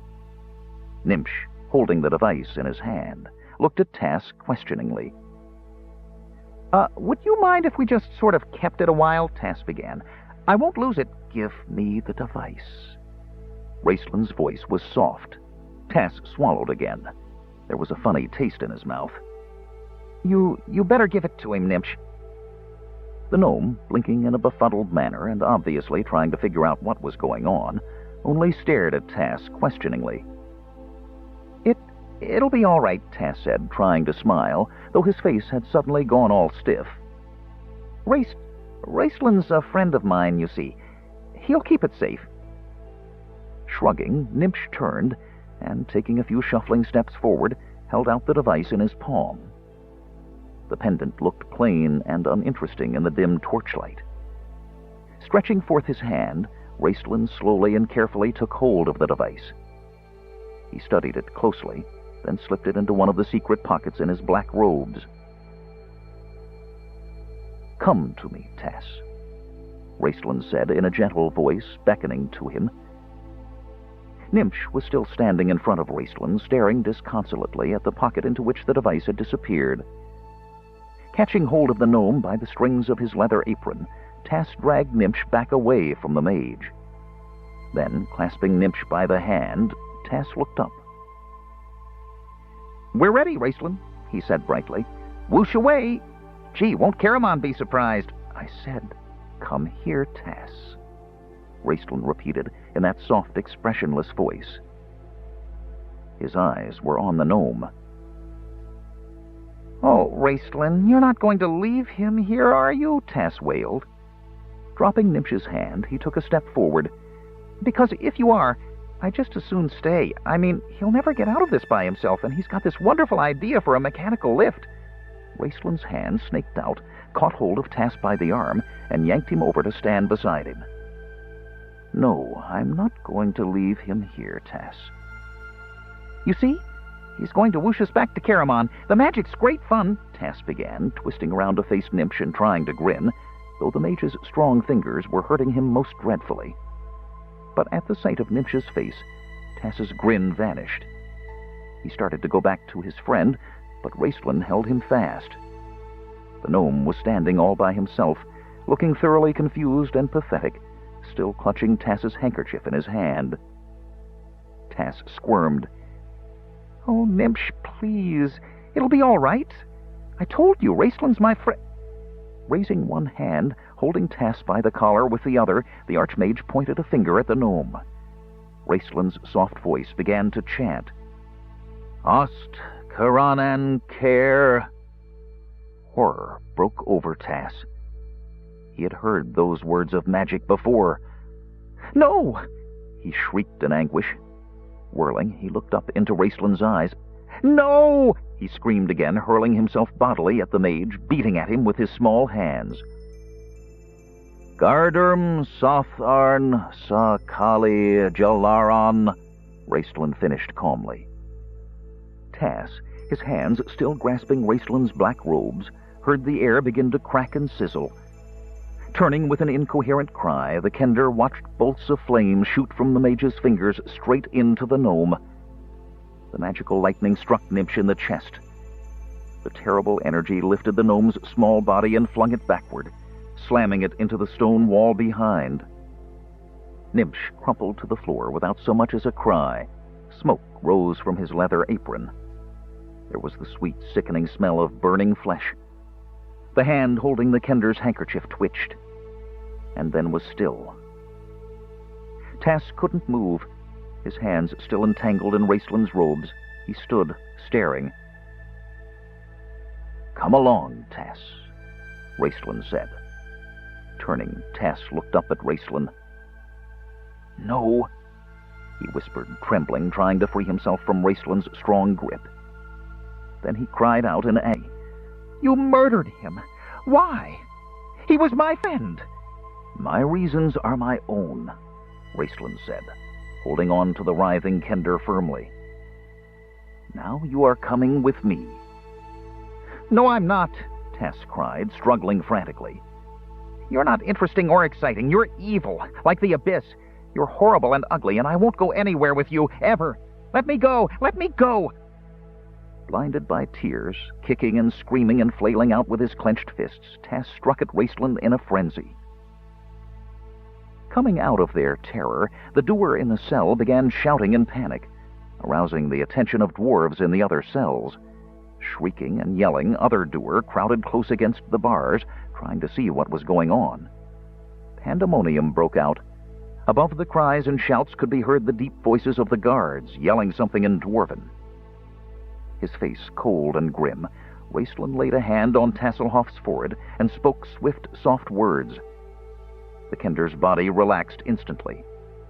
Catching him before he fell to the floor, Raistlin spoke again, and the two of them disappeared, leaving the stunned doer to stand, gaping, staring at the vacant space on the floor and the body of the dead gnome lying huddled in the corner. An hour later, Karas, having escaped his own confinement with ease, made his way to the cell block where the doer clans were being held captive. Grimly, Karas stalked down the aisles. "What's going on?" he asked a guard. "It seems awfully quiet."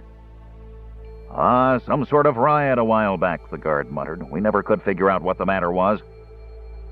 Karas glanced around sharply. The doer stared back at him, not with hatred, but with suspicion, even fear. Growing more worried as he went along, sensing that something frightful had occurred, the dwarf quickened his pace. Reaching the last cell, he looked inside. At the sight of Karas, those doer who could move leaped to their feet and backed into the farthest corner possible. There they huddled together, muttering and pointing at the front corner of the cell. Looking over, Karas frowned. The body of the gnome lay limply on the floor. Casting a furious glance at the stunned guard, Karas turned his gaze upon the doer. "Who did this?" he demanded. "And where's the Kender?" To Karas's amazement, the doer, instead of sullenly denying the crime, immediately surged forward, all of them babbling at once. With an angry, slashing hand motion, Karas silenced them. "You there!" He pointed at one of the doer who was still holding on to Tass's pouches. "Where did you get that pouch? What happened? Who did this? Where is the Kender?" As the doer shambled forward, Karas looked into the dark dwarf's eyes, and he saw to his horror that any sanity the dark dwarf might once have possessed was now completely gone. "I saw him," the doer said, grinning. "I saw him. In his black robes and all. He come for the gnome, and he come for the Kender, and he's comin' for us next." The dark dwarf laughed horribly. "Us next," he repeated. "Who?" Karas asked sternly. "Saw who? Who came for the Kender?" "Why, hisself," whispered the doer, turning to gaze upon the gnome with wild, staring eyes. "Death." Chapter 12. No one had set foot inside the magical fortress of Jaman for centuries. The dwarves viewed it with suspicion and distrust for several reasons. 1, it had belonged to wizards. 2, its stonework was not dwarven, nor was it even natural. The fortress had been raised, so legend told, up out of the ground by magic, and it was magic that still held it together. "Has to be magic," Rhaegar grumbled to Caramon, giving the tall, thin spires of the fortress a scathing glance. "Otherwise it would have toppled over long ago." The hill dwarves, refusing to a dwarf to stick so much as the tip of their beards inside the fortress, set up camp outside on the plains. The plainsmen did likewise.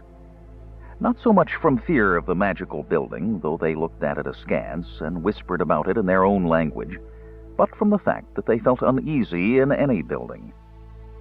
The humans, scoffing at these superstitions, entered the ancient fortress, laughing loudly about spooks and haunts. They stayed one night. The next morning found them setting up camp in the open, muttering about fresh air and sleeping better beneath the stars. "What went on here?" Caramon asked his brother uneasily as they walked through the fortress on their arrival. "You said it wasn't a tower of high sorcery, yet it's obviously magical. Wizards built it, and..." The big man shivered. "There's a strange feeling about it. Not eerie like the towers, but a feeling of... He floundered. "Of violence," Raistlin murmured, his darting, penetrating gaze encompassing all the objects around him. "Of violence and death, my brother. For this was a place of experimentation. The mages built this fortress far away from civilized lands for one reason, and that was that they knew the magic conjured here might well escape their control. And so it did, often. But here, too, emerged great things, magics that helped the world." "Why was it abandoned?" Lady Chrysania asked, drawing her fur cloak around her shoulders more tightly. The air that flowed through the narrow stone halls was chill and smelled of dust and stone. Raistlin was silent for long moments, frowning. Slowly, quietly, they made their way through the twisting halls. Lady Chrysania's soft leather boots made no sound as she walked. Caramon's heavy-booted footsteps echoed through the empty chambers. Raistlin's rustling robes whispered through the corridors. The staff of Magius upon which he leaned, thumping softly on the floor. As quiet as they were, they could almost have been the ghosts of themselves, moving through the hallways. When Raistlin spoke, his voice made both Caramon and Chrysania start. "Though there have always been the three robes, good, neutral, and evil, among the magic users, we have unfortunately not always maintained the balance," Raistlin said. "As people turned against us, the white robes withdrew into their towers, advocating peace. The black robes, however, sought at first to strike back. They took over this fortress and used it in experiments to create armies." He paused. "Experiments that were not successful at that time, but which led to the creation of draconians in our own age. With this failure, the mages realized the hopelessness of their situation. They abandoned Jaman, joining with their fellows in what became as the Lost Battles." "You seem to know your way around here," Caramon observed. Raistlin glanced sharply at his brother, but Caramon's face was smooth, guileless, though there was perhaps a strange, shadowed look in his brown eyes. "Do you not yet understand, my brother?" Raistlin said harshly, coming to a stop in a drafty, dark corridor. "I have never been here, yet I have walked these halls. The room I sleep in I have slept in many nights before, though I have yet to spend a night in this fortress. I am a stranger here, yet I know the location of every room, from those rooms of meditation and study at the top to the banquet halls on the first level." Caramon stopped, too. Slowly, he looked around him, staring up at the dusty ceiling, gazing down the empty hallways, where sunlight filtered through carved windows to lie in square tiles upon the stone floors. His gaze finally came back to meet that of his twin. "Then, Fistendantulus," he said, his voice heavy, "you know that this is also going to be your tomb." For an instant, Caramon saw a tiny crack in the glass of Raistlin's eyes. He saw not anger, but amusement, triumph. Then the bright mirrors returned. Caramon saw only himself reflected there, standing in a patch of weak winter sunlight. Chrysania moved next to Raistlin. She put her hands over his arm as he leaned upon his staff and regarded Caramon with cold, gray eyes. "The gods are with us," she said. "They were not with Fistendatalis. Your brother is strong in his art. I am strong in my faith. We will not fail." Still looking at Caramon, still keeping his twin's reflection in the glistening orbs of his eyes, Raistlin smiled. "Yes," he whispered, and there was a slight hiss to his words. "Truly, the gods are with us." Upon the first level of the great magical fortress of Jaman were huge stone-carved halls that had in past days been places of meeting and celebration. There were also, on the first level, rooms that had once been filled with books, designed for quiet study and meditation. At the back end were kitchens and storage rooms, long unused and covered by the dust of years. On the upper levels were large bedrooms filled with quaint old-fashioned furniture, the beds covered with linens preserved through the years by the dryness of the desert air. Caramon, Lady Chrysania, and the officers of Caramon's staff slept in these rooms. If they did not sleep soundly, if they woke up sometimes during the night thinking they had heard voices chanting strange words, or glimpsing wisps of ghostly figures fluttering through the moonlit darkness, no one mentioned these in the daylight. But after a few nights, these things were forgotten, swallowed up in larger worries about supplies, fights breaking out between humans and dwarves, reports from spies that the dwarves of Thorbarden were massing a huge, well-armed force. There was also in Jaman, on the first level, a corridor that appeared to be a mistake. Anyone venturing into it discovered that it wandered off from a short hallway and ended abruptly in a blank wall. It looked for all the world as if the builder had thrown down his tools in disgust, calling it quits. But the corridor was not a mistake. When the proper hands were laid upon that blank wall, when the proper words were spoken, when the proper runes were traced in the dust of the wall itself, then a door appeared, leading to a great staircase cut from the granite foundation of Jaman. Down, down the staircase, down into darkness, down, it seemed, into the very core of the world, the proper person could descend. Down into the dungeons of Jaman. One more time. The voice was soft, patient, and it dove and twisted at Tasselhoff like a snake. Writhing around him, it sank its curved teeth into his flesh, sucking out his life. "We will go over it again. Tell me about the abyss," said the voice. "Everything you remember. How you entered, what the landscape is like, who and what you saw, the queen herself, how she looked, her words." "I'm trying, Raistlin, truly," Tasselhoff whimpered. "We've gone over it and over it these last couple of days. I can't think of anything. And my head's hot and my feet and my hands are cold and the room's spinning round and round. If you'd make it stop spinning, Raistlin, I think I might be able to recall." Feeling Raistlin's hand on his chest, Tass shrank down into the bed. "No," he moaned, trying desperately to wriggle away. "I'll be good, Raistlin. I'll remember. Don't hurt me, not like poor Nimsh." But the Archmage's hand only rested lightly on the Kender's chest for an instant, then went to his forehead. Tass's skin burned, but the touch of that hand burned worse. "Lie still," Raistlin commanded. Then, lifting Tass up by the arms, Raistlin stared intently into the Kender's sunken eyes. Finally, Raistlin dropped Tass back down into the bed and, muttering a bitter curse, rose to his feet. Lying upon a sweat-soaked pillow, Tass saw the black-robed figure hover over him an instant. Then, with a flutter and swirl of robes, it turned and stalked out of the room.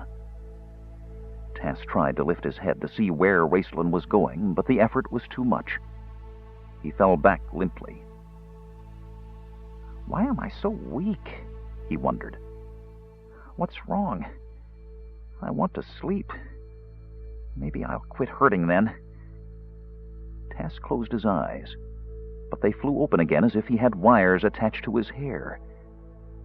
No, I can't sleep, he thought fearfully. There are things out there in the darkness, horrible things, just waiting for me to sleep. I've seen them. They're out there. They're going to leap out and... As if from a great distance, he heard Raistlin's voice talking to someone. Peering around, trying desperately to keep sleep away from him, Tass decided to concentrate on Raistlin. Maybe I'll find out something, he thought drearily. Maybe I'll find out what's the matter with me. Looking over, he saw the black-robed figure talking to a squat, dark figure. Sure enough, they were discussing him. Tass tried to listen, but his mind kept doing strange things, going off to play somewhere without inviting his body along. So Tass couldn't be certain if he was hearing what he was hearing or dreaming it. Give him some more of the potion. That should keep him quiet. A voice that sounded like Raistlin's said to the short, dark figure, There's little chance anyone will hear him down here, but I can't risk it. The short, dark figure said something.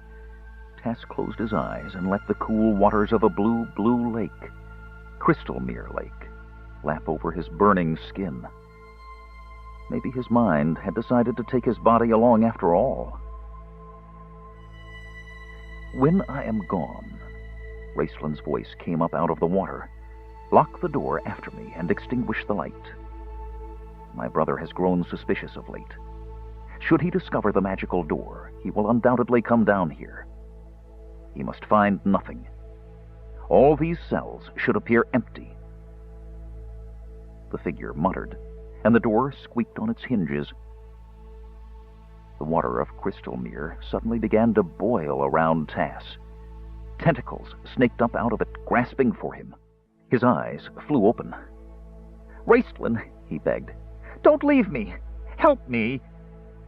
But the door banged shut. The short, dark figure shuffled over to Tass's bedside. Staring at it with a kind of dreamlike horror, Tass saw that it was a dwarf.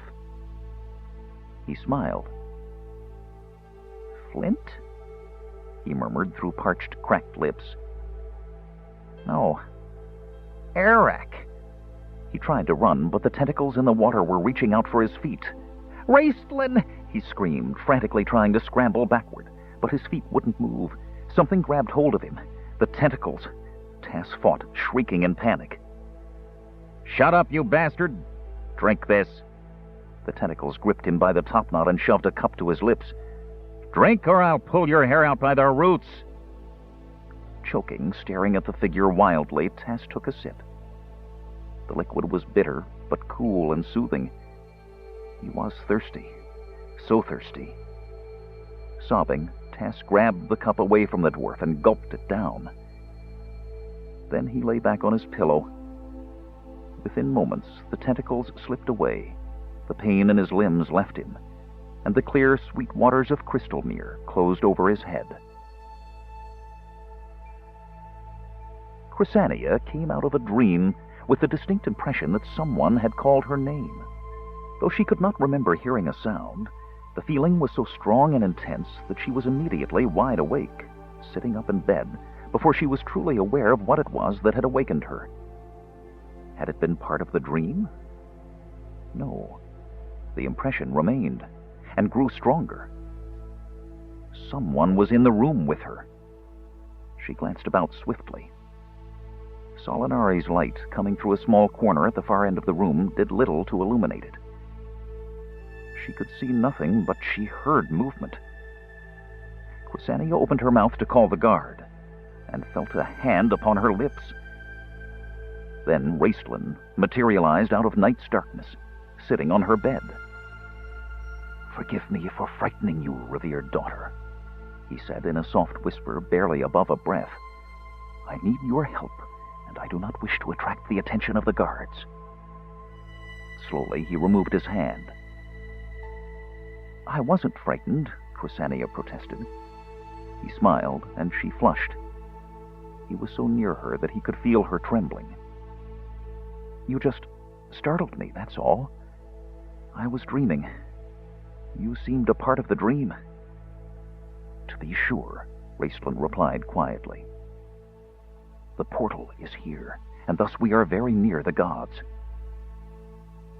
It isn't the nearness of the gods that is making me tremble, Chrysania thought with a quivering sigh, feeling the burning warmth of the body beside hers, smelling his mysterious, intoxicating fragrance. Angrily, she moved away from him, firmly suppressing her desires and longings. He is above such things. Would she show herself weaker? She returned to the subject abruptly. You said you needed my help. Why? Sudden fear gripped her. Reaching out impulsively, she grasped his hand. You are well, aren't you? Your wound? A swift spasm of pain crossed Raceland's face. Then his expression grew bitter and hard.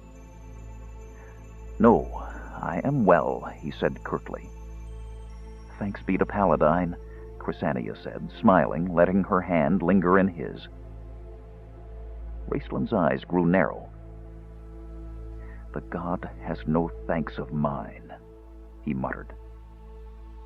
The hand holding hers clenched, hurting her. Chrysania shivered. It seemed for an instant as if the burning heat of the mage's body so near hers was drawing out her own, leaving her chilled. She tried to remove her hand from his, but Raceland, brought out of his bitter reverie by her movement, turned to look at her. Forgive me, revered daughter, he said, releasing her. The pain was unendurable. I prayed for death. It was denied me. You know the reason, Chrysania said, her fear lost in her compassion. Her hand hesitated a moment, then dropped to the coverlet near his trembling hand, yet not touching him. Yes, and I accept it. Still, I cannot forgive him.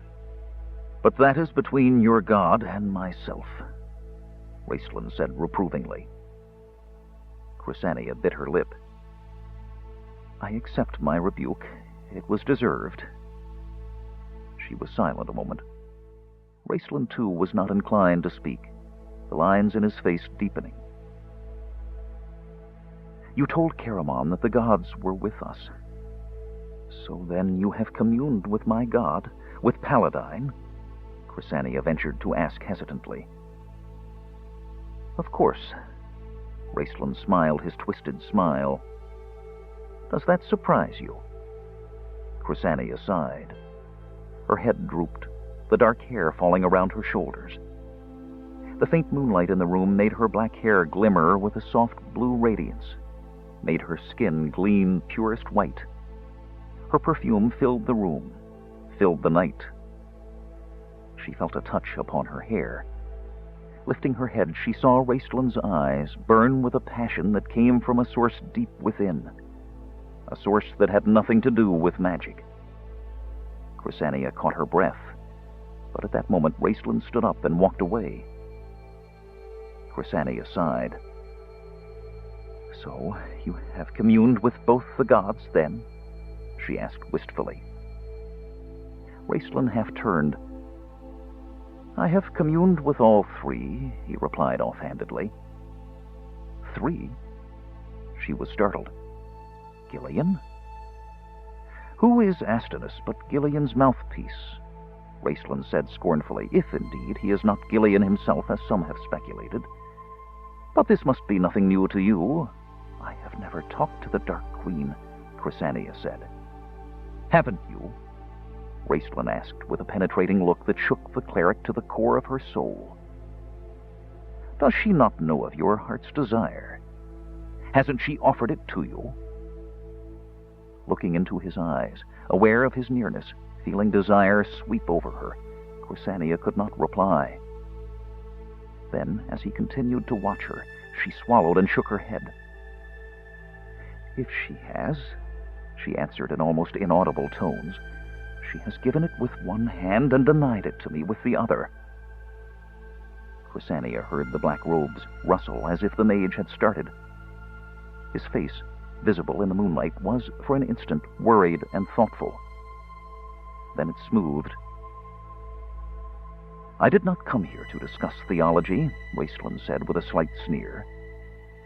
I have another, more immediate worry. Of course, Chrysania flushed, nervously brushing her tangled hair out of her face. Once again, I apologize. You needed me, you said. Tasselhoff is here. Tasselhoff? Chrysania repeated in blank amazement. Yes, and he is very ill. Near death, in fact. I need your healing skills. But I don't understand. Why, how did he come to be here? Chrysania stammered, bewildered. You said he had returned to our own time. So I believed, Raistlin replied gravely. But apparently I was mistaken. The magical device brought him here, to this time.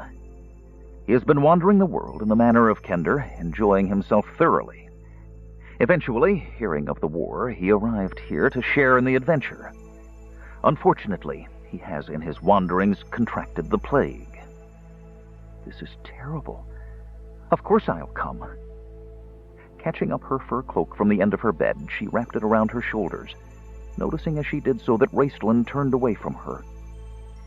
Staring out the window into the silver moonlight, she saw the muscles of his jaw tighten, as if with some inner struggle. I am ready, Chrysania said in smooth, businesslike tones, fastening her cloak. Raistlin turned back and extended his hand to her. Chrysania looked at him, puzzled. We must travel the pathways of the night, he said quietly. As I told you, I do not want to alert the guards. But why not? She said. What difference? What will I tell my brother? Chrysania paused. I see. You understand my dilemma? Raistlin asked, regarding her intently. If I tell him, it will be a worry to him at a time he can ill afford to add burdens to those he already carries. Tass has broken the magical device. That will upset Caramon too, even though he is aware I plan to send him home. But I should tell him the Kender is here. Caramon has looked worried and unhappy these past few days, Chrysania said thoughtfully, concern in her voice. The war is not going well, Raistlin informed her bluntly. The army is crumbling around him. The plainsmen talk every day of leaving. They may be gone now for all we know. The dwarves under Fireforge are an untrustworthy lot, pressuring Caramon into striking before he is ready. The supply wagons have vanished. No one knows what has become of them. His own army is restless, upset. On top of all this, to have a Kender roaming about, chattering aimlessly, distracting him. Raistlin sighed. Still, I cannot, in honor, keep this from him. Chrysania's lips tightened. No, Raistlin. I do not think it would be wise to tell him. Seeing Raistlin look dubious, she continued earnestly. There is nothing Caramon can do. If the Kender is truly ill, as you suspect, I can heal him, but he will be weak for several days. It would only be an added worry to your brother. Caramon plans to march in a few days' time. We will tend the Kender, then have him completely recovered, ready to meet his friend on the field if such is his desire. The Archmage sighed again, in reluctance and doubt. Then he shrugged. Very well, revered daughter, he said. I will be guided by you in this. Your words are wise. We will not tell Caramon that the Kender has returned. He moved close to her, and Chrysania, looking up at him, caught a strange smile upon his face, a smile that, for just this once, was reflected in his glittering eyes. Startled, upset without quite knowing why, she drew back, but he put his arm around her, enveloping her in the soft folds of his black sleeves, holding her close. Closing her eyes, she forgot that smile. Nestling close, wrapped in his warmth, she listened to his rapid heartbeat. Murmuring the words of magic, he transformed them both into nothingness. Their shadows seemed to hover for an instant in the moonlight, Then these two vanished with a whisper. "You are keeping him here, in the dungeons?" Chrysania asked, shivering in the chill, dank air. "Chirac." Raistlin caused the crystal atop the staff of Magius to fill the room with soft light. "He lies over there," the mage said, pointing. A crude bed stood up against one wall.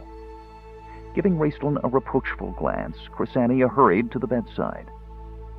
As the cleric knelt beside the kender and laid her hand on his feverish forehead, Tass cried out. His eyes flared open, but he stared at her unseeing. Raistlin, following more slowly, gestured to a dark dwarf who was crouched in a corner. "Leave us," the mage motioned, then came to stand by the bedside. Behind him, he heard the door to the cell close. "How can you keep him locked up in the darkness like this?" Chrysania demanded. "Have you ever treated plague victims before, Lady Chrysania?" Raistlin asked in an odd tone. Startled, she looked up at him, then flushed and averted her eyes. Smiling bitterly, Raistlin answered his own question. "No, of course not. The plague never came to Palanthus. It never struck the beautiful, the wealthy." He made no effort to hide his contempt, and Chrysania felt her skin burn as though she were the one with the fever. "Well, it came to us," Raistlin continued. "It swept through the poorer sections of Haven. Of course, there were no healers, nor were there even many who would stay to care for those who were afflicted. Even their own family members fled them. Poor, pathetic souls. I did what I could, tending them with the herb skill I had acquired. If I could not cure them, at least I could ease their pain. My master disapproved." Raistlin spoke in an undertone, and Chrysania realized that he had forgotten her presence. "So did Caramon. Fearing for my health," he said. "Bah." Raistlin laughed without mirth. He feared for himself. The thought of the plague frightens him more than an army of goblins. But how could I turn my back on them? They had no one. No one. Wretched. Dying alone. Staring at him dumbly, Chrysania felt tears sting her eyes. Raistlin did not see her. In his mind, he was back in those stinking little hovels that huddled on the outskirts of town as though they had run there to hide. He saw himself moving among the sick in his red robes, forcing the bitter medicine down their throats, holding the dying in his arms, easing their last moments. He worked among the sick grimly, asking for no thanks, expecting none. His face, the last human face many would see, expressed neither compassion nor caring. Yet the dying found comfort. Here was one who understood. Here was one who lived with pain daily. Here was one who had looked upon death and was not afraid. Raistlin tended the plague victims. He did what he felt he had to do at the risk of his own life. But why? For a reason he had yet to understand. A reason perhaps forgotten. At any rate, Raistlin returned to the present. I discovered that light hurt their eyes. Those who recovered were occasionally stricken blind by... A terrified shriek from the kender interrupted him. Tasselhoff was staring at him wildly. "Please, Raistlin, I'm trying to remember. Don't take me back to the Dark Queen." "Hush, Tass," Chrysania said softly, gripping the kender with both hands, as Tass seemed to be trying literally to climb into the wall behind him. "Calm down, Tass.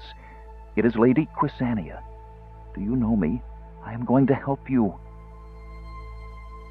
Tass transferred his wide-eyed, feverish gaze to the cleric, regarding her blankly for a moment. Then, with a sob, he clutched at her. "Don't let him take me back to the abyss, Chrysania. Don't let him take you. It's horrible. It's horrible. We'll all die. Die like poor Nibsh." The Dark Queen told me. He's raving, Chrysania murmured, trying to disengage Tass's clinging hands and force him to lie back down. What strange delusions. Is this common with plague victims? Yes, Raistlin replied. Regarding Tass intently, the mage knelt by the bedside. Sometimes it's best to humor them. It may calm him. Tasselhoff. Raistlin laid his hand upon the Kender's chest.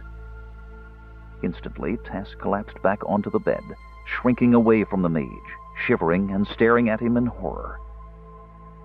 I'll be good, Raistlin, he whimpered. Don't hurt me, not like poor Nimsh. Lightning, lightning! Tass, said Raistlin firmly, with a hint of anger and exasperation in his voice that caused Chrysania to glance over at him reprovingly. But, seeing only a look of cool concern on his face, she supposed she must have mistaken his tone. Closing her eyes, she touched the medallion of Paladine she wore around her neck and began to murmur a healing prayer. I'm not going to hurt you, Tass. Shh! Lie still. Seeing Chrysania lost in her communion with her god, Raistlin hissed, Tell me, Tass. Tell me what the Dark Queen said. The Kender's face lost its bright, feverish flush as Chrysania's soft words flowed over him, sweeter and cooler than the waters of his delirious imaginings. The diminishing fever left Tass's face a ghastly ashen color. A faint glimmering of sense returned to his eye, but he never took his gaze from Raistlin. She told me before we left. Tass choked. Left? Raistlin leaned forward. I thought you said you escaped.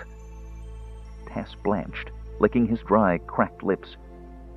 He tried to tear his gaze away from the mage, but Raistlin's eyes, glittering in the light of the staff, held the Kender fast, draining the truth from him. Tass swallowed. His throat hurt. Water, he pleaded. When you've told me, Raistlin snarled with a glance at Chrysania, who was still kneeling, her head in her hands, praying to Paladine. Tass gulped painfully. I thought we were escaping. We used the device and began to rise. I saw the abyss, the plain, flat, empty, fall away beneath my feet, and... Tass shuddered. It wasn't empty anymore. There were shadows, and...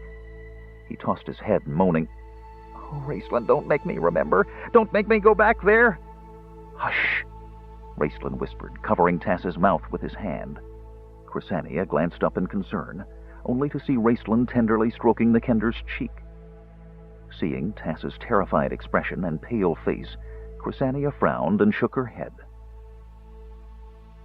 He is better, she said. He will not die. But dark shadows hover around him, preventing Paladine's healing light from restoring him fully. They are the shadows of these feverish ramblings. Can you make anything from them? Her feathery brows came together. Whatever it is seems very real to him. It must have been something dreadful to unnerve a Kender like this.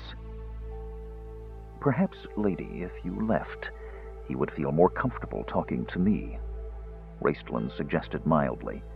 We are such old friends. True, Chrysania smiled, starting to rise to her feet. To her amazement, Tass grabbed her hands. Don't leave me with him, lady, he gasped. He killed Nimsh. Poor Nimsh. I saw him die. Tass began to weep. Burning lightning. There, Tass, Chrysania said soothingly, gently but firmly forcing the Kender to lie back down. No one's going to hurt you. Whoever killed this, Nimsh can't harm you now. You're with your friends, isn't he, Raistlin? My magic is powerful, Raistlin said softly. Remember that, Tasselhoff. Remember the power of my magic. Yes, Raistlin, Tass replied, lying quite still, pinned by the mage's fixed and staring gaze. "I think it would be wise if you remained behind to talk to him," Chrysania said in an undertone. "These dark fears will prey on him and hinder the healing process. I will return to my room on my own, with Paladine's help." "So we agree not to tell Caramon?" Raistlin glanced at Chrysania out of the corner of his eye. "Yes," Chrysania said firmly. "This would only worry him unnecessarily." She looked back at her patient. "I will return in the morning, Tasselhoff. Talk to Raistlin. Unburden your soul. Then sleep." Laying her cool hand upon Tass's sweat-covered forehead, she added, "May Paladine be with you." "Caramon?" Tass said hopefully. "Did you say Caramon? Is he here?" "Yes, and when you've slept and eaten and rested, I'll take you to him." "Couldn't I see him now?" Tass cried eagerly. Then he cast a fearful sideways glance at Raistlin. If it wouldn't be too much trouble, that is." "He's very busy," Raistlin said coldly. "He is a general now, Tasselhoff. He has armies to command, a war to fight. He has no time for Kenders." "No, I suppose not," Tass said with a small sigh, lying back on his pillow, his eyes still on Raistlin. With a final soft pat on his head, Chrysania stood up. Holding the medallion of Paladine in her hand, she whispered a prayer and was gone, vanishing into the night. "And now, Tasselhoff," Raistlin said in a soft voice that made Tass tremble, "we are alone." With his strong hands, the mage pulled the blankets up over the Kender's body and straightened the pillow beneath his head. "There. Are you comfortable?" Tass couldn't speak. He could only stare at the Archmage in growing horror. Raistlin sat down on the bed beside him. Putting one slender hand upon Tass's forehead, he idly caressed the Kender's skin and smoothed back his damp hair. "Do you remember Dalamar, my apprentice, Tass?" Raistlin asked conversationally. "You saw him, I believe, at the Tower of High Sorcery, am I correct?" Raistlin's fingers were light as the feet of spiders upon Tass's face. "Do you recall, at one point, Dalamar tore open his black robes, exhibiting 5 wounds upon his chest? Yes, I see you recall that. It was his punishment, Tass. Punishment for hiding things from me." Raistlin's fingers stopped crawling about the Kender's skin and remained in one place, exerting a slight pressure on Tass's forehead. Tass shivered, biting his tongue to keep from crying out. I remember, Raistlin. An interesting experience, don't you think?" Raistlin said offhandedly. "I can burn through your flesh with a touch, as I might burn through, say," he shrugged, "butter with a hot knife. Kender are fond of interesting experiences, I believe." Not quite that interesting," Tass whispered miserably. "I'll tell you, Raistlin. I'll tell you everything that happened." He closed his eyes a moment, then began to talk, his entire body quivering with the remembered terror. We seemed not to rise up out of the abyss so much as the abyss dropped away beneath us. And then, like I said, I saw it wasn't empty. I could see shadows, and I thought there were valleys and mountains." Tass's eyes flared open. He stared at the mage in awe. "It wasn't. Those shadows were her eyes, Raistlin, and the hills and valleys were her nose and mouth. We were rising up out of her face. She looked at me with eyes that were bright and gleamed with fire, and she opened her mouth, and I thought she was going to swallow us. But we only rose higher and higher, and she fell away beneath us, swirling. And then she looked at me, and she said, "What did she say?" Raistlin demanded. "The message was to me. It must have been. That was why she sent you. What did the Queen say?" Tass's voice grew hushed. She said, "Come home." Chapter 13. The effect of his words upon Raistlin startled Tasselhoff just about as much as anything had ever startled him in his entire life. Tass had seen Raistlin angry before. He had seen him pleased. He had seen him commit murder. He had seen the mage's face when Karis, the dwarven hero, drove his sword blade into the mage's flesh. But he had never seen an expression on it like this. Raistlin's face went ashen, so white Tass thought for a wild moment that the mage had died, perhaps been struck dead on the spot. The mirror-like eyes seemed to shatter. Tass saw himself reflected in tiny, splintered shards of the mage's vision. Then he saw the eyes lose all recognition, go completely blank, staring ahead sightlessly. The hand that rested upon Tass's head began to tremble violently. And as the Kender watched in astonishment, he saw Raistlin seem to shrivel up before him. His face aged perceptively. When he rose to his feet, still staring unseeing around him, the mage's entire body shook. "Raistlin?" Tass asked nervously, glad to have the mage's attention off him, but bewildered by his strange appearance. The Kender sat up weakly. The terrible dizziness had gone, along with the weird, unfamiliar feeling of fear. He felt almost like himself again. "Raistlin, I didn't mean anything. Are you going to be sick now? You look awfully queer." But the Archmage didn't answer. Staggering backward, Raistlin fell against the stone wall and just stood there, his breathing rapid and shallow. Covering his face with his hand, he fought desperately to regain control of himself, a fight with some unseen opponent that was yet as visible to Tass as if the mage had been fighting a specter. Then, with a low, hollow cry of rage and anguish, Raistlin lurched forward. Gripping the staff of Magius, his black robes whipping around him, he fled through the open door. Staring after Raistlin in astonishment, Tass saw him hurtle past the dark dwarf standing guard in the doorway. The dwarf took one look at the mage's cadaverous face as Raistlin ran blindly past him, and with a wild shriek whirled around and dashed off in the opposite direction. So amazing was all this that it took Tass a few moments to realize he wasn't a prisoner anymore.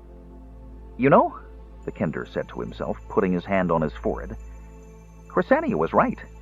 I do feel better now that I've gotten that off my mind. It didn't do much for Raistlin, unfortunately, but then I don't care about that. Well, much." Tass sighed. "I'll never understand why he killed poor Nimsh. Maybe I'll have a chance to ask him someday. But now," the Kender glanced around, "the first thing to do is find Caramon and tell him I've got the magical device, and we can go home.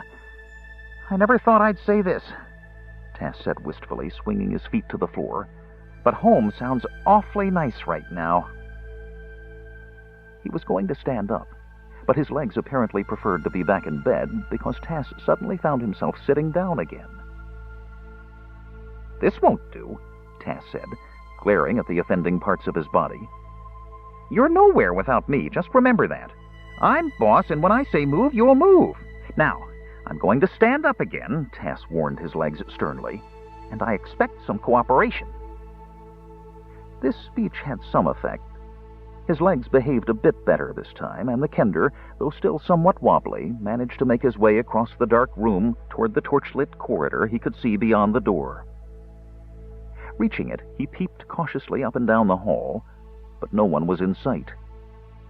Creeping out into corridor, he saw nothing but dark, closed-up cells, like the one he'd been in, and a staircase at one end leading up.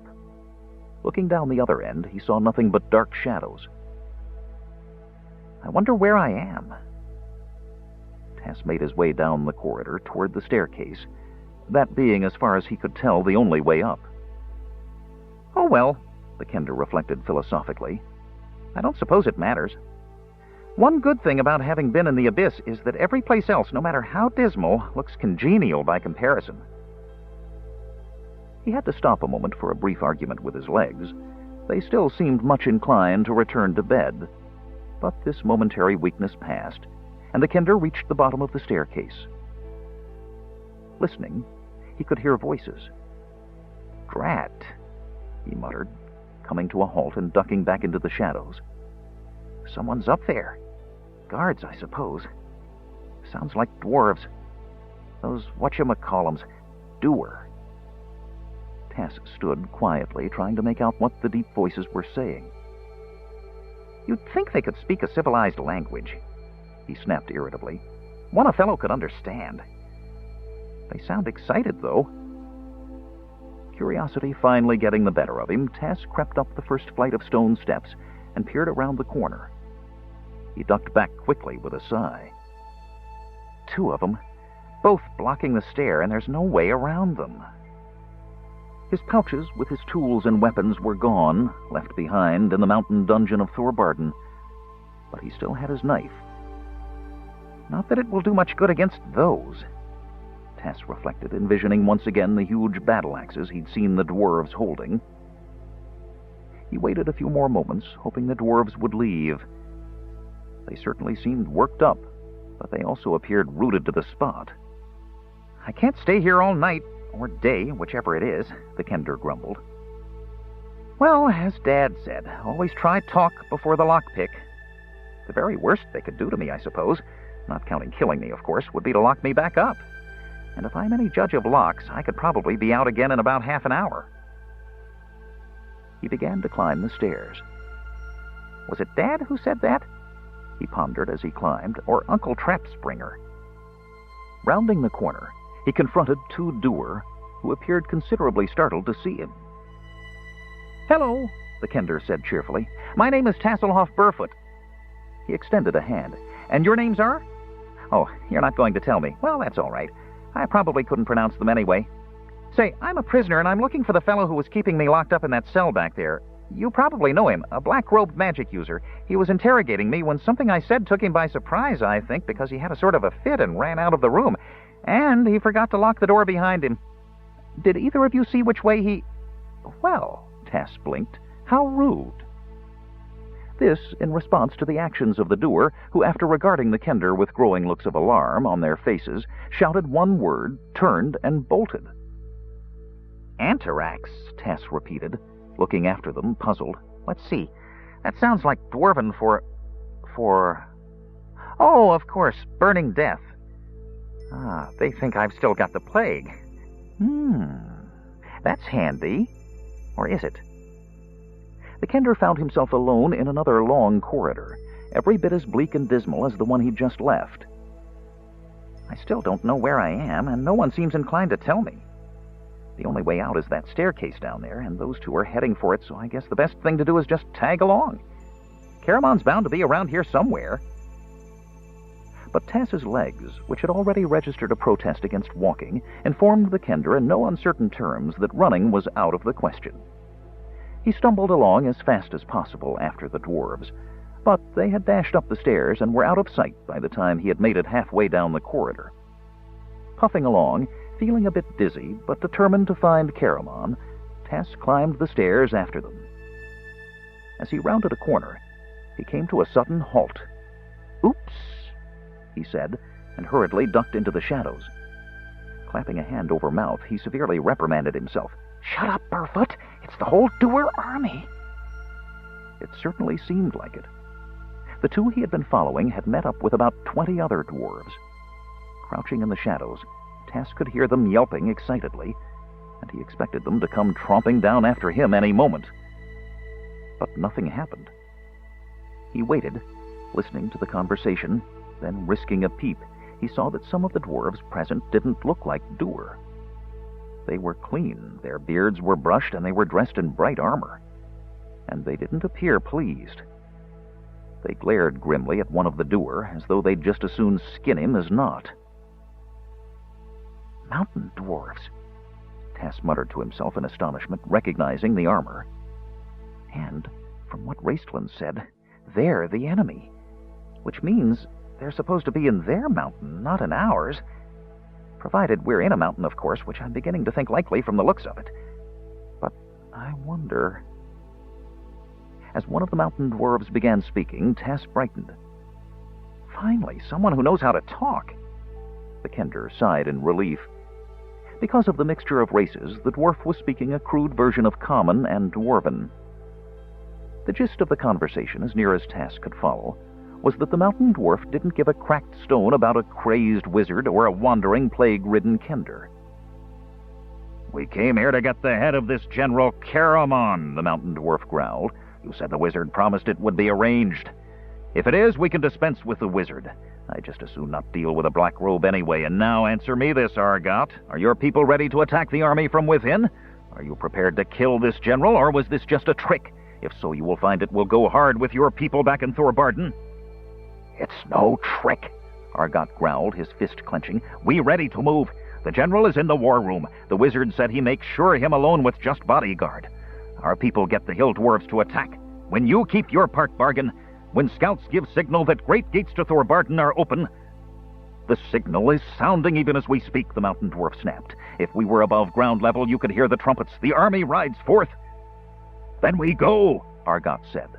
Bowing, he added with a sneer, "If your lordship dares come with us, we take General Caramon's head right now." "I will join you," the mountain dwarf said coldly, "if only to make certain you plot no further treachery."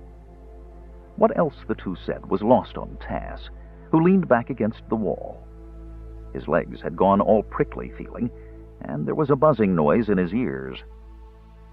"Caramon," he whispered, clutching at his head, trying to think. "They're going to kill him. And Raistlin's done this." Tass shuddered. Poor Caramon. His own twin. If he knew that, it would probably just kill him dead on the spot. The dwarves wouldn't need axes. Suddenly, the kender's head snapped up. "Tasselhoff, Burfoot," he said angrily. "What are you doing, standing around like a gully dwarf with one foot in the mud? You've got to save him. You promised Tika you'd take care of him after all." "Save him? How, you doorknob?" boomed a voice inside of him that sounded suspiciously like Flint's. "There must be 20 dwarves, and you armed with that rabbit killer." "I'll think of something," Tass retorted, "so just keep sitting under your tree." There was a snorting sound. Resolutely ignoring it, the kender stood up tall and straight, pulled out his little knife, and crept quietly, as only kender can, down the corridor. Chapter 14. She had the dark, curly hair and the crooked smile that men would later find so charming in her daughter. She had the simple, guileless honesty that would characterize one of her sons, and she had a gift, a rare and wonderful power that she would pass on to the other. She had magic in her blood, as did her son. But she was weak, weak-willed, weak-spirited. Thus she let the magic control her, and thus finally she died. Neither the strong-souled Kitiara nor the physically strong Caramon was much affected by their mother's death. Kitiara hated her mother with bitter jealousy, while Caramon, though he cared about his mother, was far closer to his frail twin. Besides, his mother's weird ramblings and mystical trances made her a complete enigma to the young warrior. But her death devastated Raistlin. The only one of her children who truly understood her. He pitied her for her weakness, even as he despised her for it. And he was furious at her for dying, furious at her for leaving him alone in this world, alone with the gift.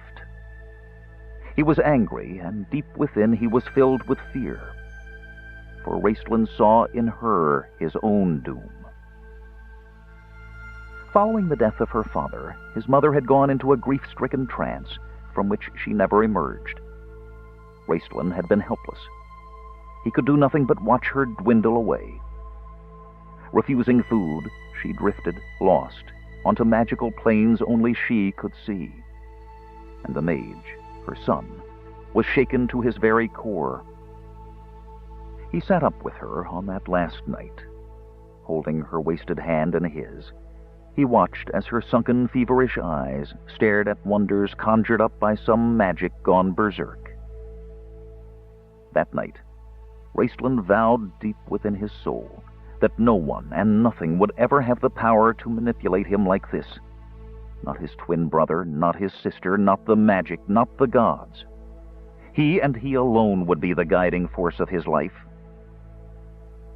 He vowed this, swearing it with a bitter, binding oath. But he was a boy still. A boy left alone in darkness as he sat there with his mother the night she died. He watched her draw her last shuddering breath. Holding her thin hand with its delicate fingers so like his own, he pleaded softly through his tears, "Mother, come home.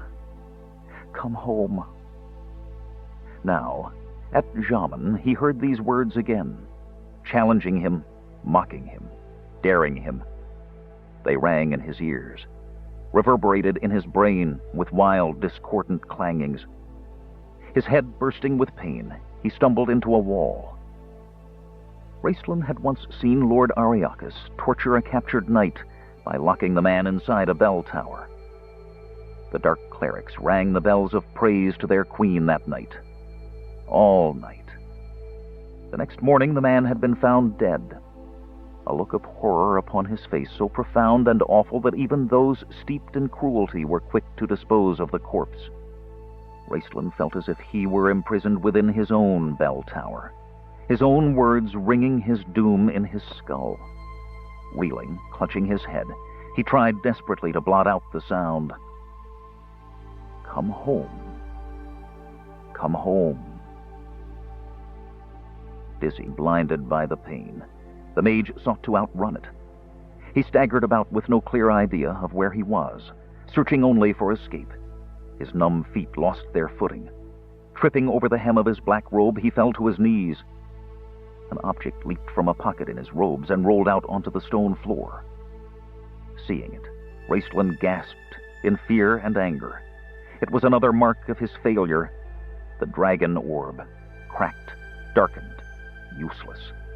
Frantically, he grabbed for it, but it skittered like a marble across the flagstone, eluding his clawing grasp. Desperate, he crawled after it, and finally it rolled to a stop. With a snarl, Raistlin started to take hold of it, then halted. Lifting his head, his eyes opened wide. He saw where he was, and he shrank back, trembling. Before him loomed the great portal. It was exactly like the one in the Tower of High Sorcery in Palanthus. A huge oval door standing upon a raised dais. It was ornamented and guarded by the heads of 5 dragons, their sinuous necks snaking up from the floor, the 5 heads faced inward, 5 mouths open, screaming silent tribute to their queen. In the Tower of Palanthus, the door to the portal was closed. None could open it except from within the abyss itself, coming the opposite direction, an egress from a place none ever left. This door, too, was closed. But there were 2 who could enter. A white-robed cleric of infinite goodness, and a black-robed archmage of infinite evil.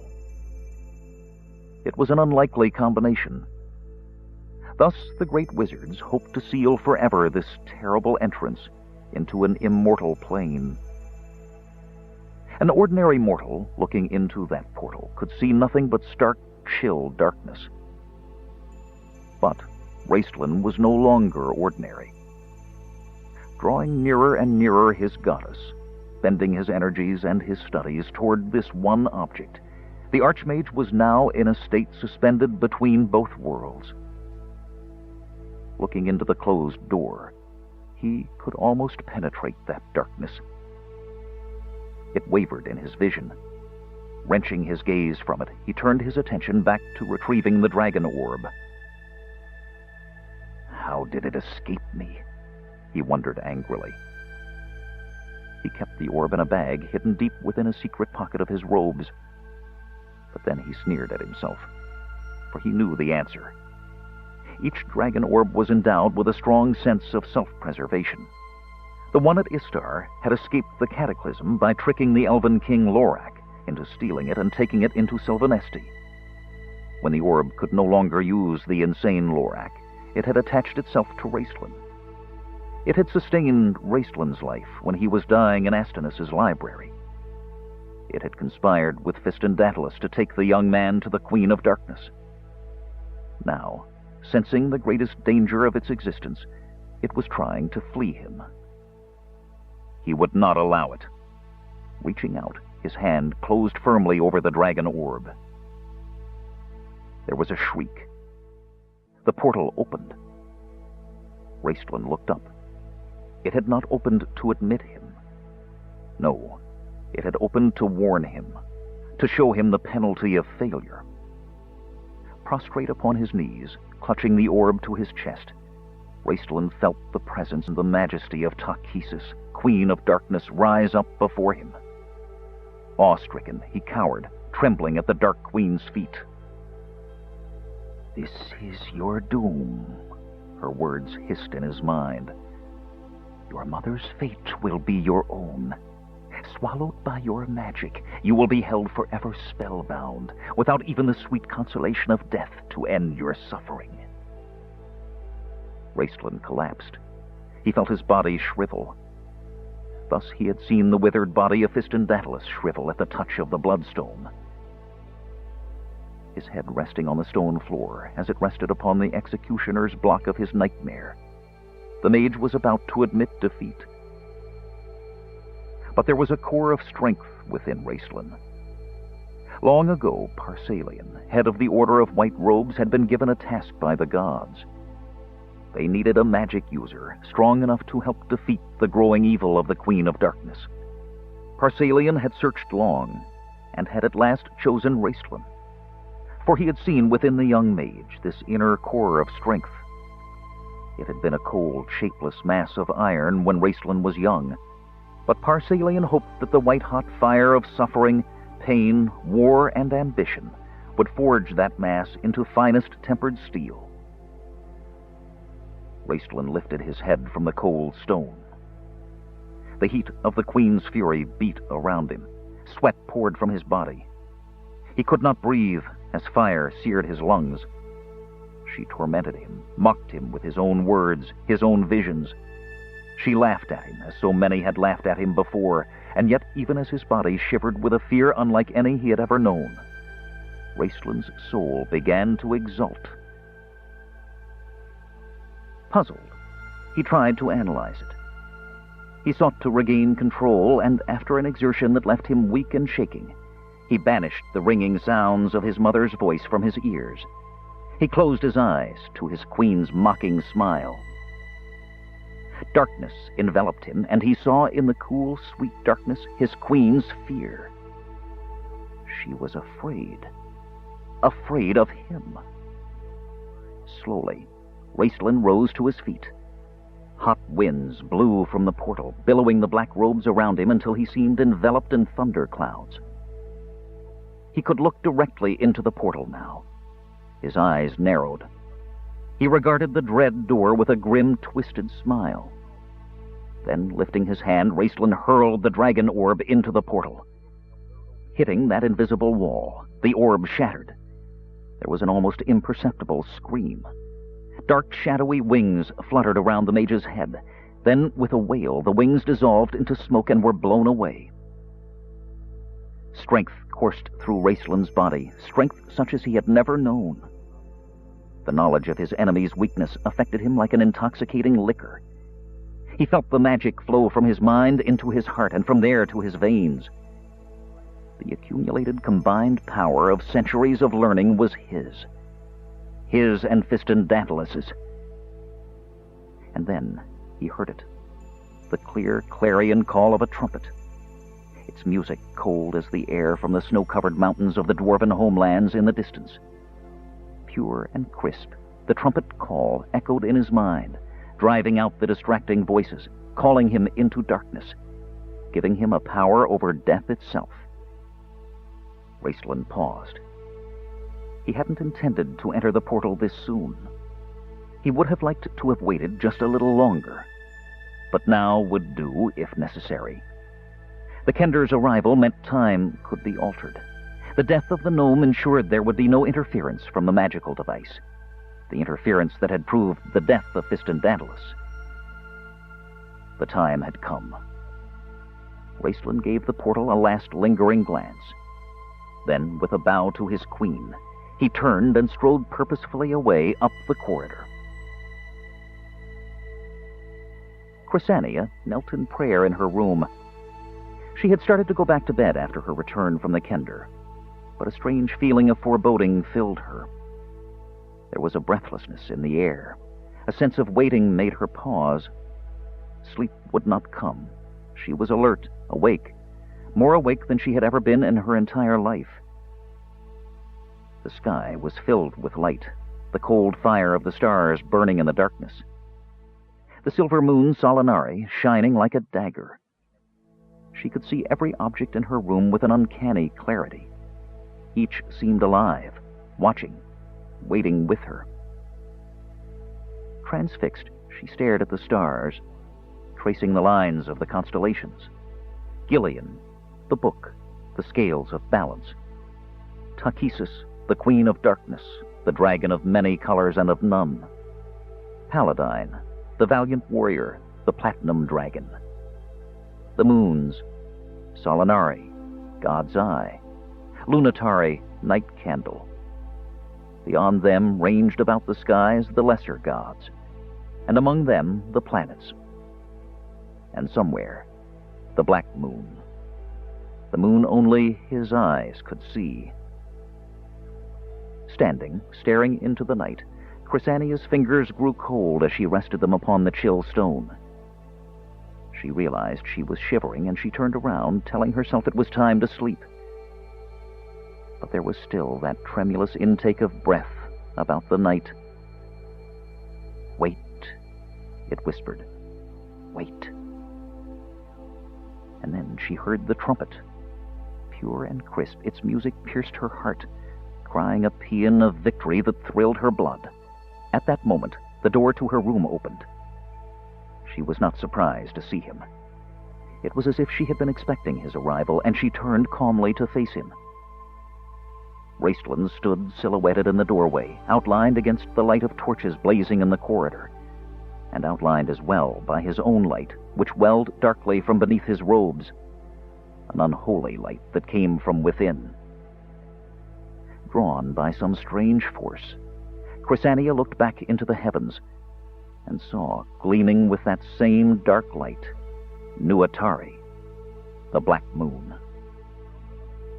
For a moment, she closed her eyes, overwhelmed by the dizzying rush of blood, the beating of her heart.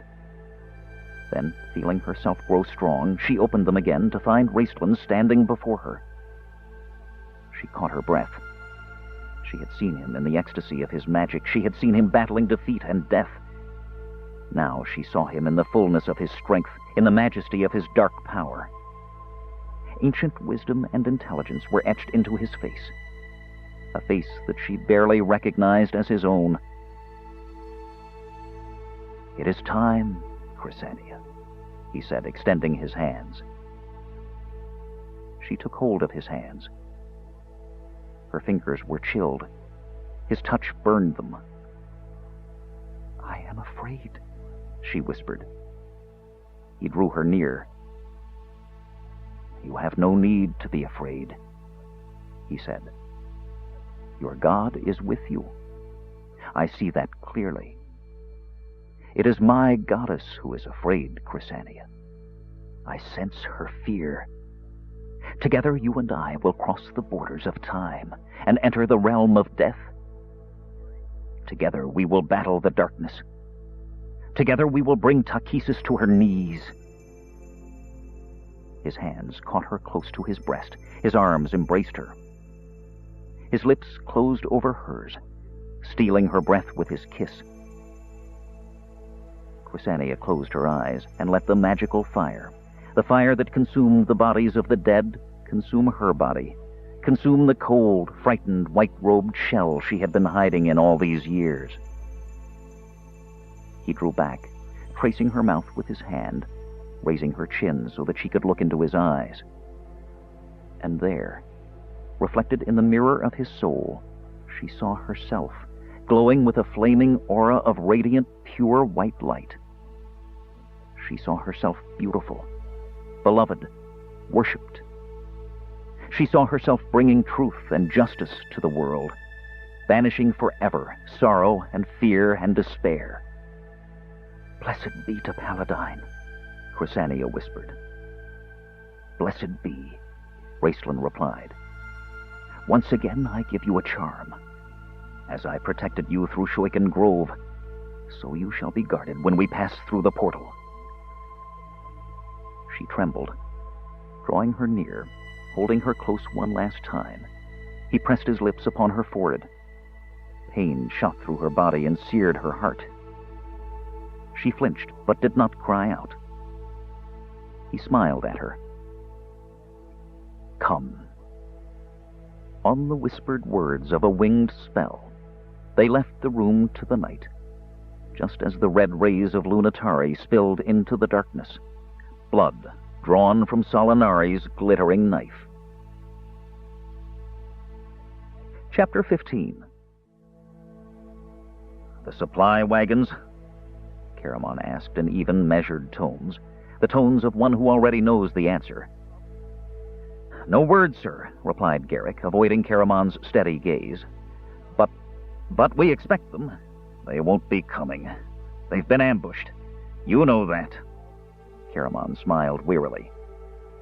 At least we found water, Garrick said lamely, making a valiant effort to sound cheerful, which failed miserably.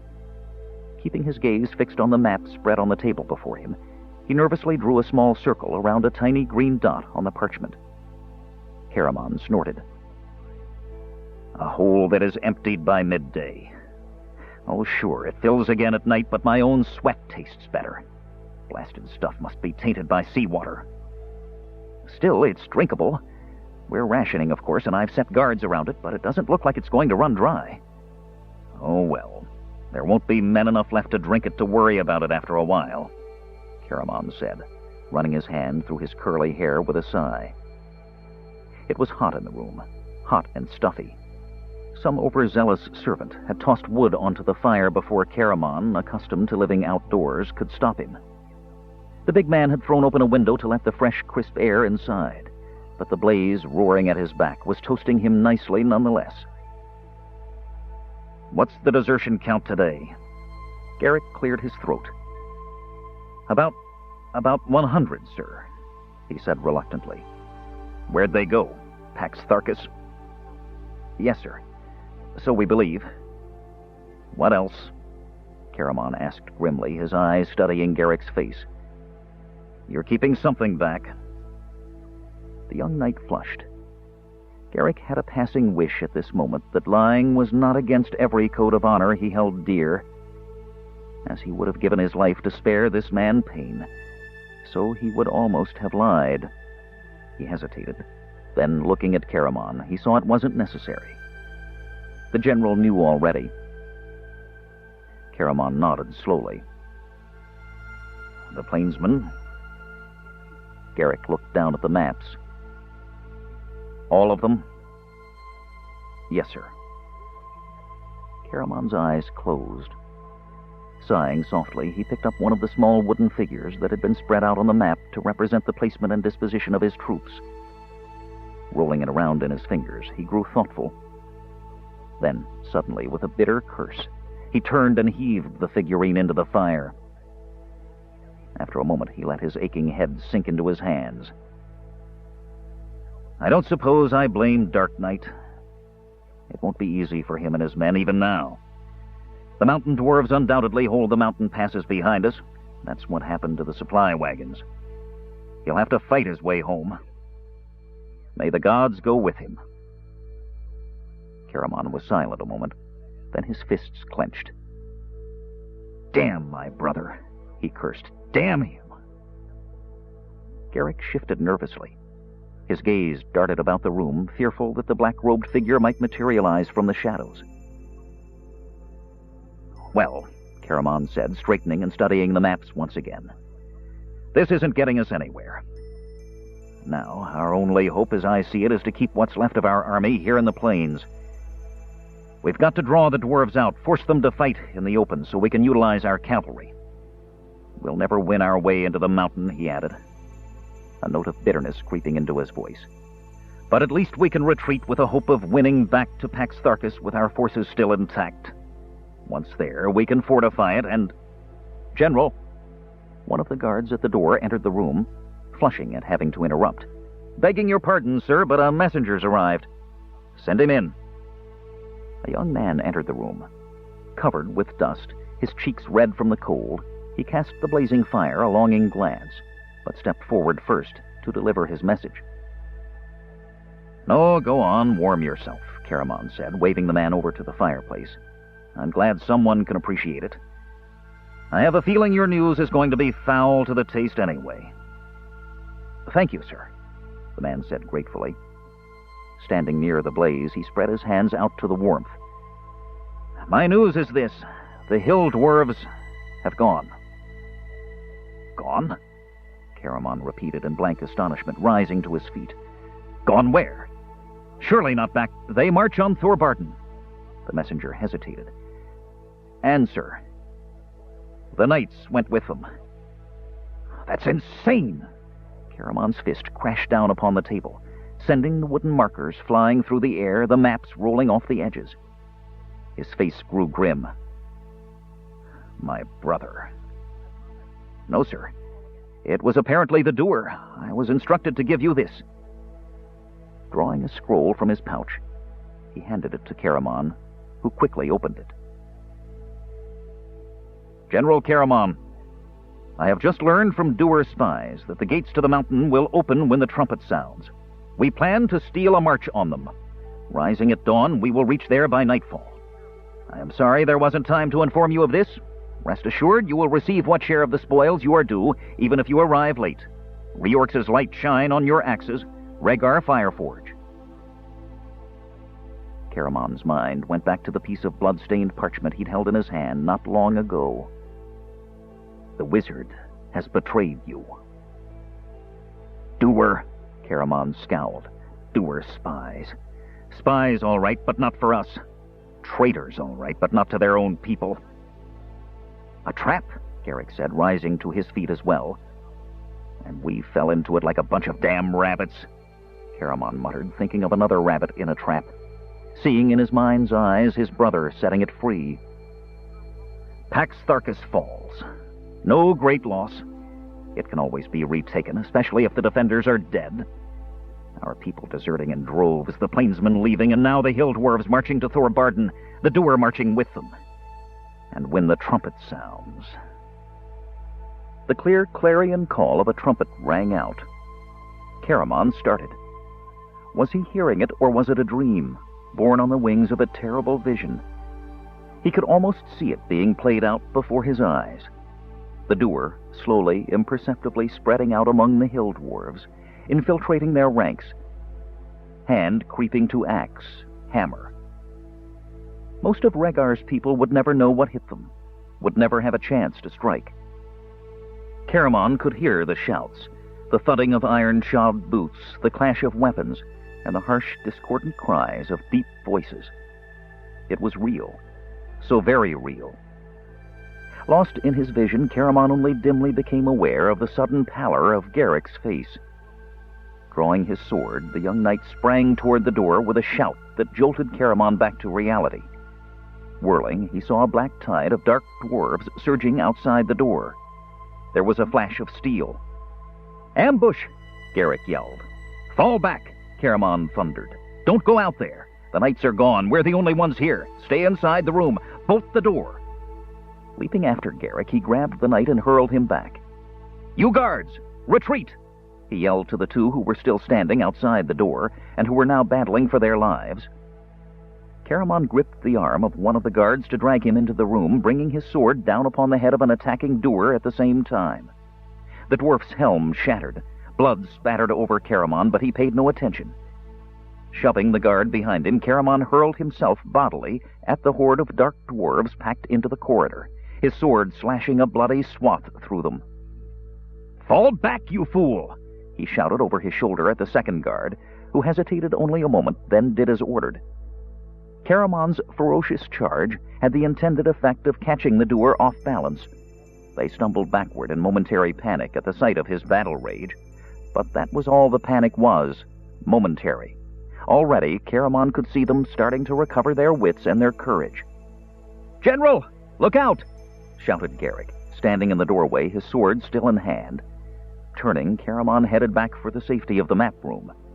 But his foot slipped on the blood-covered stones, and the big man fell, wrenching his knee painfully. With a wild howl, the doer leaped on him. "Get inside! Bolt the door, you!" The rest of Caramon's words were lost as he disappeared beneath a seething mass of dwarves. "Caramon!" Sick at heart, cursing himself for hanging back, Garrick jumped into the fray. A hammer blow crashed into his arm, and he heard the bone crunch. His left hand went oddly limp. Well, he thought, oblivious to the pain, at least it wasn't my sword arm. His blade swung. A dark dwarf fell headless. An axe blade whined, but its wielder missed his mark. The dwarf was cut down from behind by one of the guards at the door. Though unable to stand, Caramon still fought. A kick from his uninjured leg sent two dwarves reeling backward to crash into their fellows. Twisting onto his side, the big man smashed the hilt of his sword through the face of another dwarf, splashing blood up to his elbows. Then, in the return stroke, he thrust the blade through the guts of another. Garrick's charge spared his life for an instant, but it seemed it was an instant only. "Caramon, above you!" shrieked Garrick, battling viciously. Rolling onto his back, Caramon looked up to see Argot standing over him, his axe raised. Caramon lifted his sword, but at that moment 4 dark dwarves leaped on him, pinning him to the floor. Almost weeping in rage, heedless of the weapons flashing around him, Garrick tried desperately to save Caramon, but there were too many dwarves between him and his general. Already the doer's axe blade was falling. The axe fell, but it fell from nerveless hands. Garrick saw Argot's eyes open wide in profound astonishment. The dwarf's axe fell to the blood-slick stones with a ringing clatter as the dark dwarf himself toppled over on top of Caramon. Staring at Argot's corpse, Garrick saw a small knife sticking out of the back of the dwarf's neck. He looked up to see the dark dwarf's killer and gasped in astonishment. Standing over the body of the dead traitor was, of all things, a kender. Garrick blinked, thinking perhaps the fear and pain had done something strange to his mind, causing him to see phantoms. But there wasn't time to try to figure out this astounding occurrence. The young knight had finally managed to reach his general's side. Behind him, he could hear the guards shouting and driving back the doer, who, seeing their leader fall, had suddenly lost a great deal of their enthusiasm for a fight that was supposed to have been an easy slaughter. The 4 dwarves who were holding Caramon stumbled back hastily as the big man struggled out from beneath Argot's body.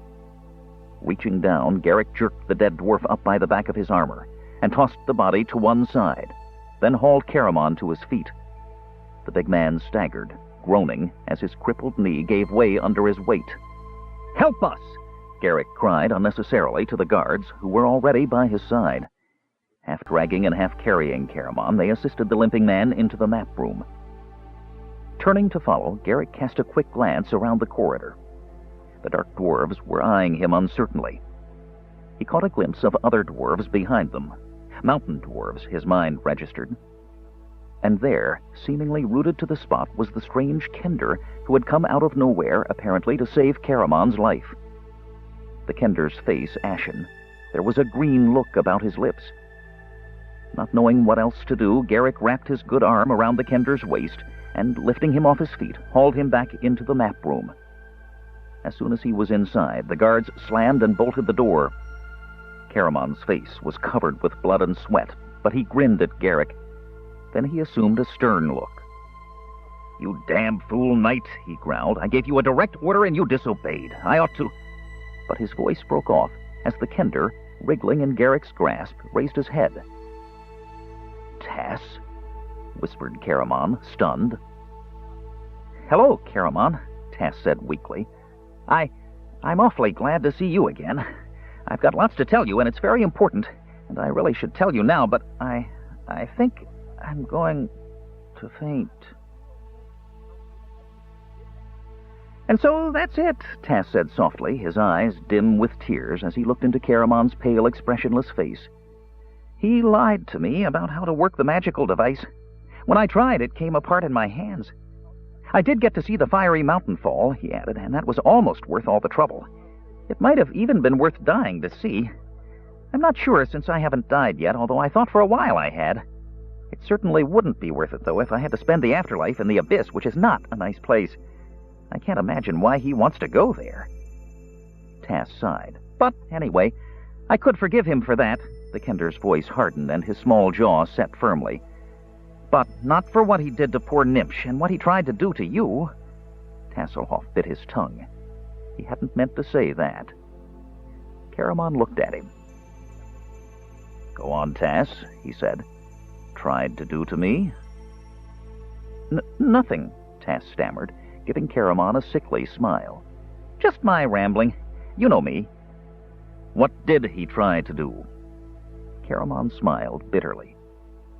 I didn't suppose there was anything left he could do to me. Have you killed? Tass muttered. Ah, yes. Caramon's expression did not change. Of course. So that's what the dwarf's message meant. He gave you to the doer, Tass said miserably. They were going to take your head back to King Duncan. Raistland sent away all the knights in the castle, telling them you'd ordered them off to Thorbarton. Tass waved his hand at Garrick and the two guards. He told the doer you'd have only your bodyguards. Caramon said nothing. He felt nothing. Neither pain, nor anger, nor surprise. He was empty. Then a great surge of longing for his home, for Tika, for his friends, for Tanis, Lorana, for Riverwind and Goldmoon, rushed in to fill up that vast emptiness. As if reading his thoughts, Tass rested his small head on Caramon's shoulder. Can we go back to our own time now? He said, looking up at Caramon wistfully. I'm awfully tired. Say, do you think I could stay with you and Tika for a while, just until I'm better? I wouldn't be a bother, I promise. His eyes dim with tears, Caramon put his arm around the Kender and held him close. As long as you want, Tass, he said. Smiling sadly, he stared into the flames. I'll finish the house. It won't take more than a couple of months. Then we'll go visit Tanis and Lorana. I promised Tika we'd do that. I promised her a long time ago, but I never seemed to get there. Tika always wanted to see Palanthus, you know. And maybe all of us could go to Sturm's tomb. I never did get a chance to tell him goodbye. And we can visit Aliston and... Oh! Tass's face grew alarmed. Chrysania! Lady Chrysania! I tried to tell her about Raistland, but she doesn't believe me. We can't leave her. He leaped to his feet, wringing his hands. We can't let him take her to that horrible place. Caramon shook his head. We'll try to talk to her again, Tass. I don't think she'll listen, but at least we can try. He heaved himself up painfully. They'll be at the portal now. Raistland can't wait much longer. The fortress will fall to the mountain dwarves soon. Garrick, he said, limping over to where the knights sat. How's it going? One of the other knights had just finished setting Garrick's broken arm. They were tying it up in a rude sling, binding it to his side so that it was immobile. The young man looked up at Caramon, gritting his teeth with the pain, but managing a smile nonetheless. I'll be fine, sir, he said weakly. Don't worry. Smiling, Caramon drew up a chair next to him. Feel like traveling? Of course, sir. Good. Actually, I guess you don't have much choice. This place will be overrun soon. You've got to try to get out now. Caramon rubbed his chin. Rhaegar told me there were tunnels running beneath the plains, tunnels that lead from Pax Tharkus to Thorbarton. My advice is to find these. That shouldn't be too difficult. Those mounds out there lead down to them. You should be able to use the tunnels to at least get out of here safely. Garrick did not answer. Glancing at the other two guards, he said quietly, You say your advice, sir. What about you? Aren't you coming with us? Caramon cleared his throat and started to answer, but he couldn't talk. He stared down at his feet. This was a moment he had been dreading, and now that it was here, the speech he had carefully prepared blew out of his head like a leaf in the wind. No, Garrick, he said finally. I'm not. Seeing the knight's eyes flash, and guessing what he was thinking, the big man raised his hand. No, I'm not going to do anything so foolish as to throw my life away on some noble, stupid cause, like rescuing my commanding officer. Garrick flushed in embarrassment as Caramon grinned at him. No, the big man continued more somberly, I'm not a knight, thank the gods. I have enough sense to run when I'm beaten, and right now, he couldn't help but sigh. I'm beaten. He ran his hand through his hair. I can't explain this so that you'll understand it. I'm not sure I understand, not fully. But let's just say that the Kender and I have a magical way home. Garrick glanced from one to the other. Not your brother, he said, frowning darkly. No, Caramon answered, not my brother. Here he and I part company.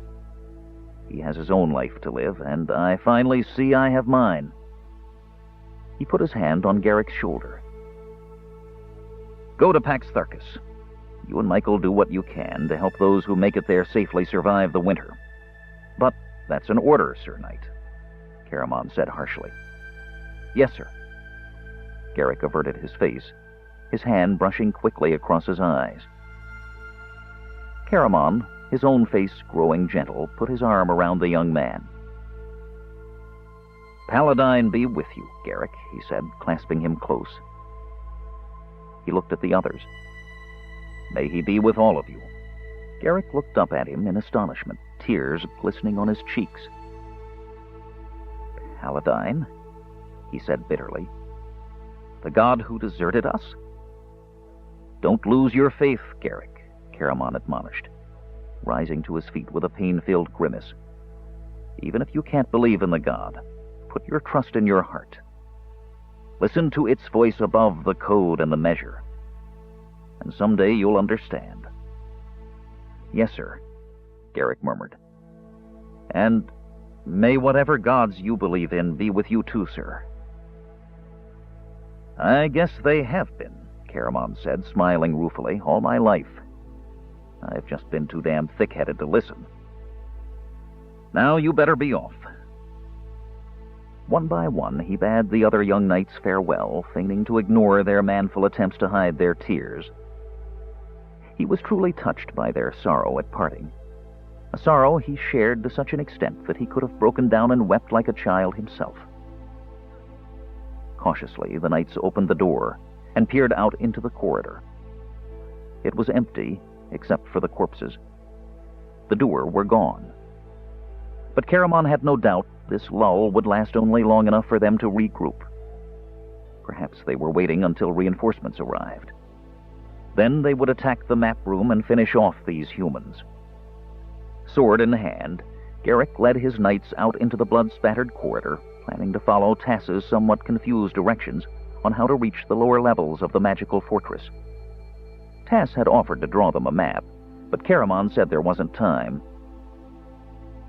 When the knights were gone, and the last echoes of their footfalls had died away, Tass and Caramon set off in the opposite direction. Before they went, Tass retrieved his knife from Argot's body. And you said once that a knife like this would be good only for killing vicious rabbits, Tass said proudly, wiping the blood from the blade before thrusting it into his belt. Don't mention rabbits, Caramon said in such an odd, tight voice that Tass looked at him and was startled to see his face go deathly pale. Chapter 16. This was his moment. The moment he had been born to face. The moment for which he had endured the pain, the humiliation, the anguish of his life. The moment for which he had studied, fought, sacrificed, killed. He savored it, letting the power flow over him and through him, letting it surround him, lift him. No other sounds, no other objects, nothing in this world existed for him this moment now, save the portal and the magic. But even as he exulted in the moment, his mind was intent upon his work. His eyes studied the portal, studied every detail intently, although it was not really necessary. He had seen it myriad times, in dreams both sleeping and waking. The spells to open it were simple, nothing elaborate or complex. Each of the 5 dragon heads surrounding and guarding the portal must be propitiated with the correct phrase. Each must be spoken to in the proper order. But once that was done, and the white-robed cleric had exhorted Paladine to intercede and hold the portal open, they would enter. It would close behind them, and he would face his greatest challenge. The thought excited him. His rapidly beating heart sent blood surging through his veins, throbbing in his temples, pulsing in his throat. Looking at Chrysania, he nodded. It was time. The cleric, her own face flushed with heightened excitement, her eyes already shimmering with the luster of the ecstasy of her prayers, took her place directly inside the portal, facing Raistlin. This move required that she place utter, complete, unwavering confidence in him. For one wrong syllable spoken, the wrong breath drawn at the wrong moment, the slightest slip of the tongue or hand gesture would be fatal to her, to himself. Thus had the ancients, devising ways to guard this dread gate that they, because of their folly, could not shut, sought to protect it. For a wizard of the black robes, who had committed the heinous deeds they knew must be committed to arrive at this point, and a cleric of Paladine, pure of faith and soul, to put implicit trust in each other was a ludicrous supposition. Yet it had happened once. Bound by the false charm of the one and the loss of faith of the other, Fistandantilus and Danubis had reached this point. And it would happen again, it seemed, with 2 bound by something that the ancients, for all their wisdom, had not foreseen. A strange, unhallowed love. Stepping into the portal, looking at Raistlin for the last time upon this world, Chrysania smiled at him. He smiled back, even as the words for the first spell were forming in his mind. Chrysania raised her arms. Her eyes stared beyond Raistlin now, stared into the brilliant, beautiful realms where dwelt her god. She had heard the last words of the king-priest. She knew the mistake he had made. A mistake of pride, demanding of the god in his arrogance what he should have requested in humility. At that moment, Chrysania had come to understand why the gods had, in their righteous anger, inflicted destruction upon the world. And she had known in her heart that Paladine would answer her prayers, as he had not answered those of the king-priest. This was Raistlin's moment of greatness. It was also her own. Like the holy knight Huma, she had been through her trials of fire, darkness, death, and blood. She was ready. She was prepared. Paladine, Platinum Dragon, your faithful servant comes before you and begs that you shed your blessing upon her. Her eyes are open to your light. At last she understands what you have in your wisdom been trying to teach her. Hear her prayer, Radiant One. Be with her. Open this portal so that she may enter and go forward bearing your torch. Walk with her as she strives to banish the darkness forever. Raistlin held his breath. All depended on this. Had he been right about her? Did she possess the strength, the wisdom, the faith? Was she truly Paladine's chosen? A pure and holy light began to glimmer from Chrysania. Her dark hair shimmered, her white robes shone like sunlit clouds, her eyes gleamed like the silver moon. Her beauty at this moment was sublime. Thank you for granting my prayer, God of light, Chrysania murmured, bowing her head. Tears sparkled like stars upon her pale face. I will be worthy of you. Watching her, enchanted by her beauty, Raistlin forgot his great goal. He could only stare at her, entranced. Even the thoughts of his magic for a heartbeat fled. Then he exulted. Nothing could stop him now. Oh, Caramon, whispered Tasselhoff in awe. We're too late, Caramon said. The two, having made their way through the dungeons to the very bottom level of the magical fortress, came to a sudden halt, their eyes on Chrysania. Enveloped in a halo of silver light, she stood in the center of the portal, her arms outstretched, her face lifted to the heavens. Her unearthly beauty pierced Caramon's heart. Too late. No, Tess cried in anguish. We can't be. Look, Tess, Caramon said sadly. Look at her eyes. She's blind. Blind. Just as blind as I was in the Tower of High Sorcery. She cannot see through the light. We've got to try to talk to her, Caramon. Tess clutched at him frantically. We can't let her go. It's my fault. I'm the one who told her about Boo-Poo. She might not have come if it hadn't been for me. I'll talk to her. The Kender leaped forward, waving his arms. But he was jerked back suddenly by Caramon, who caught hold of him by his tassel of hair. Tess yelped in pain and protest, and at the sound, Raistlin turned. The Archmage stared over at his twin and the Kender for an instant without seeming to recognize them. Then recognition dawned in his eyes. It was not pleasant. Hush, Tess, Caramon whispered. It's not your fault. Now stay put. Caramon thrust the Kender behind a thick granite pillar. Stay there, the big man ordered. Keep the pendant safe, and yourself, too. Tess's mouth opened to argue. Then he saw Caramon's face, and looking down the corridor, he saw Raistlin. Something came over the Kender. He felt as he had in the abyss, wretched and frightened. Yes, Caramon, he said softly. I'll stay here. I promise. Leaning against the pillar, shivering, Tess could see in his mind poor Nimsh lying crumpled on the cell floor. Giving the Kender a final warning glance, Caramon turned and limped down the corridor toward where his brother stood. Gripping the staff of Magius in his hand, Raistlin watched him warily. So you survived, he commented. Thanks to the gods, not you, Caramon replied.